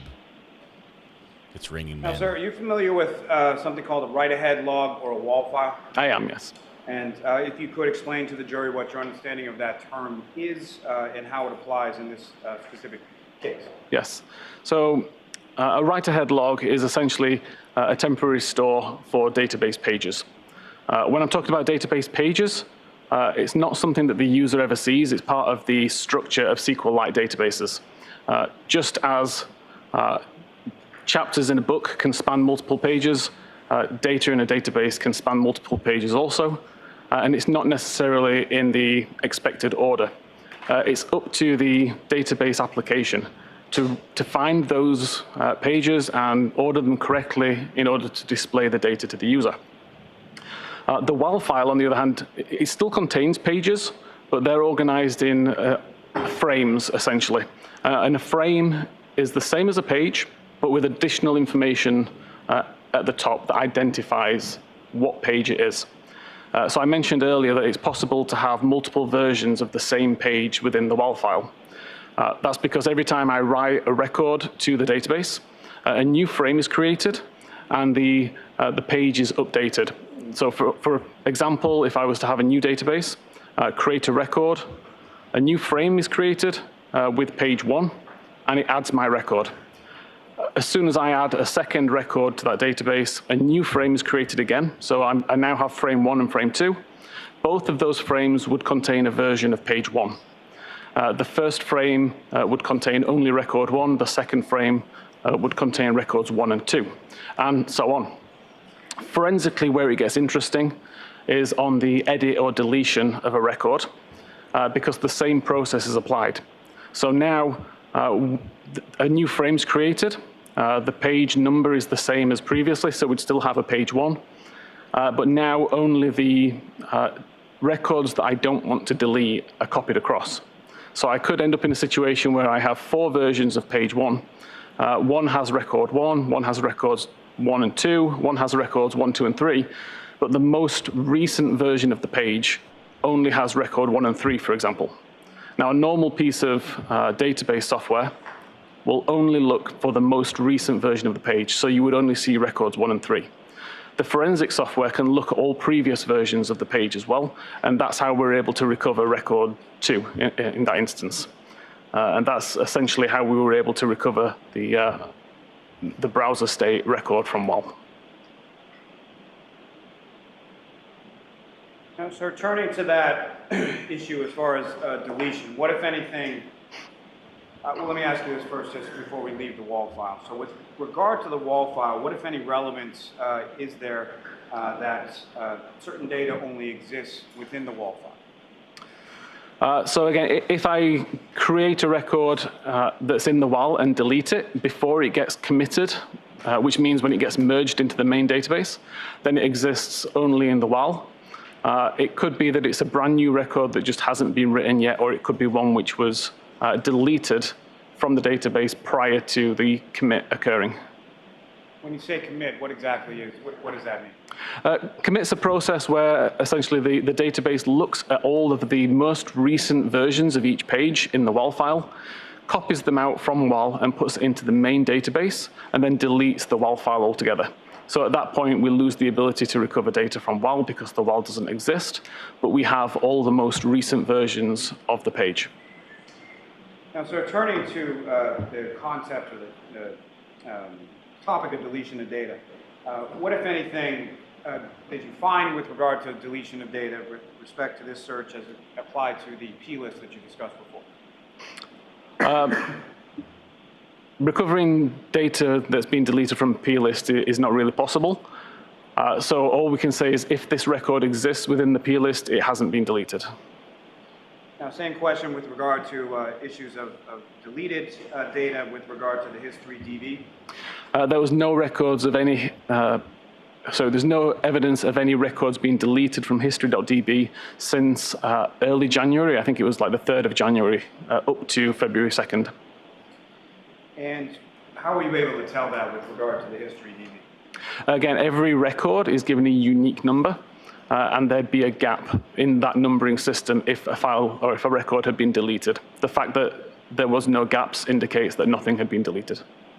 And with regard to deletion, what, if anything, were you able to ascertain with regard to deletion versus web usage in the Knowledge C database? Knowledge C contains such a large amount of different type of data that's always being added and deleted for various reasons. None at the discretion of the user. It's a completely system-driven event to delete information from Knowledge C.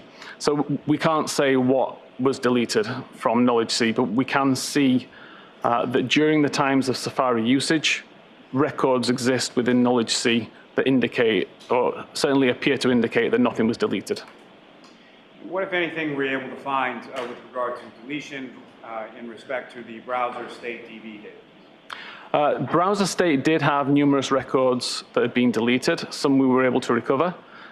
3 records from browser state all had a timestamp very similar to 22740. These were 3 records that had been deleted at some point. What are some of the options for deleting data from that particular, from the browser state DB? So the first most prominent option is to delete absolutely everything from the device, or delete all history from the device, which, as I mentioned earlier, we know that didn't happen because we still have other records. So the only other real option is to delete selectively. That could mean delete one at a time, and it could mean delete either the full day, the last 2 days, or the last hour. But in all of those cases, the record must exist in history.db in order to be deleted from browser state. The fact that this record, the hoslong and the how long today and the key don't exist within the history database would mean that the user would never have the option to selectively delete that record. May I go, Sean? Yes. Okay, this is the testimony that should have been, what, an hour ago with this guy. And that's all we should have gotten. He kept introducing so much stuff that was confusing, but that part, the part we just heard, that's what the state needed to get in. Nothing was deleted. The search didn't happen then. If things had been deleted, they would show up in these other areas, and they didn't. That's what we needed. Thank you. Sir, if you could look at that. Finished. LMR, I'm worried the jury's zoned out on this one. That was the pertinent bit of information, I think, all assembled together. Do you recognize that, sir? I do, yes. What do you recognize that to be? So this is a list of the browser state DB records showing a red line where a record or more have been deleted. And again, the term deleted, as far as it applies to this particular area of the database, what exactly does that mean again? It means the record has been marked as deleted. If you were to read this database in a regular database application, you would not see it, but it doesn't necessarily mean that we can't recover it. May I approach again, Your Honor? Yes. I'm willing to seek to introduce in the minutes the next exhibit. The exhibit? I have no objection to the exhibit, if that was the question. That is the question. Okay, we're good. Thank you. Your Honor, with the court's permission, may we publish Exhibit 622 to the jury? Yes. Again, sir, what's up on the screen, is that what you have before you as Exhibit 622? It says yes. And if you could, please, using the laser pointer, direct the jury's attention to what, if anything, of significance you observe in this. So again, we can use the number down the left side, which will identify the unique identifier given to each of these records. And we can see that the red line between the first two records indicates that records between 3986 and 3993 have been deleted. We can see that record 4001 is deleted.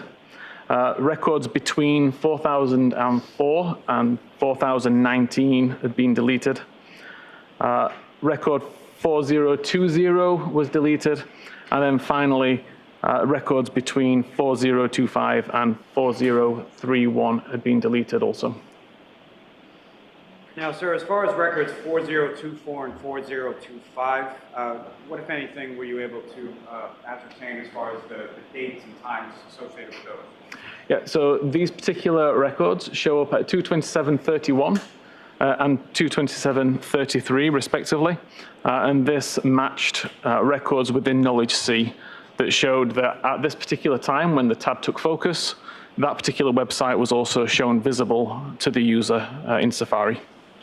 Now, as far as the date and time for 4024 and 4025, what, if anything, did you observe with respect to the date and time for 4026? And what can you tell about that? So 4026 was approximately a second or two after the record here, 227.33. I believe it was at 227.35. And then again, there was another record, 4027, which again was another 2 or 3 seconds after that time. So within a 9-second period between 227.31 and 227.40, there were 5 records within browser state DB that had a timestamp within that 9 seconds, all with completely different types of website, ranging from PayPal, banking, YouTube, and the Hoslongstein the Cold. Now, sir, with respect to, are you familiar with the term called spontaneous deletion? I believe so. And can you explain to the jury what that is?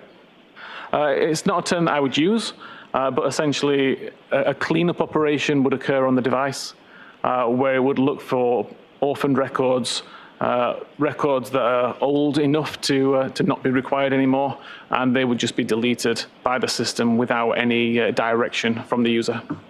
Now, during the testing that occurred, your testing, which occurred with respect to this device, what, if anything, did you observe with regard to spontaneous deletion?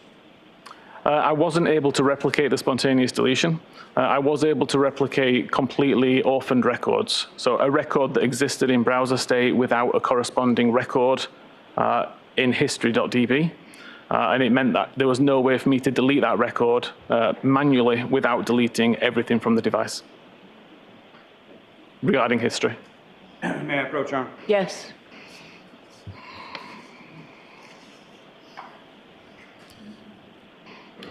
On 125, she was searching for paint from Benjamin Moore.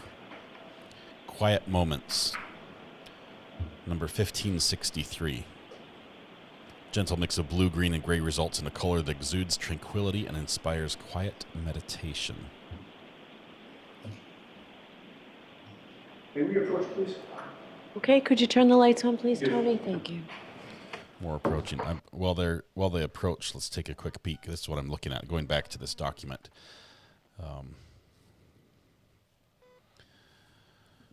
Let's see. Oops. Let's see program. Okay, so Quiet Moments, Writer's Birthday, YouTube, Paw Patrol Rock. Isn't Paw Patrol like a little kids thing? She doesn't have little kids, does she?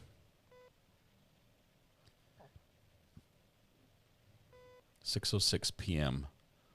on the 25th, Paw Patrol. Driver's Ed. Who has to go through driver's ed? Oh, Colin doesn't drive, right? Was that the thing? Colin Albert, but this is the McCabe's. I don't know. Maybe the McCabe's have this.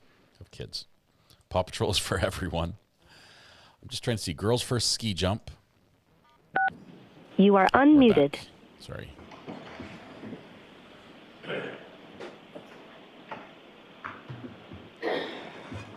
All right, so you're introducing those 4 pages or whatever it is, Mr. Lally? Yes, sir.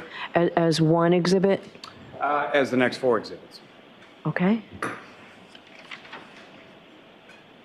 All right, so those will be admitted. 23. Yep.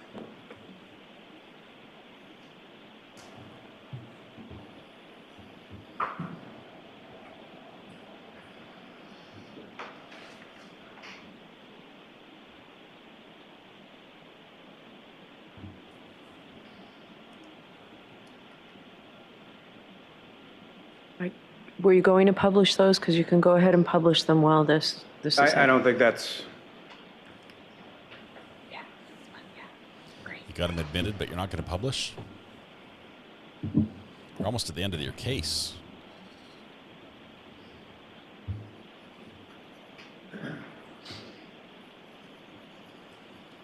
May I have just one moment, Your Honor? Sure.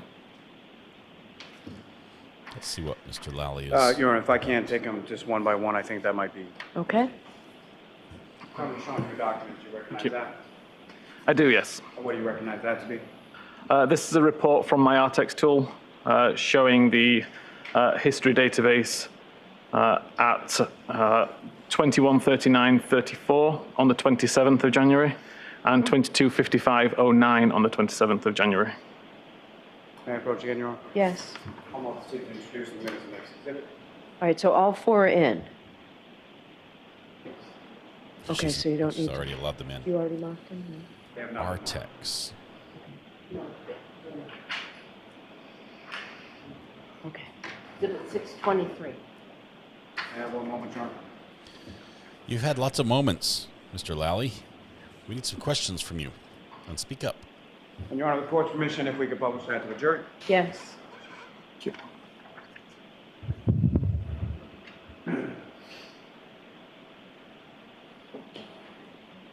Now, sir, with regard to this, we're looking at record number 4026, is that correct?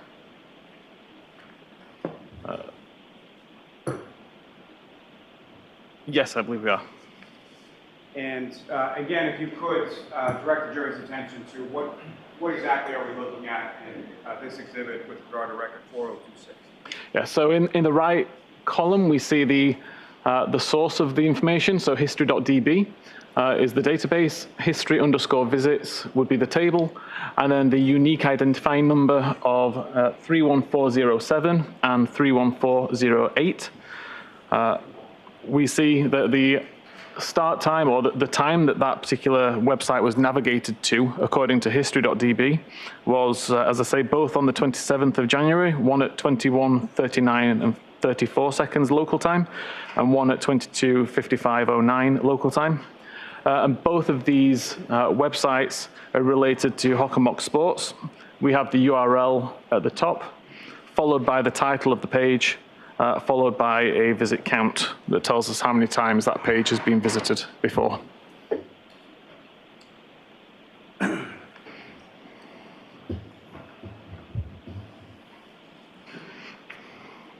Sorry, one moment, Your Honor.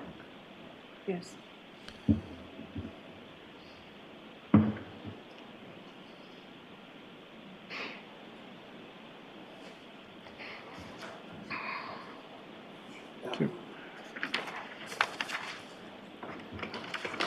That next document, do you recognize that, sir? I do, yes. And what do you recognize that to be? This is the same kind of report. This is related to the YouTube record that was part of the browser state database related to It's Raining Men on YouTube. Is that the record number 4027, is that correct? It is, yes. Your Honor, may I approach again? Yes. That's the remark. Okay. Exhibit 624. Your Honor, very briefly, may we publish that for the jury as well? Cellbrite actually links to a guest post, an interview with Ian Whiffen, and talks about his companion software, Artifact Examiner. So Cellbrite's cool with what he does on the side, apparently. And sir, what's up on the screen now, is that what you have before you as the next exhibit? It is, yes. And again, if you could, using the laser pointer, just direct the jury's attention to what, if anything, of significance you observe in this record of 4027. Yeah, so again, we have 5 records related to the YouTube video, It's Raining Men, starting at record 31398, 31399, 31400, 31401, and 31402. These were all accessed on the afternoon of the 27th of January 2022. May I approach again, Your Honor? Yes.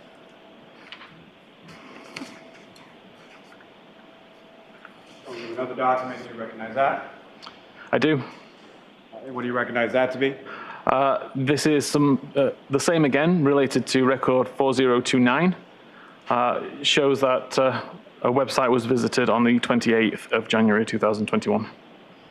And Your Honor, ask that this be marked. Okay. Excuse me, as the next exhibit. Yep.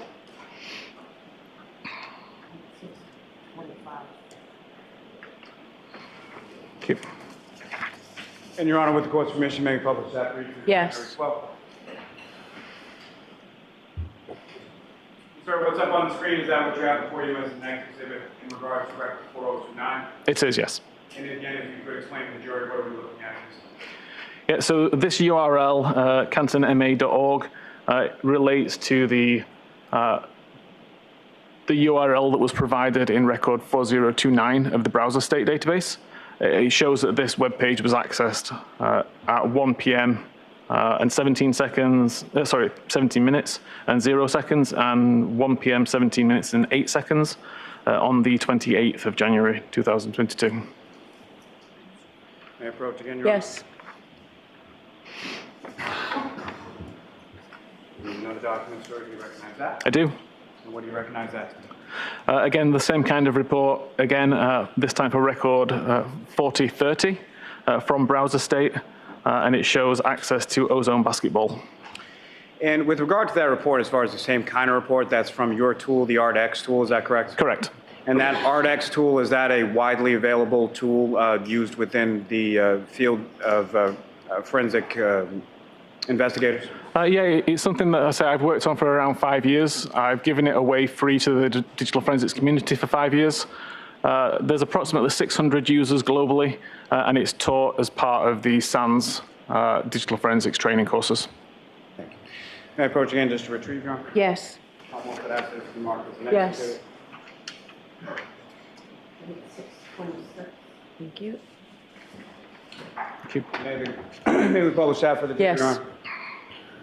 With regard to this exhibit up on the screen, record 4030, again, if you could just draw the jury's attention or direct the jury's attention to what, if anything, of significance you observe in this exhibit. Yeah, so again, we have records from the history database related to Ozone Basketball, and it shows that this website was accessed at 11 a.m. and 26 minutes on the 25th of January, 2022. May I approach, Your Honor? Yes. Ms. Gilman, you can.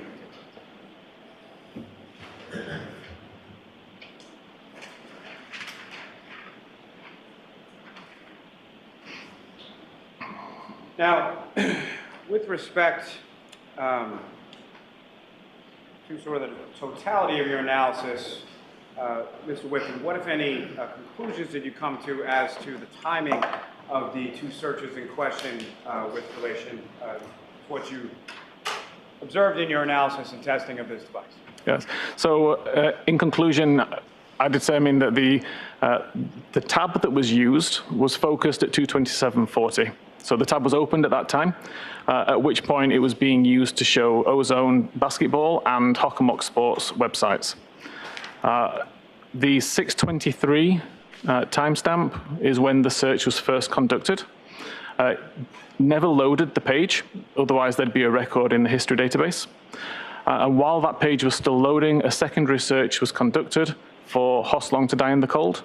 Again, that page never loaded either, although these both did show up in the Knowledge C database to show that the browser was trying to display these pages.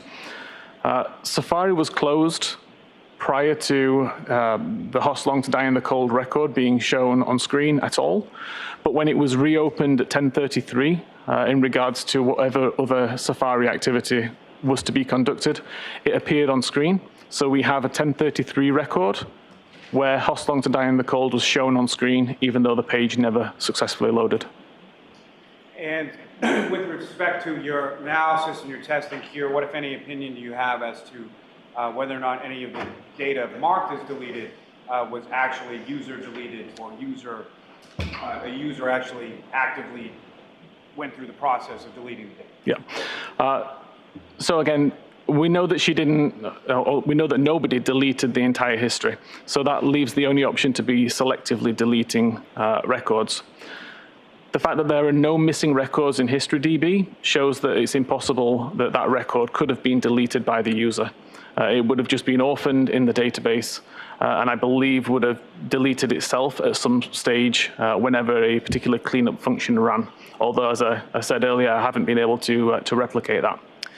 I was able to continue to read the various versions of the page that contained Hoslong to Die in the Cold browser state record, and found that it existed at the same time as another record that was created at least 2 days later.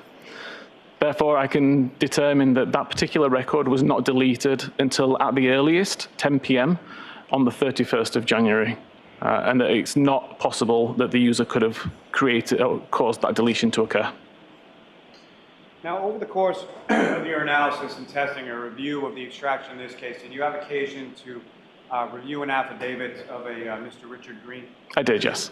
And what, if any, opinions or conclusions do you have as to that affidavit?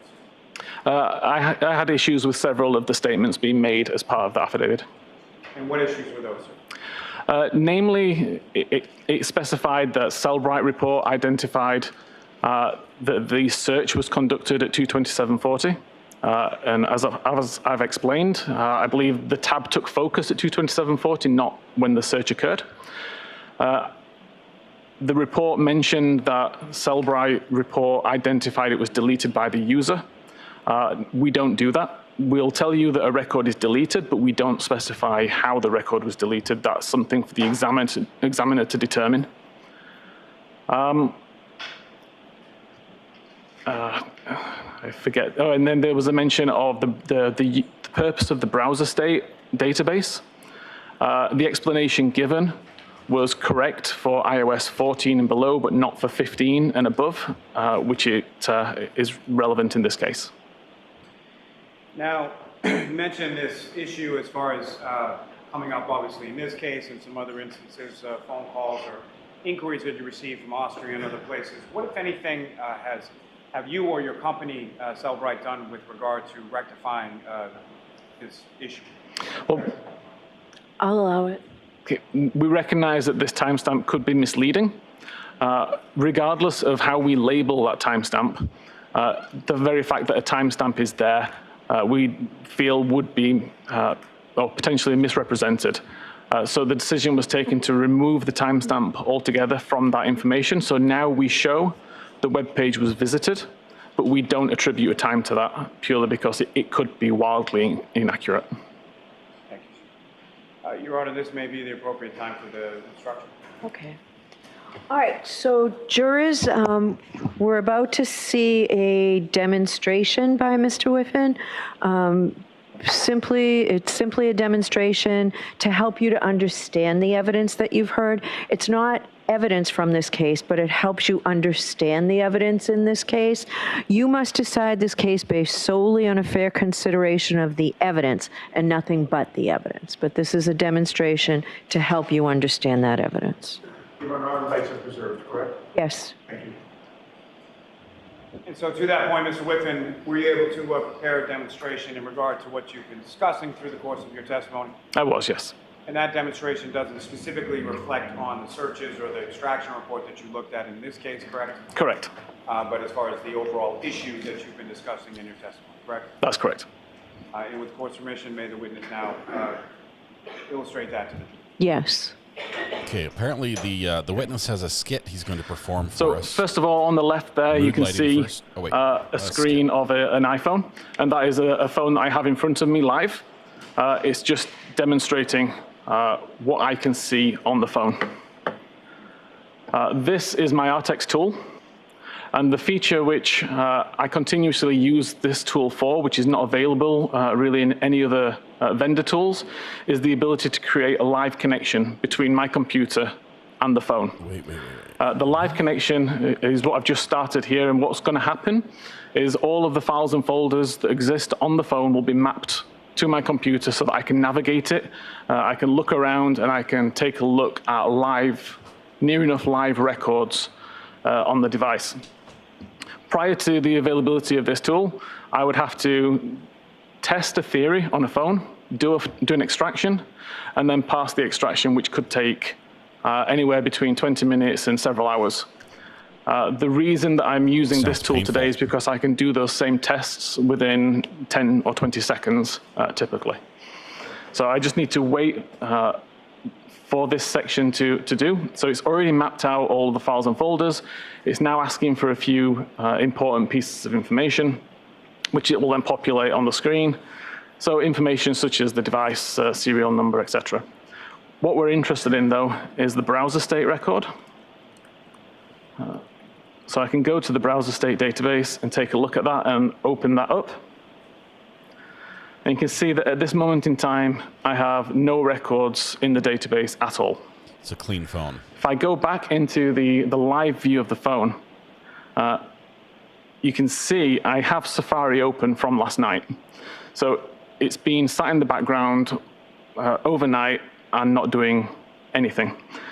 But at 10 past 8 last night, I performed this search in a brand new window. So started Safari, opened up a new tab, immediately searched for new tab at 2010 on the 16th of June. If I now search for the time right now, 1442, what I can do is go back to my RTX tool and press this reload button. That's going to delete the database from my computer only and copy the most recent copy of the database and WAL file from my phone back to my computer, where it shows me I still have no records. That's expected behavior because at the moment I've not closed the tab. So if this, again, was iOS 14, there would be a record there to say what tab I had open, but iOS 15 doesn't work that way. If I now go back to my tabs and actually just close this window, I can go back into RTX and hit reload again. And we now see we have some records. I can look at this particular record and you'll see the title is 1442 Google search. You'll see the Google search record here. So I just need to change the time zone as well to Eastern time. So you see it's the most recent search which I conducted, the 1442 search. The last viewed time, though, still shows as 8:10 p.m. last night, because that's the time that the tab was focused, not the time that the search was conducted. Thank you, sir. If I may have a moment, John? Yes. So he sort of replicated the situation with the how long to die in the cold. Thank you, sir. I Show how that worked. Okay, Ms. Giannetti? Thank you, Ron. But it can only be done on a jailbroken phone, according to his software on the load screen. I'm not sure if that changes how it records things. Good afternoon, Mr. Wood. Good afternoon. Sir, you had spoken a little bit about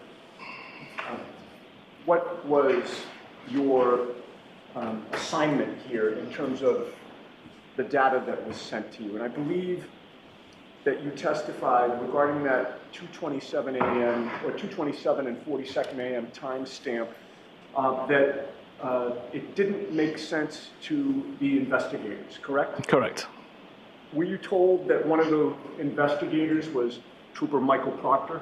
I don't recall any names being mentioned. The ticket came to me, or the request came to me via another Cellbrite employee who'd been asked about this case and asked whether we could offer any help. Okay, thank you. You would agree with me that when you're making or doing a simulation, you want it to be as close to an apples-to-apples comparison as you can get? As best possible, yes.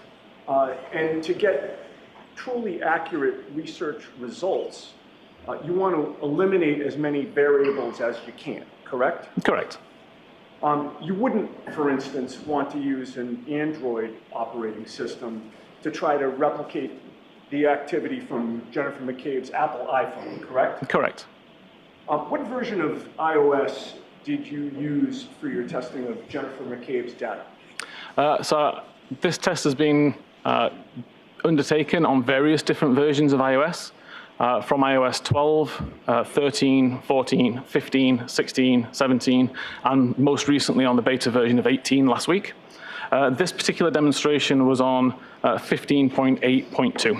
Okay. And you're aware, you said 15.8.2. Correct. I've also tested on 15.7. Oh, fair enough. You're aware, however, that Ms. McCabe was using iOS version 15.2.1, correct? Correct. And you would agree that the way that an artifact is stored would depend on the iOS version that you use, correct? Correct. And your simulation did not use the iOS version that Ms. McCabe was running on her iPhone, correct? Correct. I used the closest version I could find. So I'd like to ask you some questions about the characteristics of browserstate.db-wall and record number 4028, if I can. Okay. That record number, I believe you testified, was found to be deleted, correct? Correct. But you were able to recover the date and time associated with it, correct? The date and time of the last viewed? Of that record number. Yes. And what was that date and time? 2:27 and 40 seconds a.m. You were also able to recover the content of that particular Google search itself? I was able to recover the URL for it, yes. Okay, and what was that Google search? Long to die in the cold. And it's true, however, that the session history could not be recovered, correct? That's correct. Now, given those characteristics that you've just discussed, did your testing result in a WAL file record, a WAL file record, that matched the characteristics of 4028? In other words, deleted with session history not recoverable? The issue with the session history, I was able to recover only the first page of session history. What happens is when there's a large amount of data that's split over multiple pages, if it's a live record, all those pages point to each other so that you can chain it together and get one large amount of information. Once they've been deleted, some of those pages can be overwritten and therefore the pointers don't make sense anymore. So the amount of information in this session was way larger than one page, and I wasn't able to recover anything further. Okay, and you'd agree that the simulation was done using a different operating system, correct? Correct. Were you able to recreate the other deletions that appeared before and after that record 4028? Which deletion, sorry? Well, you had testified, and I believe there was an exhibit that was introduced that showed that there were multiple deletions both before and after, correct? Correct. Were you able to recreate those deletions? When I manually deleted records from the history, then the records also were deleted from the browser state.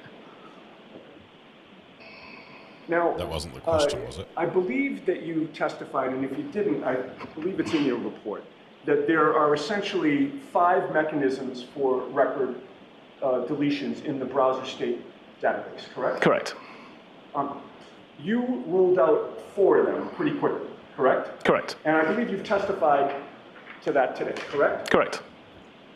The only remaining option was selective deletion by a user, or there's some internal mechanism for record deletion that is not fully understood, correct? Correct. All right. And you know of, as you testified today, you know of no internal mechanism for record deletion that's not fully understood, correct? I've not been able to replicate that function, no. All right. If there is no unknown internal mechanism for record deletion that's not fully understood, that would leave selective deletion by a user, correct? Not in this case, no. All right. Well, selective deletion, you would agree, means that a user selects what to delete, correct? Correct. And regarding the user, the term user, what is that? Who is that? Whoever's using the phone at the time. Okay, so it's actually somebody who is using the actual iPhone itself, correct? Correct. Not necessarily a computer expert, correct? Correct. Would you agree with me that somebody who had access to the data before it was extracted and sent to you could have made selective deletions of the data? Objection. I'll allow that. No, I don't. Are you aware of an app called MySQL? Yes. What is MySQL? MySQL is just a method for viewing SQLite databases. All right. If someone had access to the raw data, again, before it was sent to you, and used that app, they could make selective deletions of the data, couldn't they? I assume you're talking about opening up the extraction, taking out the particular file and editing it? I'm sorry, I interrupted you. You're right, Your Honor. I apologize. And I apologize to you. If you could restate your question or answer or give me your full answer. Okay. So it would be possible with the extraction to take out particular databases, alter them, and put them back into the extraction. But there's something called a hash mechanism that we have in place that would it essentially hashes the original data, and then it can be hashed again at a later date. It results in a long string of characters, and if there's any changes to the original data, then we'd see that it's been modified. Would you agree with me that someone with access to that data and an appropriate application or program could also delete and renumber history.db and knowledge.cso so that it would appear as though there was no break in the numbering, so that it would also appear that nothing was deleted? It's potentially possible, but would require a large amount of knowledge and skill to do in a way that can't be detected. Thank you very much, sir. He got a little bit of doubt injected in there, and he's like, does he just sign?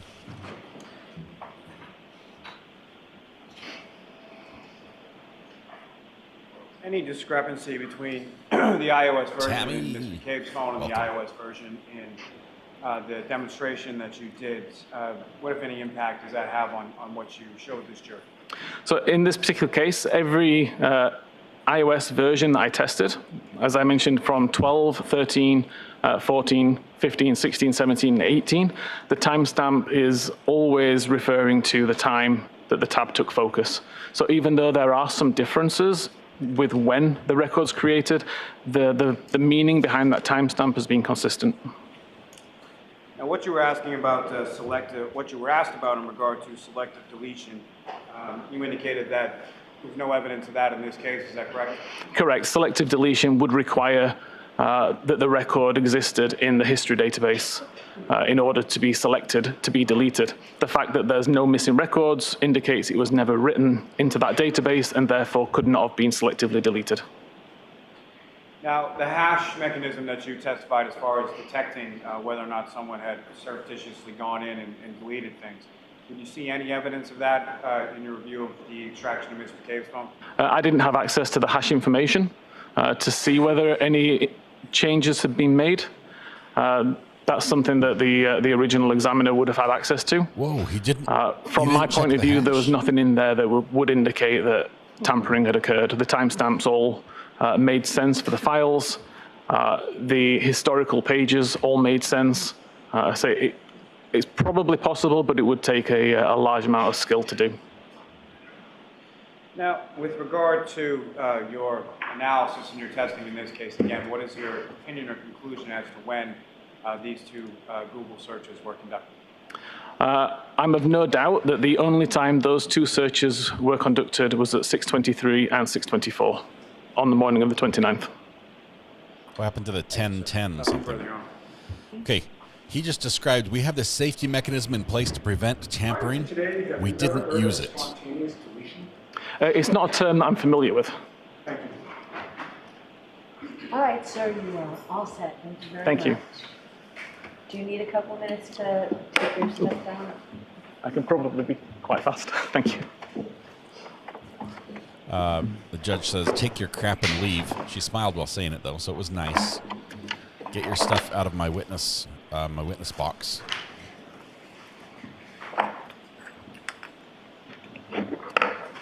Okay. That was a smart expert. I understand what he said, and I think it holds weight as far as the explanation. It adds a degree of complexity that would have to exist. All right, Mr. Lally, your next witness, please. That it makes it. Yes, Your Honor. Call Trooper Nicholas Carino to the stand. Nicholas Carino. It makes it less likely that there was this conspiracy. Proctor would have to be a phone expert, and when you start modifying log files, well, I guess they didn't do a hash, so. If they had checked the hash and said it matched, I would say I'm confident nothing had changed. Nothing was deleted by anybody. But they didn't check it. Witness number 65, Nicholas. I wish to give the court and jury the case down here and show the truth, the whole truth, and nothing but the truth, so help me God. Yes, sir. Thank you. Good morning, Your Honor. Oh, good afternoon now. Sharp-looking suit. Good afternoon. Nice haircut. Neat tie.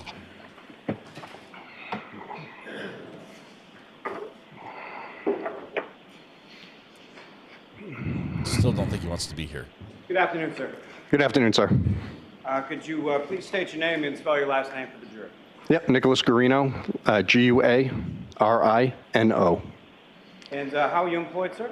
I work for the Massachusetts State Police. And how long have you been a member of the Massachusetts State Police? This is my 9th year now. Now, prior to working with the state police, what, if any, prior experience did you have in the field of law enforcement? I was a local police officer in Norwood for almost 11 years. Now, with respect to your role within the state police, where is it that you work now? I currently work at the Norfolk District Attorney's Office. No what? And within the detective unit, is that correct? Yes, that's correct. And with respect to that, what, if any, specialized role do you have within the detective unit attached to the Norfolk DA's office? Yeah, I conduct cell phone forensics, computer forensics, and I also do sexual assault investigations. Now, with regard to the electronic forensics, what, if any, specialized training have you received in that particular area? I have about big sigh 300 or so hours at Celebrate, CCO, CCPA, cell phone repair forensics, Berlin motor vehicle forensics, Axiom magnet, cell phone and computer forensics, X-Ways. These are all different programs used for cell phone and computer forensics. This guy has all the certs the previous guy did not have. Sir, at some point, did you become involved in the investigation involving the defendant, Karen Reed? Yes. And with respect to that, let me just ask you, at some point, did you become aware of an affidavit from a defense expert named Richard Green? Yes, I have. And sometime following that, did you have occasion to reach out to Cellbrite with regard to what had been posited by Mr. Green as in regard to 2 Google searches contained within Jennifer McCabe's phone? Yes, I did. And eventually, at some point, did you have occasion to speak with the gentleman who came in here right before you, Mr. Ian Whiffen? Yes, I did. And so that wasn't Trooper Proctor that had reached out to Mr. Whiffen or had any communication that you're aware of with Mr. Whiffen, correct? No, I reached out after the defense expert's findings were released, and I read his report. And did you also have occasion to review a report from a Miss Jessica Hyde? Yes, I did. And with respect to those 2 reports, what, if any, conclusions or opinions did you come to independently in relation to those opinions of Ms. Hyde and Mr. Whiffen? Objection. Sustained. Now, Trooper Garino, you had mentioned that you've had specialized training in regard to something called burla, correct? Yes. Could you please explain to the jury what burla is and how is it used in criminal investigations in your line of work? So burla is specialized hardware and software used to download the infotainment and telematics modules in a vehicle. So telematics module is basically like the SIM card for the car. And the infotainment system is your radio head unit that enables you to have CarPlay or Android or Google Play for the vehicle. And at some point, you made aware of a search warrant that was authored in regard to seizing the infotainment system from Ms. Reed's vehicle. Yes, sir. And just so the record is clear, can you describe Ms. Reed's vehicle as far as what type of vehicle we're talking about? Yes, it's a Lexus LX 570 SUV. 2016. And specifically on February 2nd, 2022, did you have occasion to remove that infotainment system from the vehicle pursuant to that search warrant? Yes, I did. And once that item was removed from the defendant's vehicle, what, if anything, did you do with it? After we removed it from the vehicle, it was brought back to the Norfolk DA's office for data extraction, or attempt to. And that data extraction, if you know, based on your training experience, sort of how is that conducted, or what is the process of extracting data from using burla? Yeah. So depending on the system, it's dismantled. They have this specialized hardware that actually goes onto the motherboards of these systems, and we're able to pull the data. Or the other option, if that's not viable, is to do a chip off, where we have to basically destroy the motherboard and take the memory chips off the devices to try to get the data that way. They desolder everything and rebuild it. With reference to this specific device, what, if any, efforts did you undergo in order to extract the information without using a chip off? So at the time that we pulled the system, it was not supported. I emailed burla and called them, see if they had a timeline of when this might be supported so we could get the data. We deemed chip off as a last resort, because it is a destructive process. So once those memory chips are taken off, the likelihood of trying to reattach them and get it to work again is very slim. Let me stop you there for a second. When you talk about an item being supported, what does that mean? Whether or not burla has the ability to pull the data from that vehicle. And how is that sort of determined, or how are you able to ascertain whether or not a particular vehicle, make, model, manufacturer is supported by the burla device? They have an app, and they also have their tech support. But if you put in the VIN of the vehicle, or if you don't have the VIN, you have the make, model, and trim level, like limited or XLE or whatever, you would be able to go in and look it up and basically say, burla will tell you, yes, it's supported for GPS points, or it's supported for diagnostic data, or whatever that they're able to get out of the vehicle, and they work with the automakers to get these, get this data. So.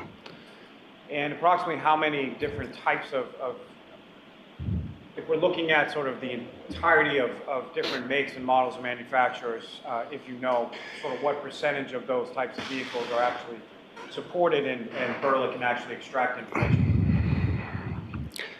I don't know as of right now. It's a lot, and they're constantly updating it, so they are able to do more vehicles as time goes on.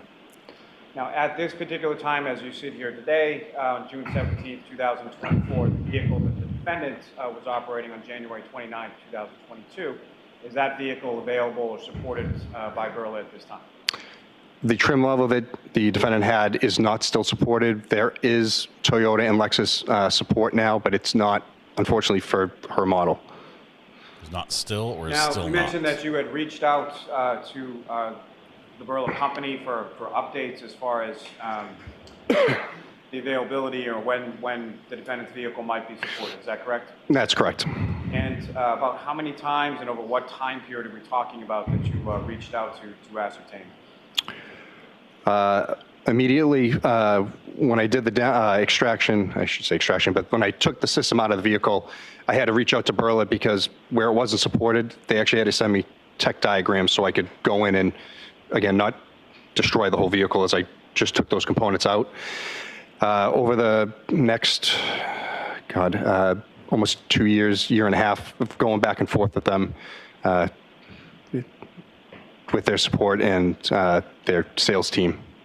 Their sales team. And when you say going back and forth, how often were you reaching out to them, or how often were you getting a response in regard to the Burla? Usually every few months, I want to say every 3 months, give or take. I forget the exact number, but phone calls or an email to them asking.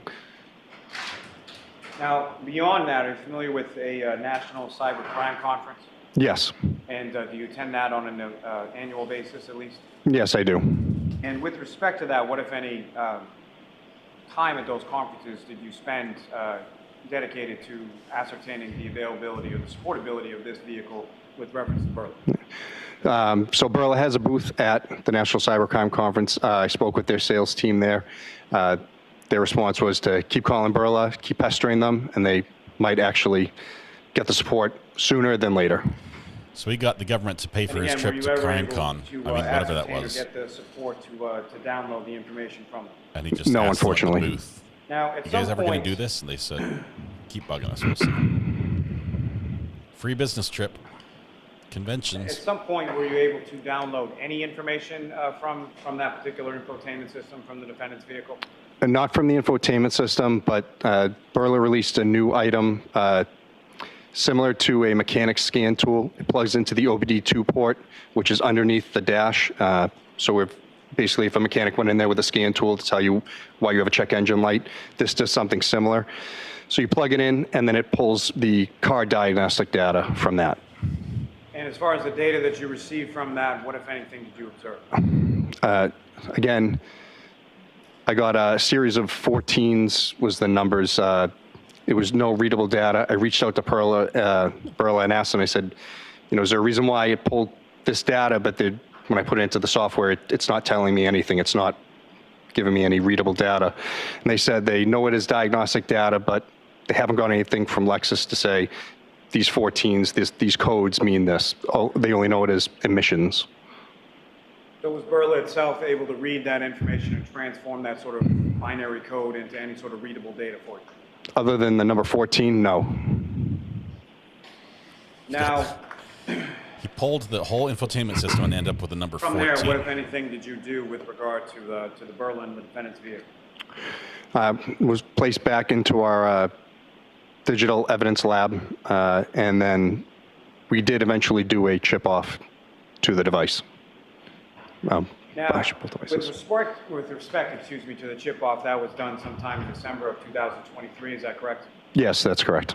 And again, if you could expound upon a little as far as, can you describe for the jury sort of the chip off process, why you were reluctant to do it, and what's entailed in it? Yeah. As I said before, it is a destructive process. As soon as we do it, we take those memory chips off. It's applying extreme amounts of heat to the motherboards to take the memory off. That'll heat it. You lose a lot of the soldering and capacitors, anything that's on that motherboard. So, like I said, once the memory chips are taken off, it's going to destroy the board. And as far as that chip-off process, who, if anyone, was present with you, or who, if anyone, assisted you in removing that or conducting that chip-off process with regard to the motherboard from the infotainment system from the defendant's vehicle? I'm sorry, at the time that we actually did the chip-off? Yes. Yeah. It was myself, AG Speak, and Maggie Gaffney. And who is AG Speak?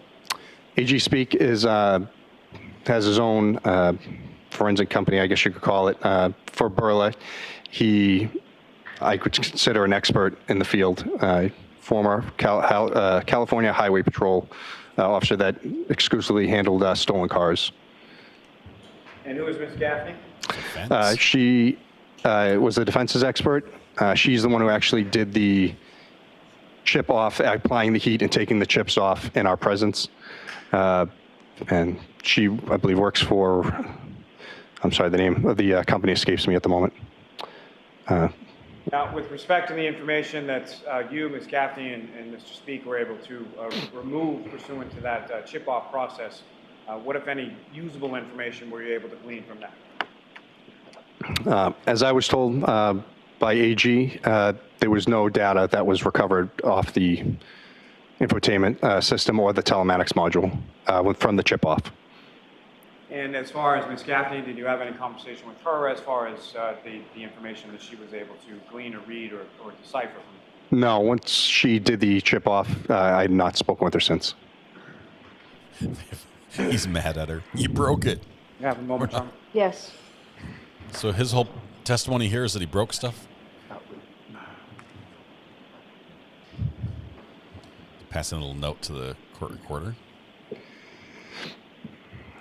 Now, Gino, at some point... They did the hot chip challenge. In late January, early February 2022, were you provided with some a laptop and or desktop computers from the home of Mr. O'Keefe? Yes, I was. And what, if anything, did you do with those? One was a Dell laptop, the other was a HP all-in-one desktop. I removed the hard drives from both systems and used... Objection, may be seen, Your Honor. Okay.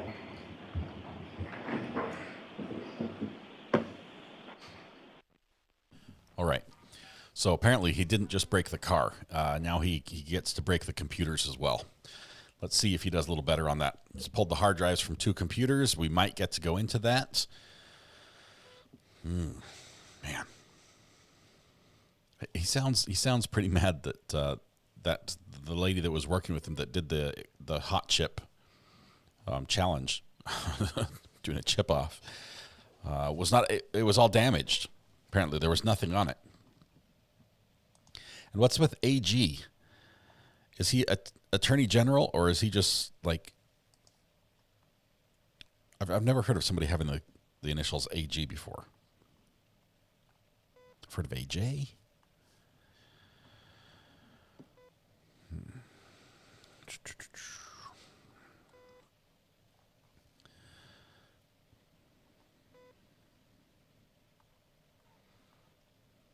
How do they make sure they preserve it if this was screwed up? What's the backup? Sorry, it sounds sloppy. No. They broke it. And this, at any time the prosecution breaks a piece of evidence or destroys a piece of evidence, you can count on the defense wanting to focus on that and say, had you not screwed up, had you been more competent, had you taken a few precautions, hindsight being 20/20 and what it is, we would have information here that we would be exonerated. This case would not have gone forward. But no, you screwed up the data. The one piece of data would just prove my client's innocence. You went and you burned it up, quite literally in this case. So you can expect a little bit of that on cross-examination, and they get to speculate. Look at what Brian Koberger's defense team is doing. Anytime there's a little tiny piece of missing video, like that's the one. That's the video. The one that would have shown that he was just going stargazing. up in the mountains and was never in the area. So, did she ever get her car back? I think it's still in custody. Reminds me of the Rust trial with the rifle. I think it was a pistol, Hazelnut. The pistol they broke the hammer, the action on. We can skip this though. Sorry, we have this ability. Wait for it.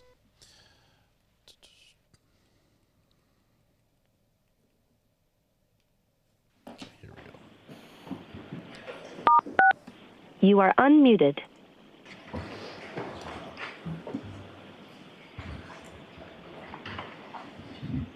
All right, Mr. Lally, you can continue. So, Trooper Guarino, there was a Dell laptop and an HP Pavilion all-in-one desktop, correct? Yes. These were taken from Mr. O'Keefe's home, is that correct? Yes, they were. What, if anything, did you do with respect to those computers? As I said, I took the hard drives out of both machines. They were imaged, and the images were loaded into Axiom to view the data that was on them. Now, when you say something was imaged, can you explain to the jury what you mean by that? It's a bit-for-bit copy of the hard drive. Instead of us turning it on and going through it, which would change data, by taking the hard drives out and imaging them, it creates a one-for-one copy, so that way we can view it without changing anything in the system. And you mentioned a tool called Axiom, is that correct? Yes. And can you explain to the jury sort of what is that Axiom tool and how does it work? It's another forensic tool that we use. Can do cell phones, computers. You'll use it to load the images so we can view the data. And with respect to the imaging that was done with regard to the Dell laptop and the desktop, what, if anything, was it that you were looking for specifically on those devices?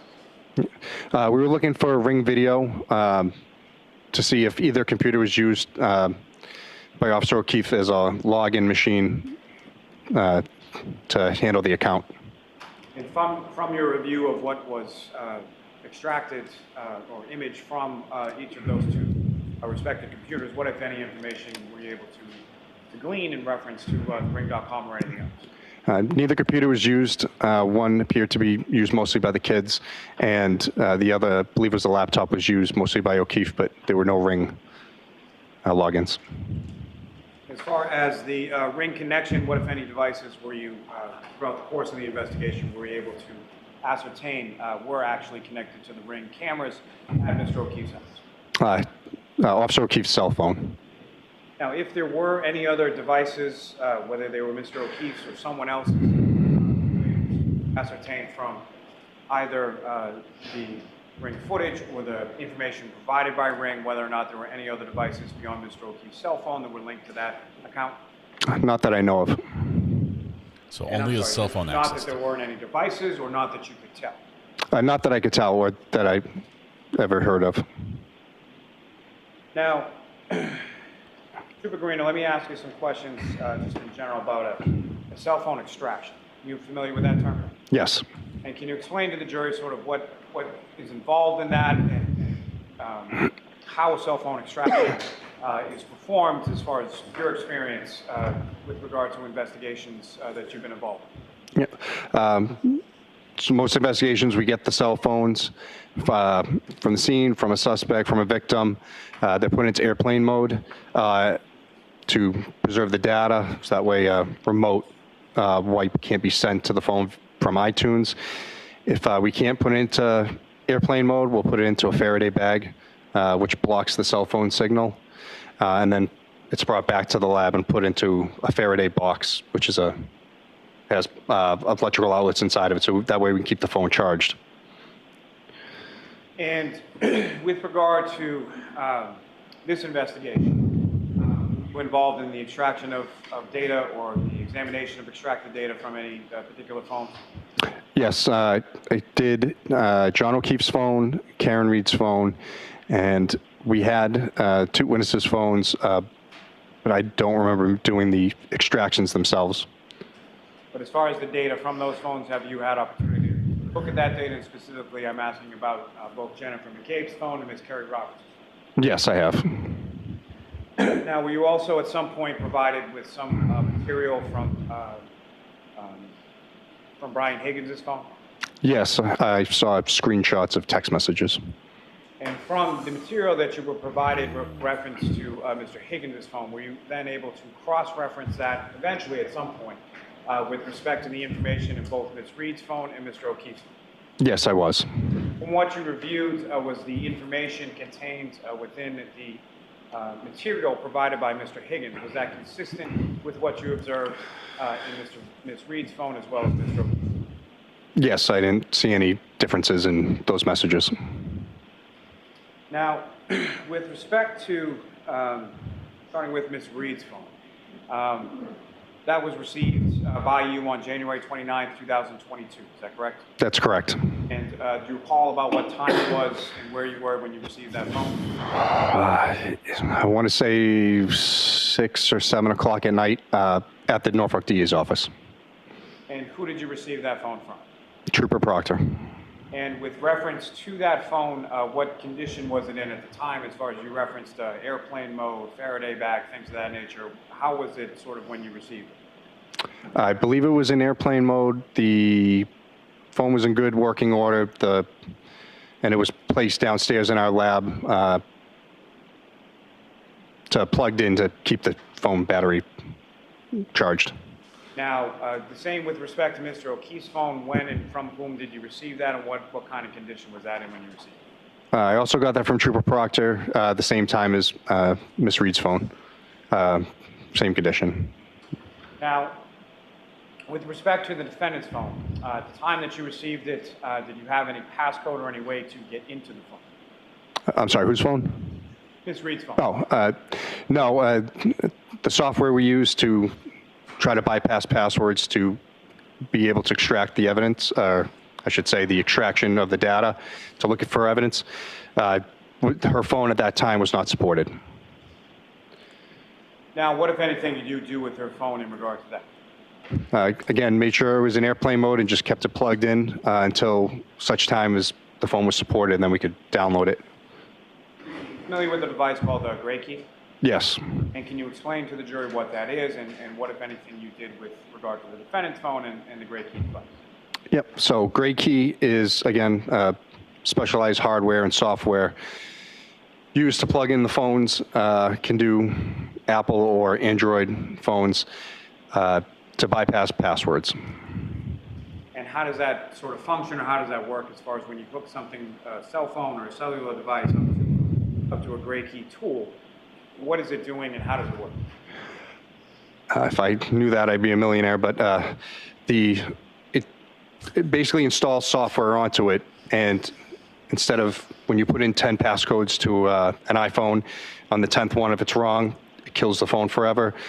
This has some secret software that's able to bypass that and basically keep hitting the phone with passcodes until it finds the right one. So it essentially runs a bunch of different combinations of passcodes into the phone until it comes up with one that actually opens the phone. Yes, that's correct. And at some point, did the Gray Key device actually break into the defendant's phone? Yes, it did. Do you know about when that was in relation to when you received it? Yeah, so we got the phone in January. It took, I believe support came out in, I want to say May or June, I don't remember the exact month, but we didn't actually get the passcode until August 16th of 2022. And once that passcode was essentially broken into by the Gray Key device, then you're able to look into the phone, is that correct? Yes, once the passcode's obtained, we download the data, and then we're able to take that extraction data and then open it up in Cellbrite or Axiom or whatever tool we're going to use to view it. And the tools, as far as you're referring to, Cellbrite and Axiom, are you familiar with those tools through your course of your work as an investigator with regard to electronic devices? Yes. And if you could explain to the jury sort of when you say Cellbrite and Axiom, as far as then tools are concerned, how do they work and sort of what is it that you do with the device with reference to Cellbrite? So what do we do with the extractions once we go to open them? Well, how is the information extracted, first of all, and then what, if anything, do you do with the map? So Gray Key will pull the extraction. It just once the code's received, it again uses its software, pulls the data out, puts it into an encrypted. It's MD5 or SHA. It's a encryption key that has it's a unique key that, so if you changed anything inside that zip file, the hash, it would change the encryption number to show that something was tampered with. We take that encrypted zip file and we open it up in the software, and that's able to say, you know, the call logs, the chats, the photos, the whole timeline of the phone. Now, in addition to yourself, is there anyone else that works in this sort of capacity within your unit at the District Attorney's Office? Yes, 2 other people. And who are those 2 other people? The director of our lab, Samantha Vogt, and Trooper Connor Keefe. Now, beyond yourself, Trooper Keefe, and Ms. Vogt, anybody else from the detective unit, as far as the troopers, would they have access to these devices, being the defendants, Mr. O'Keefe's, Ms. McCabe's, or Ms. Roberts? If they're in the digital evidence lab, no. Once the data is extracted from them, normally we give them back to the investigator or return to family.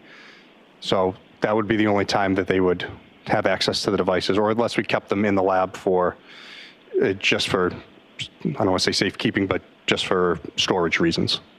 Now, with reference to your review of any of the extractions related to any of those 4 devices, at any point in time, did you observe anything in reference to any information being taken off or deleted from any of those devices at any point in time? No, sir. Now, with respect to Ms.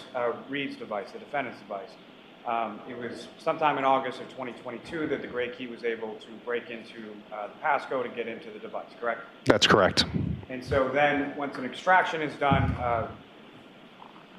that's then subsequently reviewed by someone within your unit, is that correct?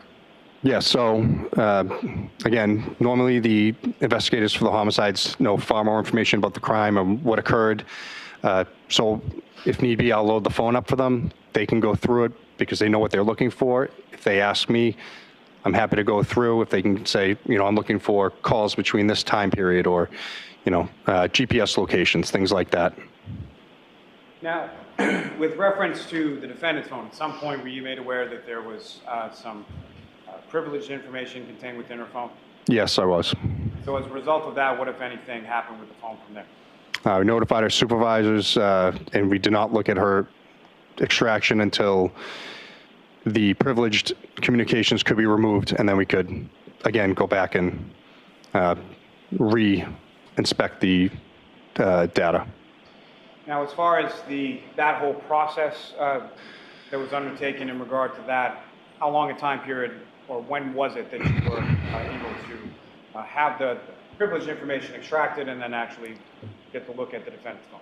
It took months. I don't think we got it back from the AG's office until later, I don't know, springtime of 2023-ish. Now, with respect to the extraction from each of these 4 respective devices, that being the defendant, Mr. O'Keefe's, Ms. McCabe's, and Ms. Roberts, what kind of tools were used to conduct those extractions, sir? Gray key, Windows 10, and then Cellbrite Physical Analyzer and Axiom, their program, Magnets program. And so as far as, I guess my question is, as far as the different devices that are used, why are there different devices, and what is it that, say, one does versus the other? So they both do great work with, you know, decoding the data. I've noticed that Axiom does a better job at pulling GPS spots because it gives a speed and a estimated range of how strong the GPS signals are, as opposed to Cellbrite. They give native locations, but they don't have that extra data with it. So I like to look at both tools to make sure that I'm seeing everything that I need to. Now, with respect to the defendant's phone, you at some point reviewed the extraction from the defendant's phone, correct? Yes, I did. And with respect to that phone, what, if anything, did you observe with regard to GPS locations associated with that device? I didn't see that many, maybe a handful showing different spots in Canton, but nothing that stood out to me. Now, with respect to your review of the phone, what, if anything, were you able to ascertain as to whether or not those GPS locations were allowed or permitted or turned off or on by a user? I can't say. I didn't see anything, like I said, that stuck out to me. Normally, if the GPS points aren't there, then location services are probably turned off. So what I'm asking, though, is the device itself was capable of retaining that data as far as GPS locations, correct? Yes, if it's turned on. And there were no real GPS locations to speak of that you observed in your review of the extraction of the defendant, correct? Yes, that's correct. Now, with regard to Mr. O'Keefe's phone, what, if anything, were you able to ascertain from that as far as GPS locations were concerned? There's quite a bit, especially on January 29th. Now, sir, before we get into that, if I could ask you some questions in regard to Ms. McCabe's excuse me, phone extraction. You had occasion to review that, is that correct? Yes, sir. And so, in regard to that also, you had mentioned that you had reviewed an affidavit from a defense expert or defense witness named Mr. Richard Green, correct? That's correct. And based on your review of that, what, if anything, based on your review of what Mr. Green said or did, what, if anything, did you then do with regard to Ms. McCabe's phone? So I basically went point by point through his report to confirm or deny if what he was placing in there was true. And what, if anything, were you able to ascertain or learn from going through Ms. McCabe's phone with reference to what Mr. Green had stated? Objection. I'll allow that. It was mostly incorrect. And when you say mostly incorrect, what was mostly incorrect? So he states that there's a Google search that's done at 2:27 in the morning that immediately stuck out to me because when I went back and looked, that file that was parsed was not from the database that should have showed searches. This came from the session state tabs for Safari, which is a big red flag. It also came from a wall file, which is a dropping ground for where data is put before it's actually put into the main database itself. And then once it reaches a certain point, that data is automatically deleted by the device, not by a user, which Mr. Green had stated that a search was done and then it was purposely deleted. There was also items regarding phone calls being deleted. Again, they came from a wall file. Looking at it, again, it's stored in the knowledge seed, the main database. It's also stored in the biome, showing in the extraction, which is another storage area that Apple is using. Again, nothing, most of the stuff that I was reading in his report was either incorrectly, I don't know, written down or he's interpreted it incorrectly. Now, with regard to preemptively striking the defense witness testimony, with regard to the defense expert phone testimony, calls or the contacts that Mr. Green indicated were user deleted or deleted by the user, what, if any, information did you look in regard to that? What, if any, did you ascertain in regard to that? Yeah, so he stated that Ms. McCabe had deleted 18 phone calls from the morning after John O'Keefe's body was found. Looking at the data from her call log, those calls, while they do show marked as deleted, again, they come from the wall file and they're also located in 2 other parts of the database. Again, as a user of an iPhone, you can't go in and just delete these files. They're handled by the operating system. It's impossible. So as far as, what, if any, opinion do you, well, let me ask you this first. As far as a wall or a writing log file, can you explain that, what you understand that term to mean to the jury as it pertains to these particular items? Yeah, so as I said, these files are dropping ground. So when you're using your apps, using the phone, takes that data, puts it into this WAL file until you either close the app or you shut down the phone, or it reaches a certain number of data in the phone. That WAL file will automatically delete from the phone. So this can be on a first in, first out basis. Again, like I said, it could be when data reaches a certain level, but those calls that are being marked as deleted, Cellbright's seeing, it doesn't mean the user deleted them. It just means they're being removed from the WAL file. And you indicated that from your review of the phone extraction, there were other areas or other databases, within the phone that contain that same information? Yes. So the main database of the iPhones is the Knowledge C database. They're also using Biome, and then if you're using the newest software now, it's another area I won't bore you with, but depending on the iOS you're using for the phone, it's going to depend on where that data is being stored. Now, specifically with respect to Ms. McCabe's phone, one of the contentions Mr. Green had was in regard to a contact for Brian Albert. Is that correct? Yes, that was another one. With respect to that, what, if anything, were you able to find within Ms. McCabe's phone in regard to contact information for Brian Albert?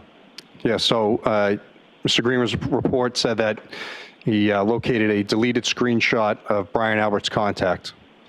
That was in her phone. The contact for Brian Albert was still in her phone, not deleted. So I don't know, maybe she just deleted the screenshot. Now, with respect to Ms. McCabe's phone, what, if anything, did you do with regard to the call log history in Ms. McCabe's phone?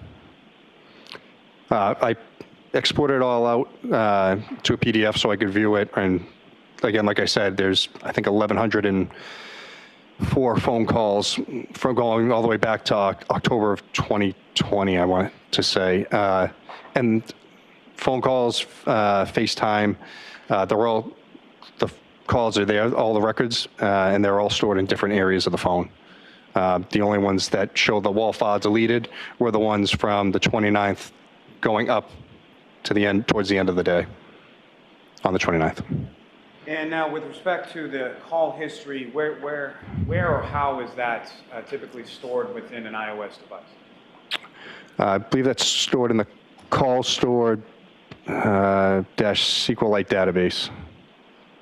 And with reference to what, if any, difference storage-wise is that SQLite database versus the WAL file?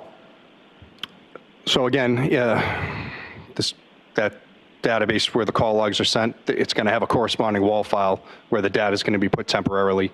And then, as I said, it gets automatically deleted by the iOS, by the operating software. It's not user enabled. And so from your review of those 1,104 phone call history records contained within this extraction of Ms. McCabe's phone, what, if any, opinion do you have in regard to whether or not those items were deleted by any user? I don't believe they were. And actually, I will say one of the phone calls was from the actual main call stored database. That could have been user deleted, but again, it's in two other spots in the operating system, so I don't know how or why the iOS stores it the way it does, and then marks what.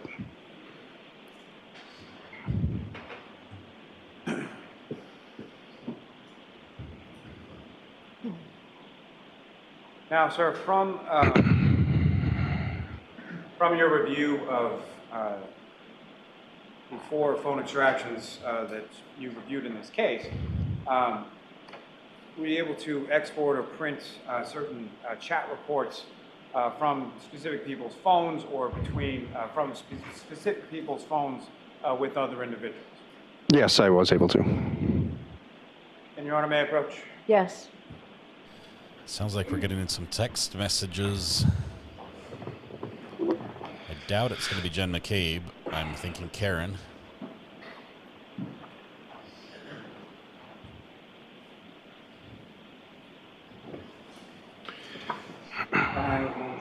Yes.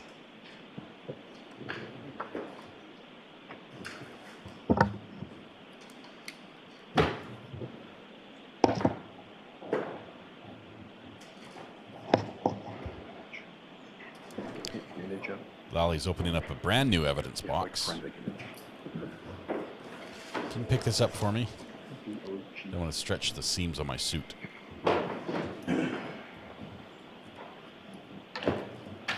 Sir, I'm showing you what's been marked as Exhibit 48. Okay. Why is the witness like sighing like the world's on his shoulders? Every time he's asked a question. You recognize, excuse me, do you recognize that, sir? Yes. And what do you recognize as? The first page is Facebook Messenger chats between Karen Reed and John O'Keefe. And what's contained in there, is that a fair and accurate portrayal of what you observed from the extraction from Mr. O'Keefe's phone? Yes, it is. And specifically with reference to those chats between Mr. O'Keefe and the defendant, you also reviewed that material from the defendant's phone as well? Yes, I did. Material that you reviewed from the defendant's phone, is that consistent with what you observed in Mr. O'Keefe's phone? Yes, it is.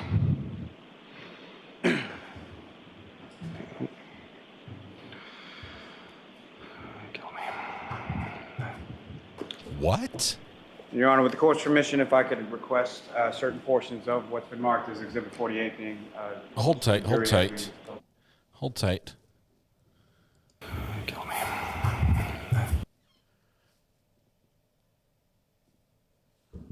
Wow. Let me rewind just a little bit.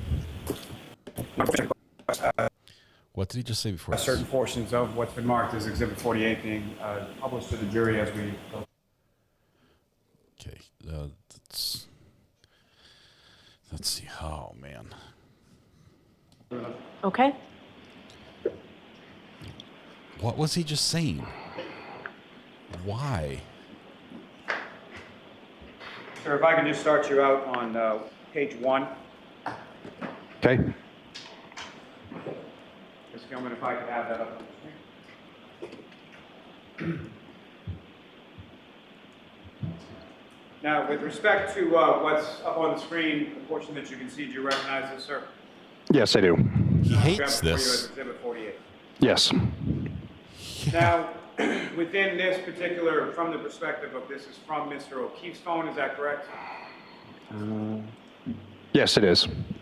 So there will be blue bubbles and green bubbles, is that correct as well? Yes. And so who, as far as the blue bubbles are concerned, who is speaking in that context? The blue bubbles will be from Ms. Reed, and the green bubbles are from Officer O'Keefe. Now, Ms. Gilman, if you could please scroll down.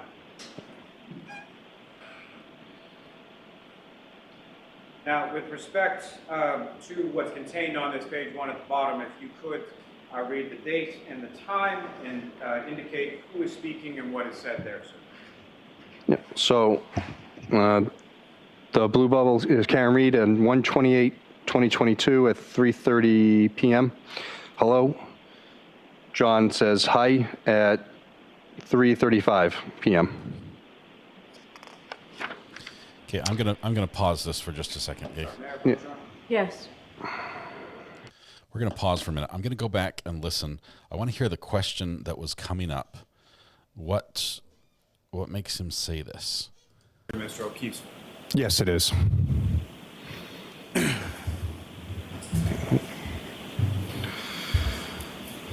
Kill me. Okay. Your Honor, with the court's permission, if I could. Whoa! Look at his face. Okay, he knows he let something out. Let's see. Let's rewind just a little bit. That's what it sounds like in reverse. Okay, I want to hear what the question was. I missed it just a little bit, so let's do this here. Play. Is that consistent with what you observed in Mr. O'Keefe's? Yes, it is. So it's matched Mr. O'Keefe's phone. Watch his lips. He's like, oh. Your Honor, with the court's permission, if I could request certain portions of what's been marked as Exhibit 48 being... That is, he just like locked his lips. He's like, oh crap. My mouth just said something my brain was thinking. I said the quiet part out loud. I wasn't supposed to do that. This is zip my lips. Don't let that happen again. Wow, he does not want to be here. Does not want to be here. We're gonna listen to some of this anyway as we. The blue bubble is Karen Reed and 1/28/2022 at 3:30 p.m. Hello. Hello. John says hi at 3:35 p.m. I don't think the jury heard it because it was into the mic that the jury can't hear. Yeah. Yes. Now every time he sighs, I'm like, what's he going to say this time? His thought Those are the bubble face popped. ones. Like that, Squidward. It was the witness. The witness said this.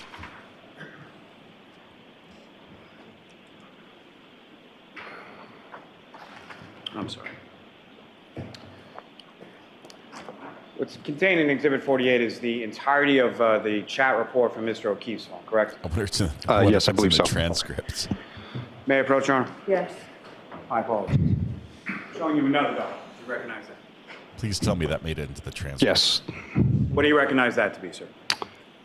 These are the native chats, native messages from John O'Keefe and Karen Reed. So these are just specifically broken down as far as the chats between Mr. O'Keefe's phone and Ms. Reed's phone, correct? Correct. And as far as your review of both of the extractions from both of those phones, the material contained within Mr. O'Keefe's phone is consistent with the material contained in the defendant's phone, correct? Yes, that's correct. Okay. Your Honor, may I approach? Yes. Come with the seat to introduce and admit as the next exhibit. Okay. Okay. Exhibit 623. 627. Yes. If that could be returned to the witness, Your Honor, if we could, with the court's permission, if we could publish that. Yes.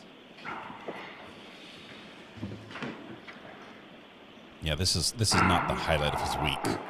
Okay, keep those lips sealed, dude. Every time you sigh, your mouth wants to say something your brain's thinking. Go right ahead.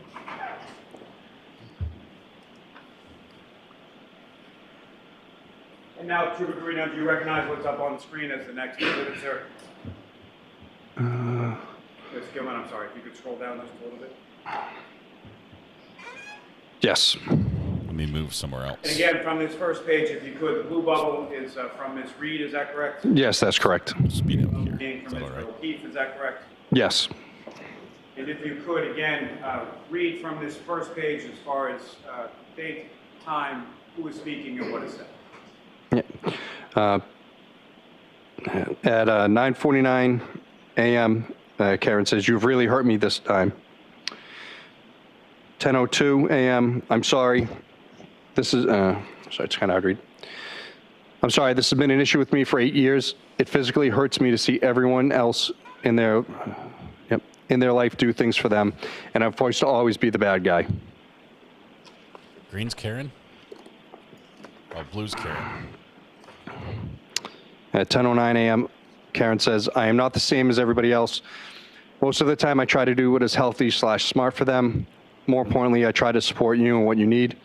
You just lashed out at me and said terrible things. I don't know how you've gone to this point with me, but I'm just trying my hardest. You made the point, I made your point, and continue to beat me down. I have a lot going on too. Physically, I'm falling apart and trying to get answers and help." If I could stop you there, sir. If I could direct your attention to... Little louder, please, sir. My apologies. Sir, if I could direct you to page 5. Okay. I'm sorry, bottom of page 4. All right.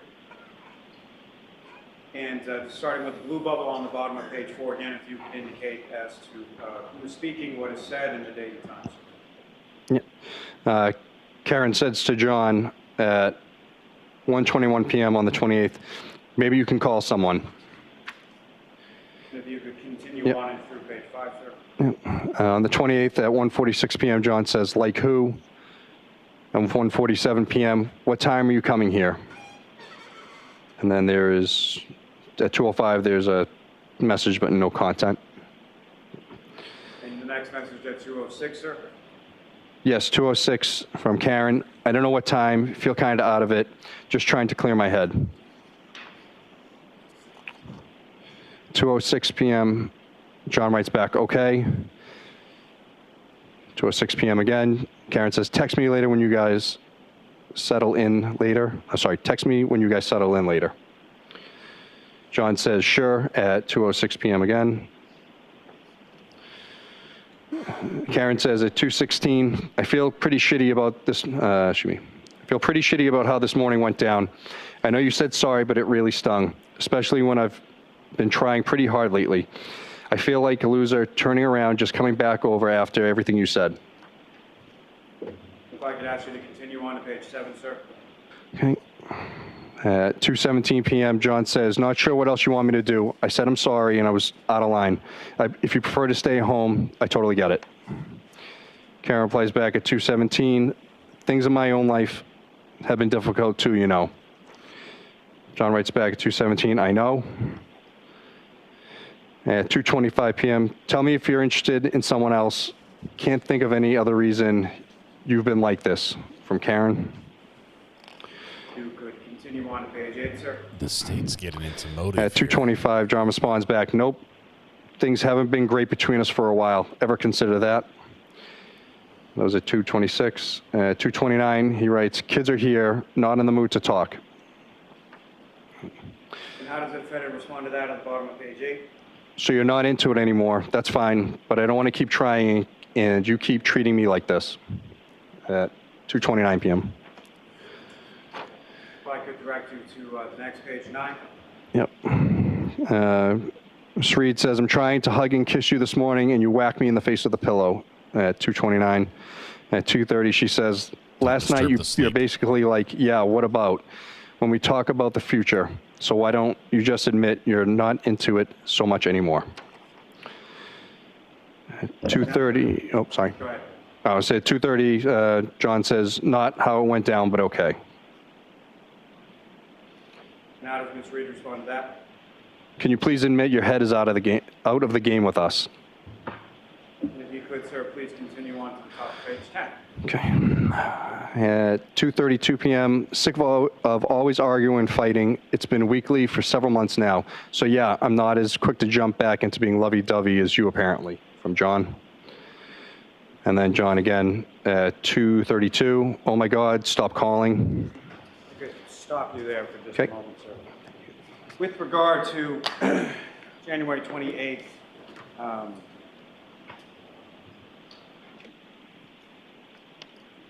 you were also able to extract a report specifically in regard to calls received by Mr. O'Keefe on that date? Yes, I was. I mean, on that date into the next date of January 29th? Yes. May I approach, Your Honor? Yes.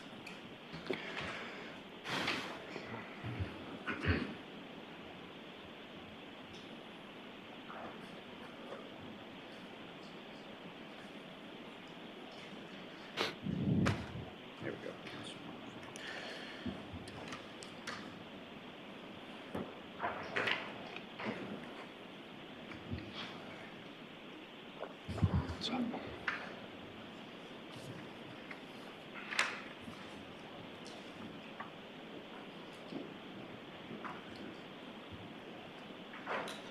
Sabrina showing you a document. But you got it up and finished.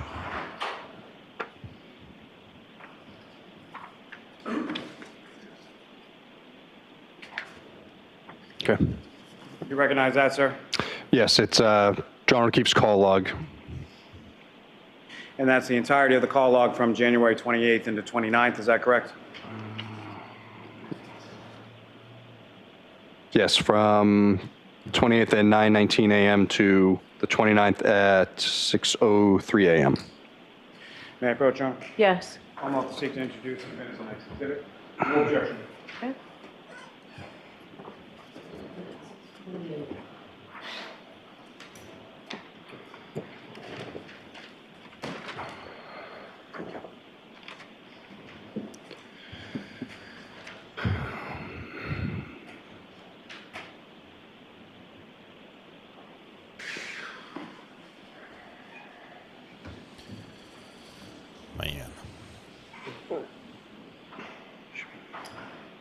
May I approach again, Your Honor? Yes. We're now showing you another document Just ask you to review that, look up when you finish.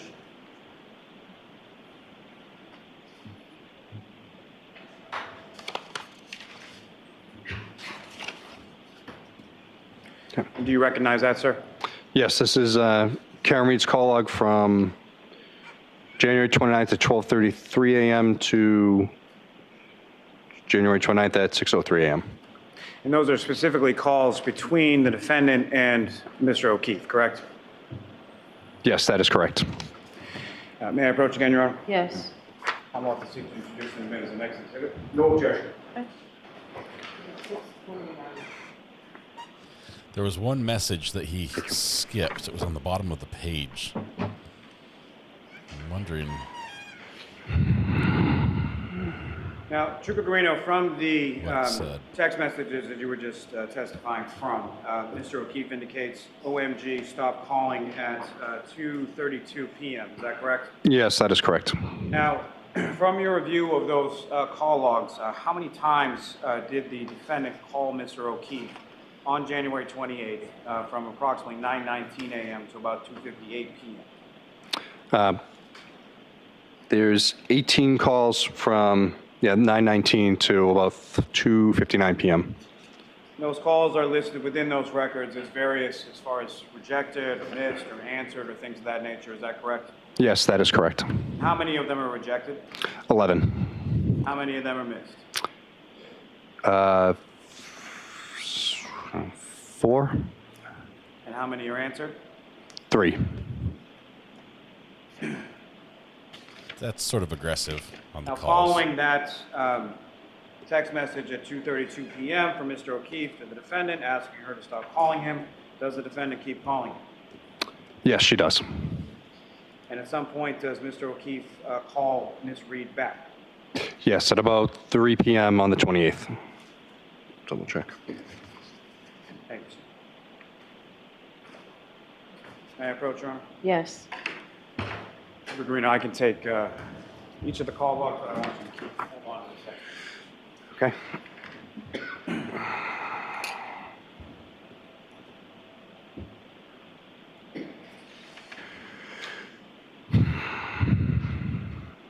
Now, sir, if I could turn your attention back to page 10 on the text messages with respect. Okay, so, Mr. Lally, when you put your head down and when you walk away, we can't hear you. And so there won't be a record of this, so you have to keep your voice up.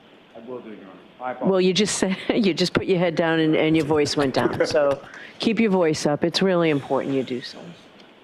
Trooper Guarino, turning your attention back to page 10 of these text messages, would read from Ms. Reed's response to Mr. O'Keefe at 2:32 p.m. Yes, so 2:32 p.m., she says, why would you start with me this morning? And then followed up by 2:33, you're setting me up to fail. If I could turn your attention to page 11 and ask you to continue from there. Ms. Reed says, you start a number of fights from your end. John, and that's at 2:33. At 2:33, John writes back, I've explained it a few times already, not doing it again. Is this a fight over the kids getting donuts for breakfast? So you're not into this anymore. And then John says, not into fighting all the time, correct. That's at 2:34 p.m. If I could turn your attention to the top of page 12. Yes, 2:34, Ms. Reed says, if you tell me you're interested in someone else, you will never hear from me again. You can have all the space in the world. John writes back, but there's no content at 2:34. And then at 2:34, she says, then stop starting with me. How does Mr. O'Keefe respond to that? At 2:34, he writes back, I'm not answering, stop calling. And if you could, if I could turn your attention to the top of page 13. Ms. Reed says, can you please answer after how you treated me earlier? John responds back at 2:35, Kaylee is right here. Ms. Reed says, you're starting a rager with me out of nowhere, and then you tell me you're sick of fighting with me at 2:35. She writes at 2:38, I'm going to grab a drink in a bit. If I could direct you to the top of page 14, sir. She says, can you answer please at 2:38? He writes back at 2:39, no, Karen, not sure why you need to announce that you're going drinking, but have fun. You're grabbing a drink, but have fun. Karen writes back at 2:40, seeing if you want to meet me later. Can you please call me right after that? And again, if I could direct you to the top of page 15. John writes back at 2:40, have to take him to the doctor, he has practice. Mr. Reed writes back, yeah, 5 minutes. John writes back at 2:43, my father just walked in. Aaron writes back, okay, can you please call me for 2 minutes at 2:44. This is the day before. The top of page the 16, night before. sir. 2:44, John writes back, not right now. Karen writes back, I'm there when anyone else needs me at 2:44. 2:46, yes, John, you gave me utter grief this morning. I'd like you to call me for a minutes. And the last one from that page, sir. Yeah, 2:47, I've been trying to get over the hump with is arguing, and now you tell me you're not into things. And if you don't want to fight weekly, but fly off the handle at 8 a.m. with me, like you're setting me up to fail. The scroll indicator if I could, would draw say your that we have a lot attention more to talk about here on this page. Page 42.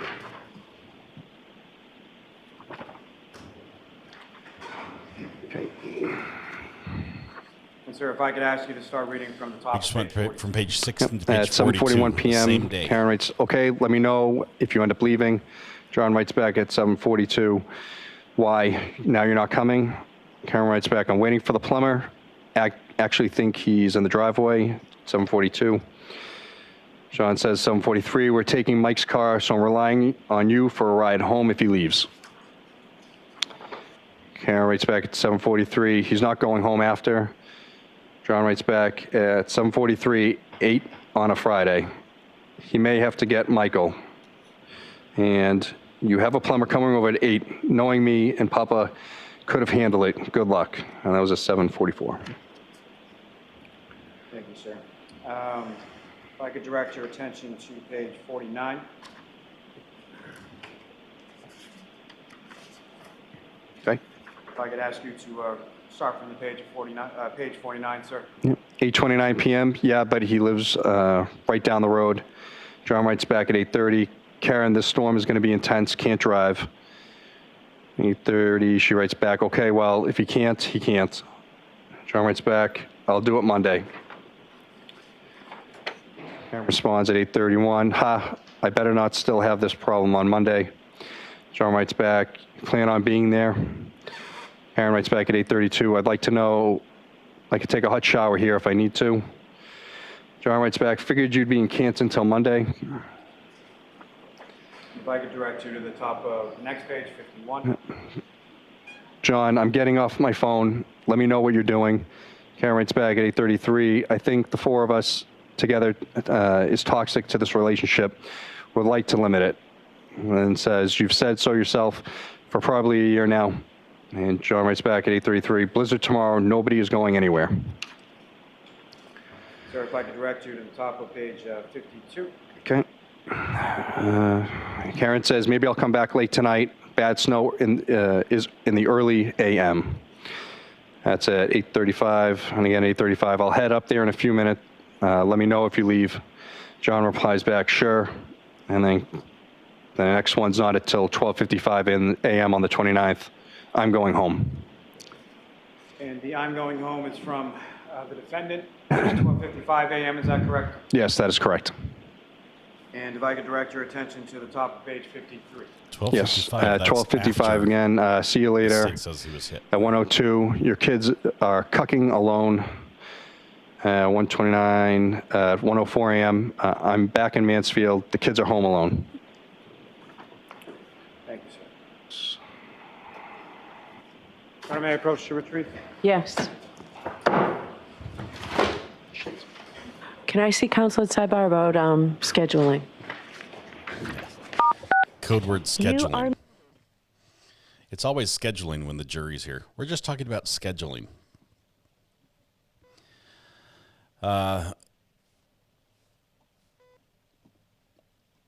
What's your thoughts on this?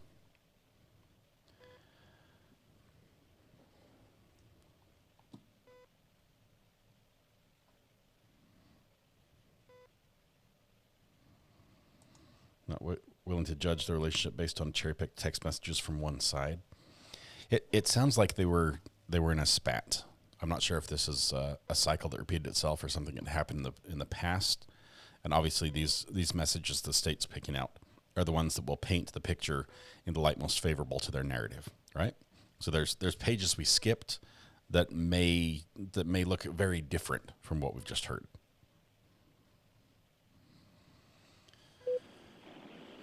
With this witness, but can we go until 4:15? I know it's been a long day, but does that work for you all? All right, thank you very much. So why don't we do that, and then I'll talk to about scheduling after. All right. You are unmuted. May I have one moment? Yes.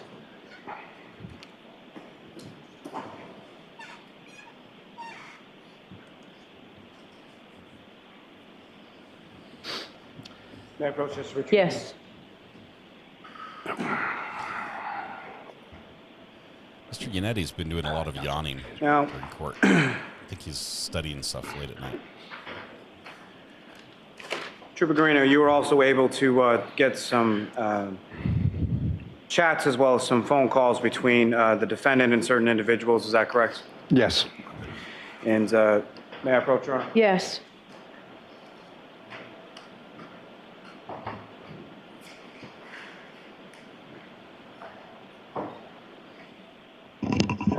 Mr. Yannetti has disassembled the microphone on the desk in front of him, taken the gooseneck arm off the microphone base.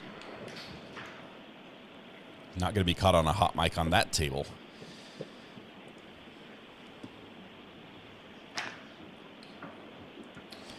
The timestamps do, according to the state, show text messages after they think he was hit.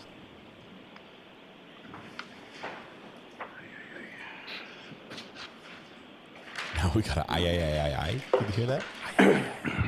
So I'm showing you two documents. Just have to review those. Okay.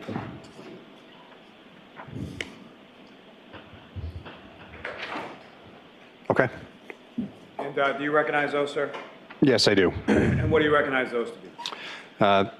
The single page is Karen Reed to Laura Sullivan phone calls, or I should say, yep, calls from Laura Sullivan to Karen Reed.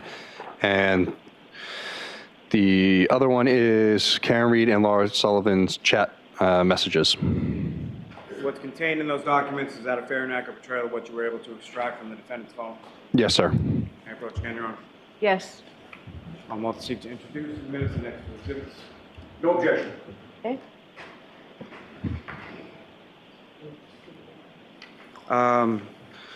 No.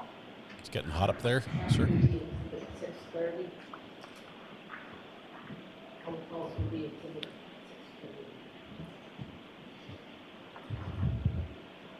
6:30.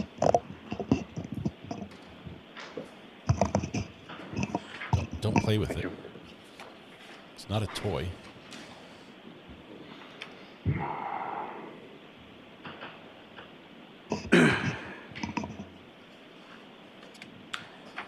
May I approach, Your Honor? Yes.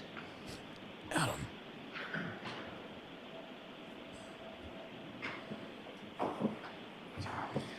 Beautiful disaster.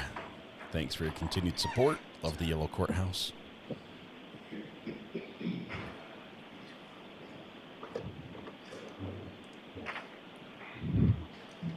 On your document, sir, you recognize that? Yes, these are Karen Reed and Erin O'Keefe phone call. And what is contained in that, is that a fair and accurate portrayal of what you observed conducting the extraction of the defendant's phone with regard to the communications with Erin O'Keefe? Yes. May I approach again, Your Honor? Yes. Is that John's brother? Okay. Or his dad? There's no objection, Mr. Yannetti, right?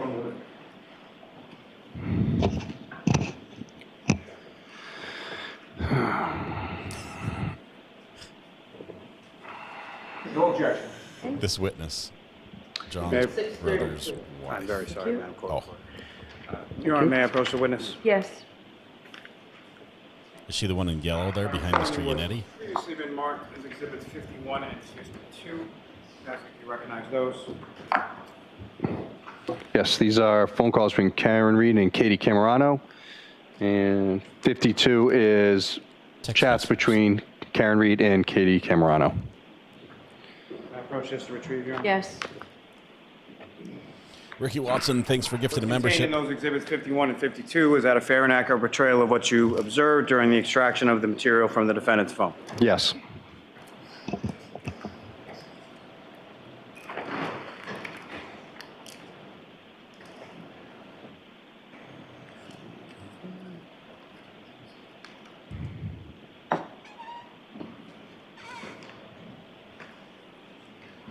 May I approach again, Your Honor? Yes. Sir, showing you what's been marked as exhibits 94 and then 95. Yes. Sorry. They are chats between Karen Reed and Jen McCabe, text messages. And 95 is Karen Reed and Jen McCabe phone calls. And again, what's contained in those records before you, is that a fair and accurate portrayal of what you observed in the defendant's phone during the course of your extraction of materials from her phone? Yes. I approach the retrieve, Your Honor. Yes. So these are already in evidence, Mr. Lally, so that you don't need the fair and accurate depiction. Don't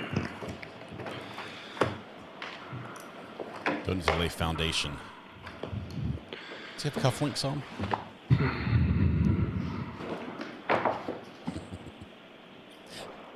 I want to talk to this guy when the trial's over. Just ask him what was going through your head on the stand, other than, you know, major regrets about life decisions.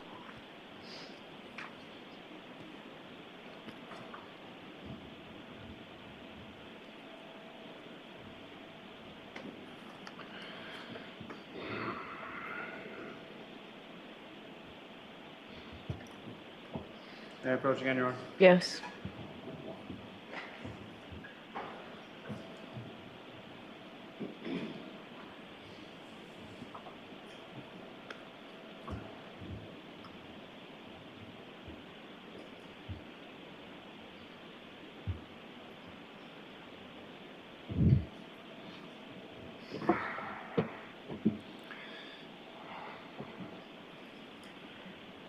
Get to have a hot mic moment at any time with this witness. I don't want to talk in case we miss it.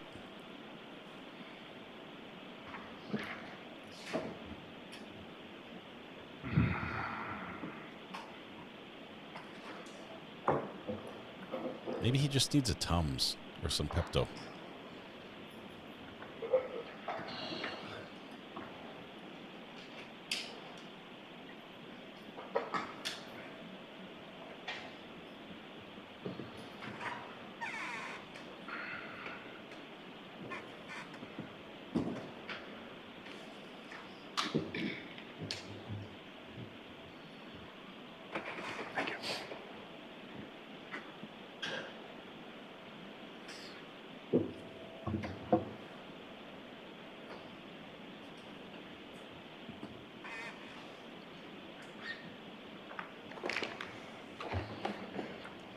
Ayden. Jurors, you know what? I'm going to send you home. Okay? So... Lally, you took too long. Counsel at sidebar for just a minute to figure out the next 2 days. Mr. Lally. You are muted. If you had got your act together, Mr. Lally, we would be in questions right now and we'd still be going on. But now the jurors get to go home. We have to try again tomorrow. Well, not tomorrow, because tomorrow's a holiday. Ayden, welcome to the gallery. Thank you for the orange courthouse. Appreciate you, my friend. Hope you're doing really well. Lally got busted for lollygagging. He went a little long there on the pause.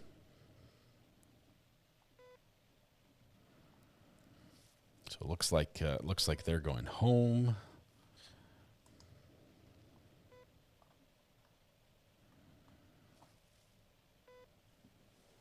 It's 3 o'clock in the afternoon here. It's a little early out for us, not too bad. We did skip all the breaks. We haven't had lunch yet. So at least I haven't. Did you guys eat? Well, I think I did eat. I had a banana, I had some yogurt, and I had 2 slices of toast. That was breakfast. That doesn't count.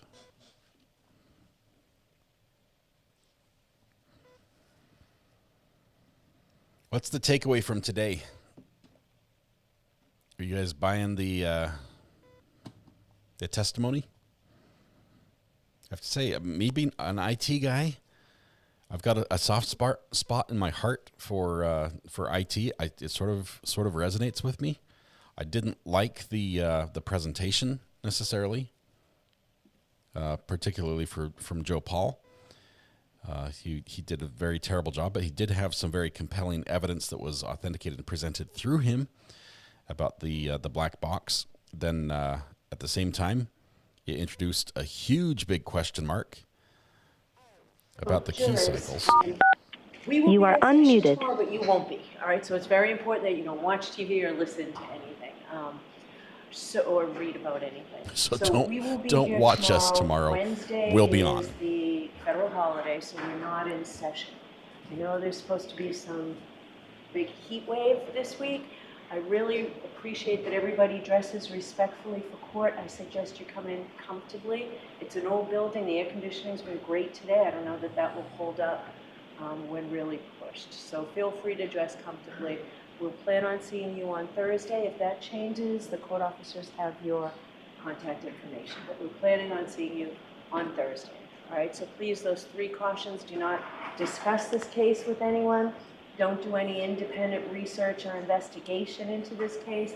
If you happen to see, hear, or read anything about this case, please disregard it and let us know. We'll see you Thursday morning. All rise for the court, please. Yeah, if I was a juror, I would take that quite liberally. I'd be like, I'm gonna wear shorts and like a Bermuda shirt, maybe some Crocs. I've never worn Crocs in my life, but I'm just throwing that out there.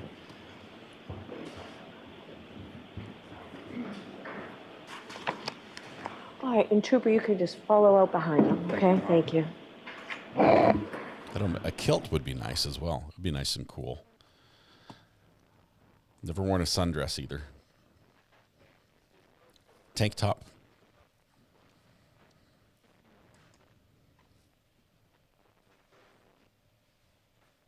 Does she have evidence in there? Like something that's been marked by the court? Did you guys see that?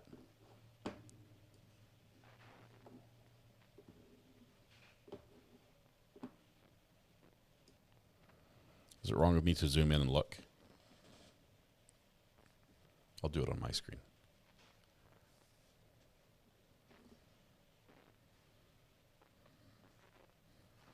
I think that's a court exhibit sticker. Look at this. Do you see that in her? See this sticker?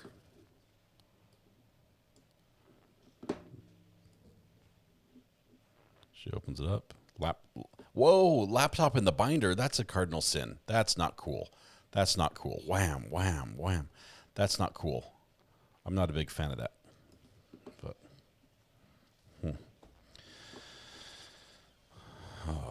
anyway, let's see if we have anything else from the judge here.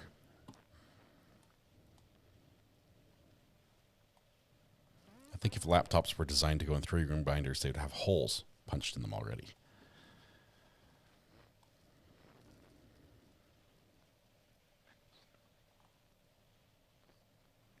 It's a binder full of objections. It's a notebook computer, not a laptop. I thought it was a... Did it say IBM on it?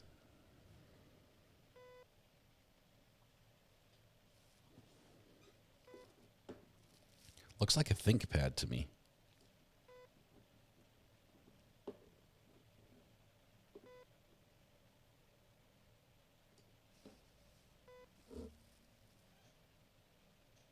I don't know. Can't tell from my analysis here. Gino, no, don't do that.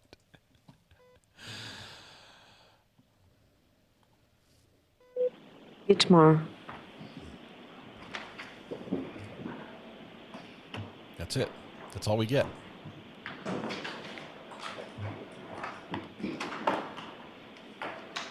Well, for us, that means see you next Thursday, but not in the sense that it meant last week. So, because we don't have any court on Wednesday. But all right, we are going to go over today's hearing on Thursday, not today. I think tomorrow we've got a couple things to go over. There's some juiciness. Oh my goodness. There's some details in the young thug trial as that continues to play out that we might take a look at tomorrow. We're going to have possibly some court hopping, maybe a quick visit to Cedric Simpson's court. Oh no, it's going to be very little court hopping. We're going to have to do a document day because not many courts are going to be open. We might have some arraignments. There's a chance on that. It's a federal holiday, guys, so there's not a lot happening. Laptops with cup holders too soon.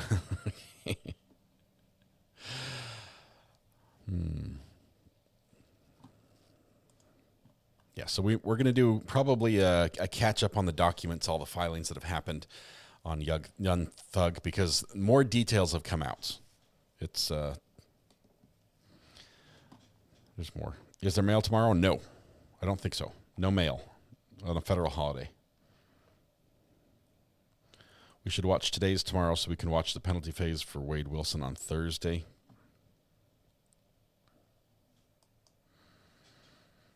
Okay, but I mean, I'm not opposed to doing that, but we won't be watching Thursdays on Thursday. We would be a day behind, and I'm still not sure if we're going to do that. Penalty phase might not be very fast for Wade Wilson. I'm not sure if that's going to take a day or not.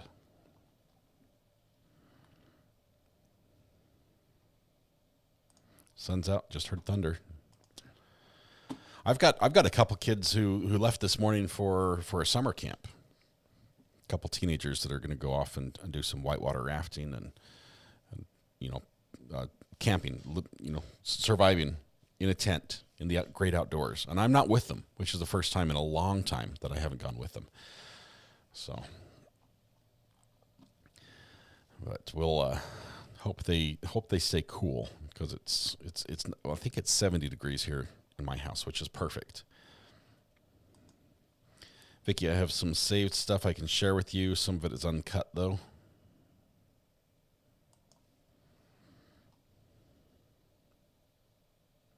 Yeah, I'm not taking it to camp. I'm taking it with you on vacation. When we have our guests come to house sit and we leave, I take you with me. You don't get to stay here in the studio. Tell them not to put a tree branch through their leg. That was a tree climbing spike through their leg last year. That was a bad one. But yes, we're headed out west. Utah, Idaho, for my son's wedding. We'll be there for about a month and a half. So we're taking the show on the road. We'll be coming live to you from the Airbnb, and possibly meeting a couple people while we're out there. Could this Wilson guy fight the verdict as his lawyers did not even try a defense? No, I don't think so. He, throughout it, he was like, yeah, I'm good with it. This is what I want. 70, we have our set at 72, 74 as soon as the husband leaves. Mel, I've got the app on my phone, and I fix it. Live stream the wedding. There's an idea. I used to do that sort of thing. I haven't done that in a long time.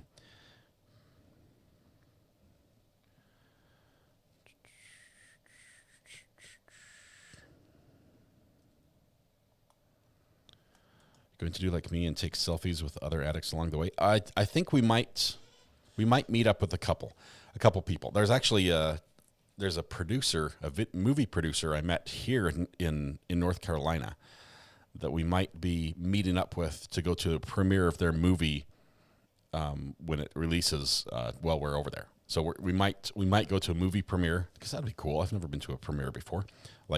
Not like when there's only one theater, because it's a small movie, right? It's not like it's released all across the nation. There's going to be one theater with a movie premiere, and we might go to that one. And it's a thriller. I don't even know the title yet. It's not out. You're not going to find it on IMDb. It's a thriller about a girl who hears a murder happen through the wall, but the police go over and there's no evidence. There's nothing. So I'm excited about that one. Road trip stream, possibly. Florida Sun Life. We've got all the equipment to do that. I'm not sure if I want a bunch of cords and cables and chargers and adapters and stuff cluttering up my dash while I drive. More than likely, it will be road stops along the way because most of our trip is going to be on the weekend. We're driving out on the weekend, so there's going to be like a day before and a day on the back. So it's going to be a long weekend for me. We'll be without streams, like full-time streams while we drive. Stop through Apex, North Carolina, maybe a bit soon on your road trip, though. Apex is not far. I mean, that's 2 hours from me. I think we're going a little south. I think we're going down through Charlotte. I don't remember. We're going through Tennessee, wherever that is. Best thing about premieres is the food. Love that. Vicky, are you going to stream today? Let us know. Let's see. Ann, thanks for being here. Tomorrow's a federal holiday. Won't be anything to watch tomorrow. Catch everyone. There might be things to watch tomorrow. There still might. We'll keep an eye out, of course, for Sarah Boone to see if that letter comes in. When that does, we're going to go live with that. We've got a couple documents from Young Thug that we're going to be going through. Maybe a few other developments and other trials that we're following just to stay up to date on. Still nothing on Sarah Boone. I just checked. Driving through Oklahoma or up through Kansas and Nebraska. I don't know. It was my job Sunday. I was supposed to do this, Matthew, on Sunday. I was supposed to make the map and sort of like plan out our stops and sort of like pencil in our hotel stays. I did nothing. I slept pretty much the whole day. I know I think first stop was going to be in Tennessee. We're trying to do 8, maybe 10 hours of driving a day. Yeah, we'll see. But we're gonna see some sights like cornfields. 2 subs away from the first milestone. Vicky, I hope you hit your milestone like today. That would be just awesome. Vicky McCallum on YouTube. You too could subscribe to her channel. Make sure you stop to show your family what real barbecue tastes like on your way through KC. Hey, we have KC barbecue style. Our town, actually in Ayden, they do a barbecue. It's like a big national competition that moves around from area to area. These guys pull in trailers, huge trailers, just to do competitive barbecue cooking. I've griped about this a little bit because they don't let us taste it. But we do have, like, KC Barbecue represents those. And I think they always lose because our judges prefer vinegar. But Bug Duggar, I might pass you. Go up through Pennsylvania. That's a bit out of the way, I think, Karen. That's sort of like getting a running start on the trip across the country. I'm in Canada. What's your holiday tomorrow? June 19th, the celebration of the abolition of slavery.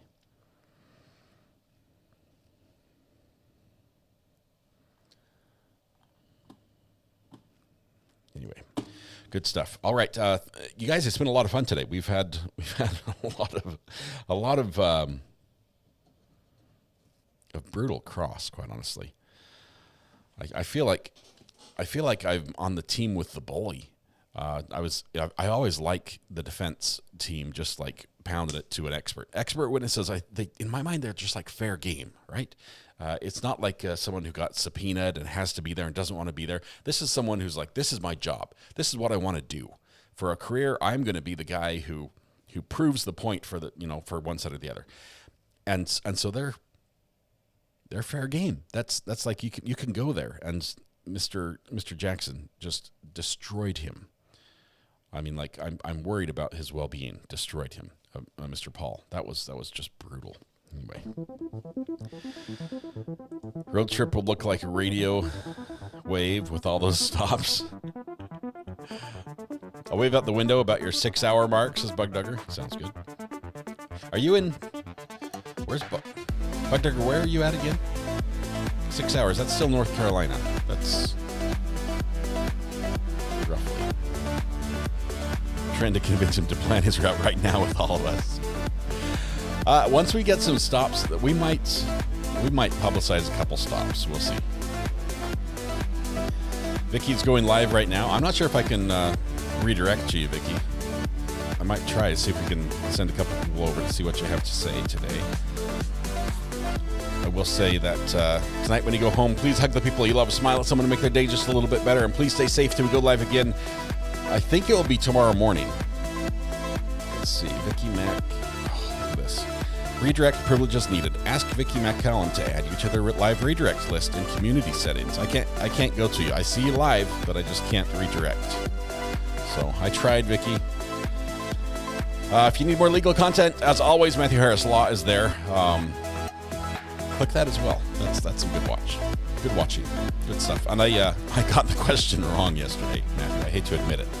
I have to study a little more before I take the bar exam. All right. Palm Beach. Yeah, my road trip's going to take years if I follow all your advice.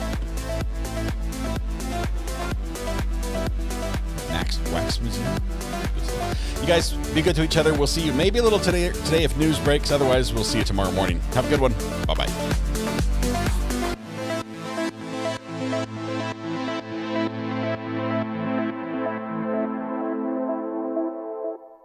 There's a lawsuit.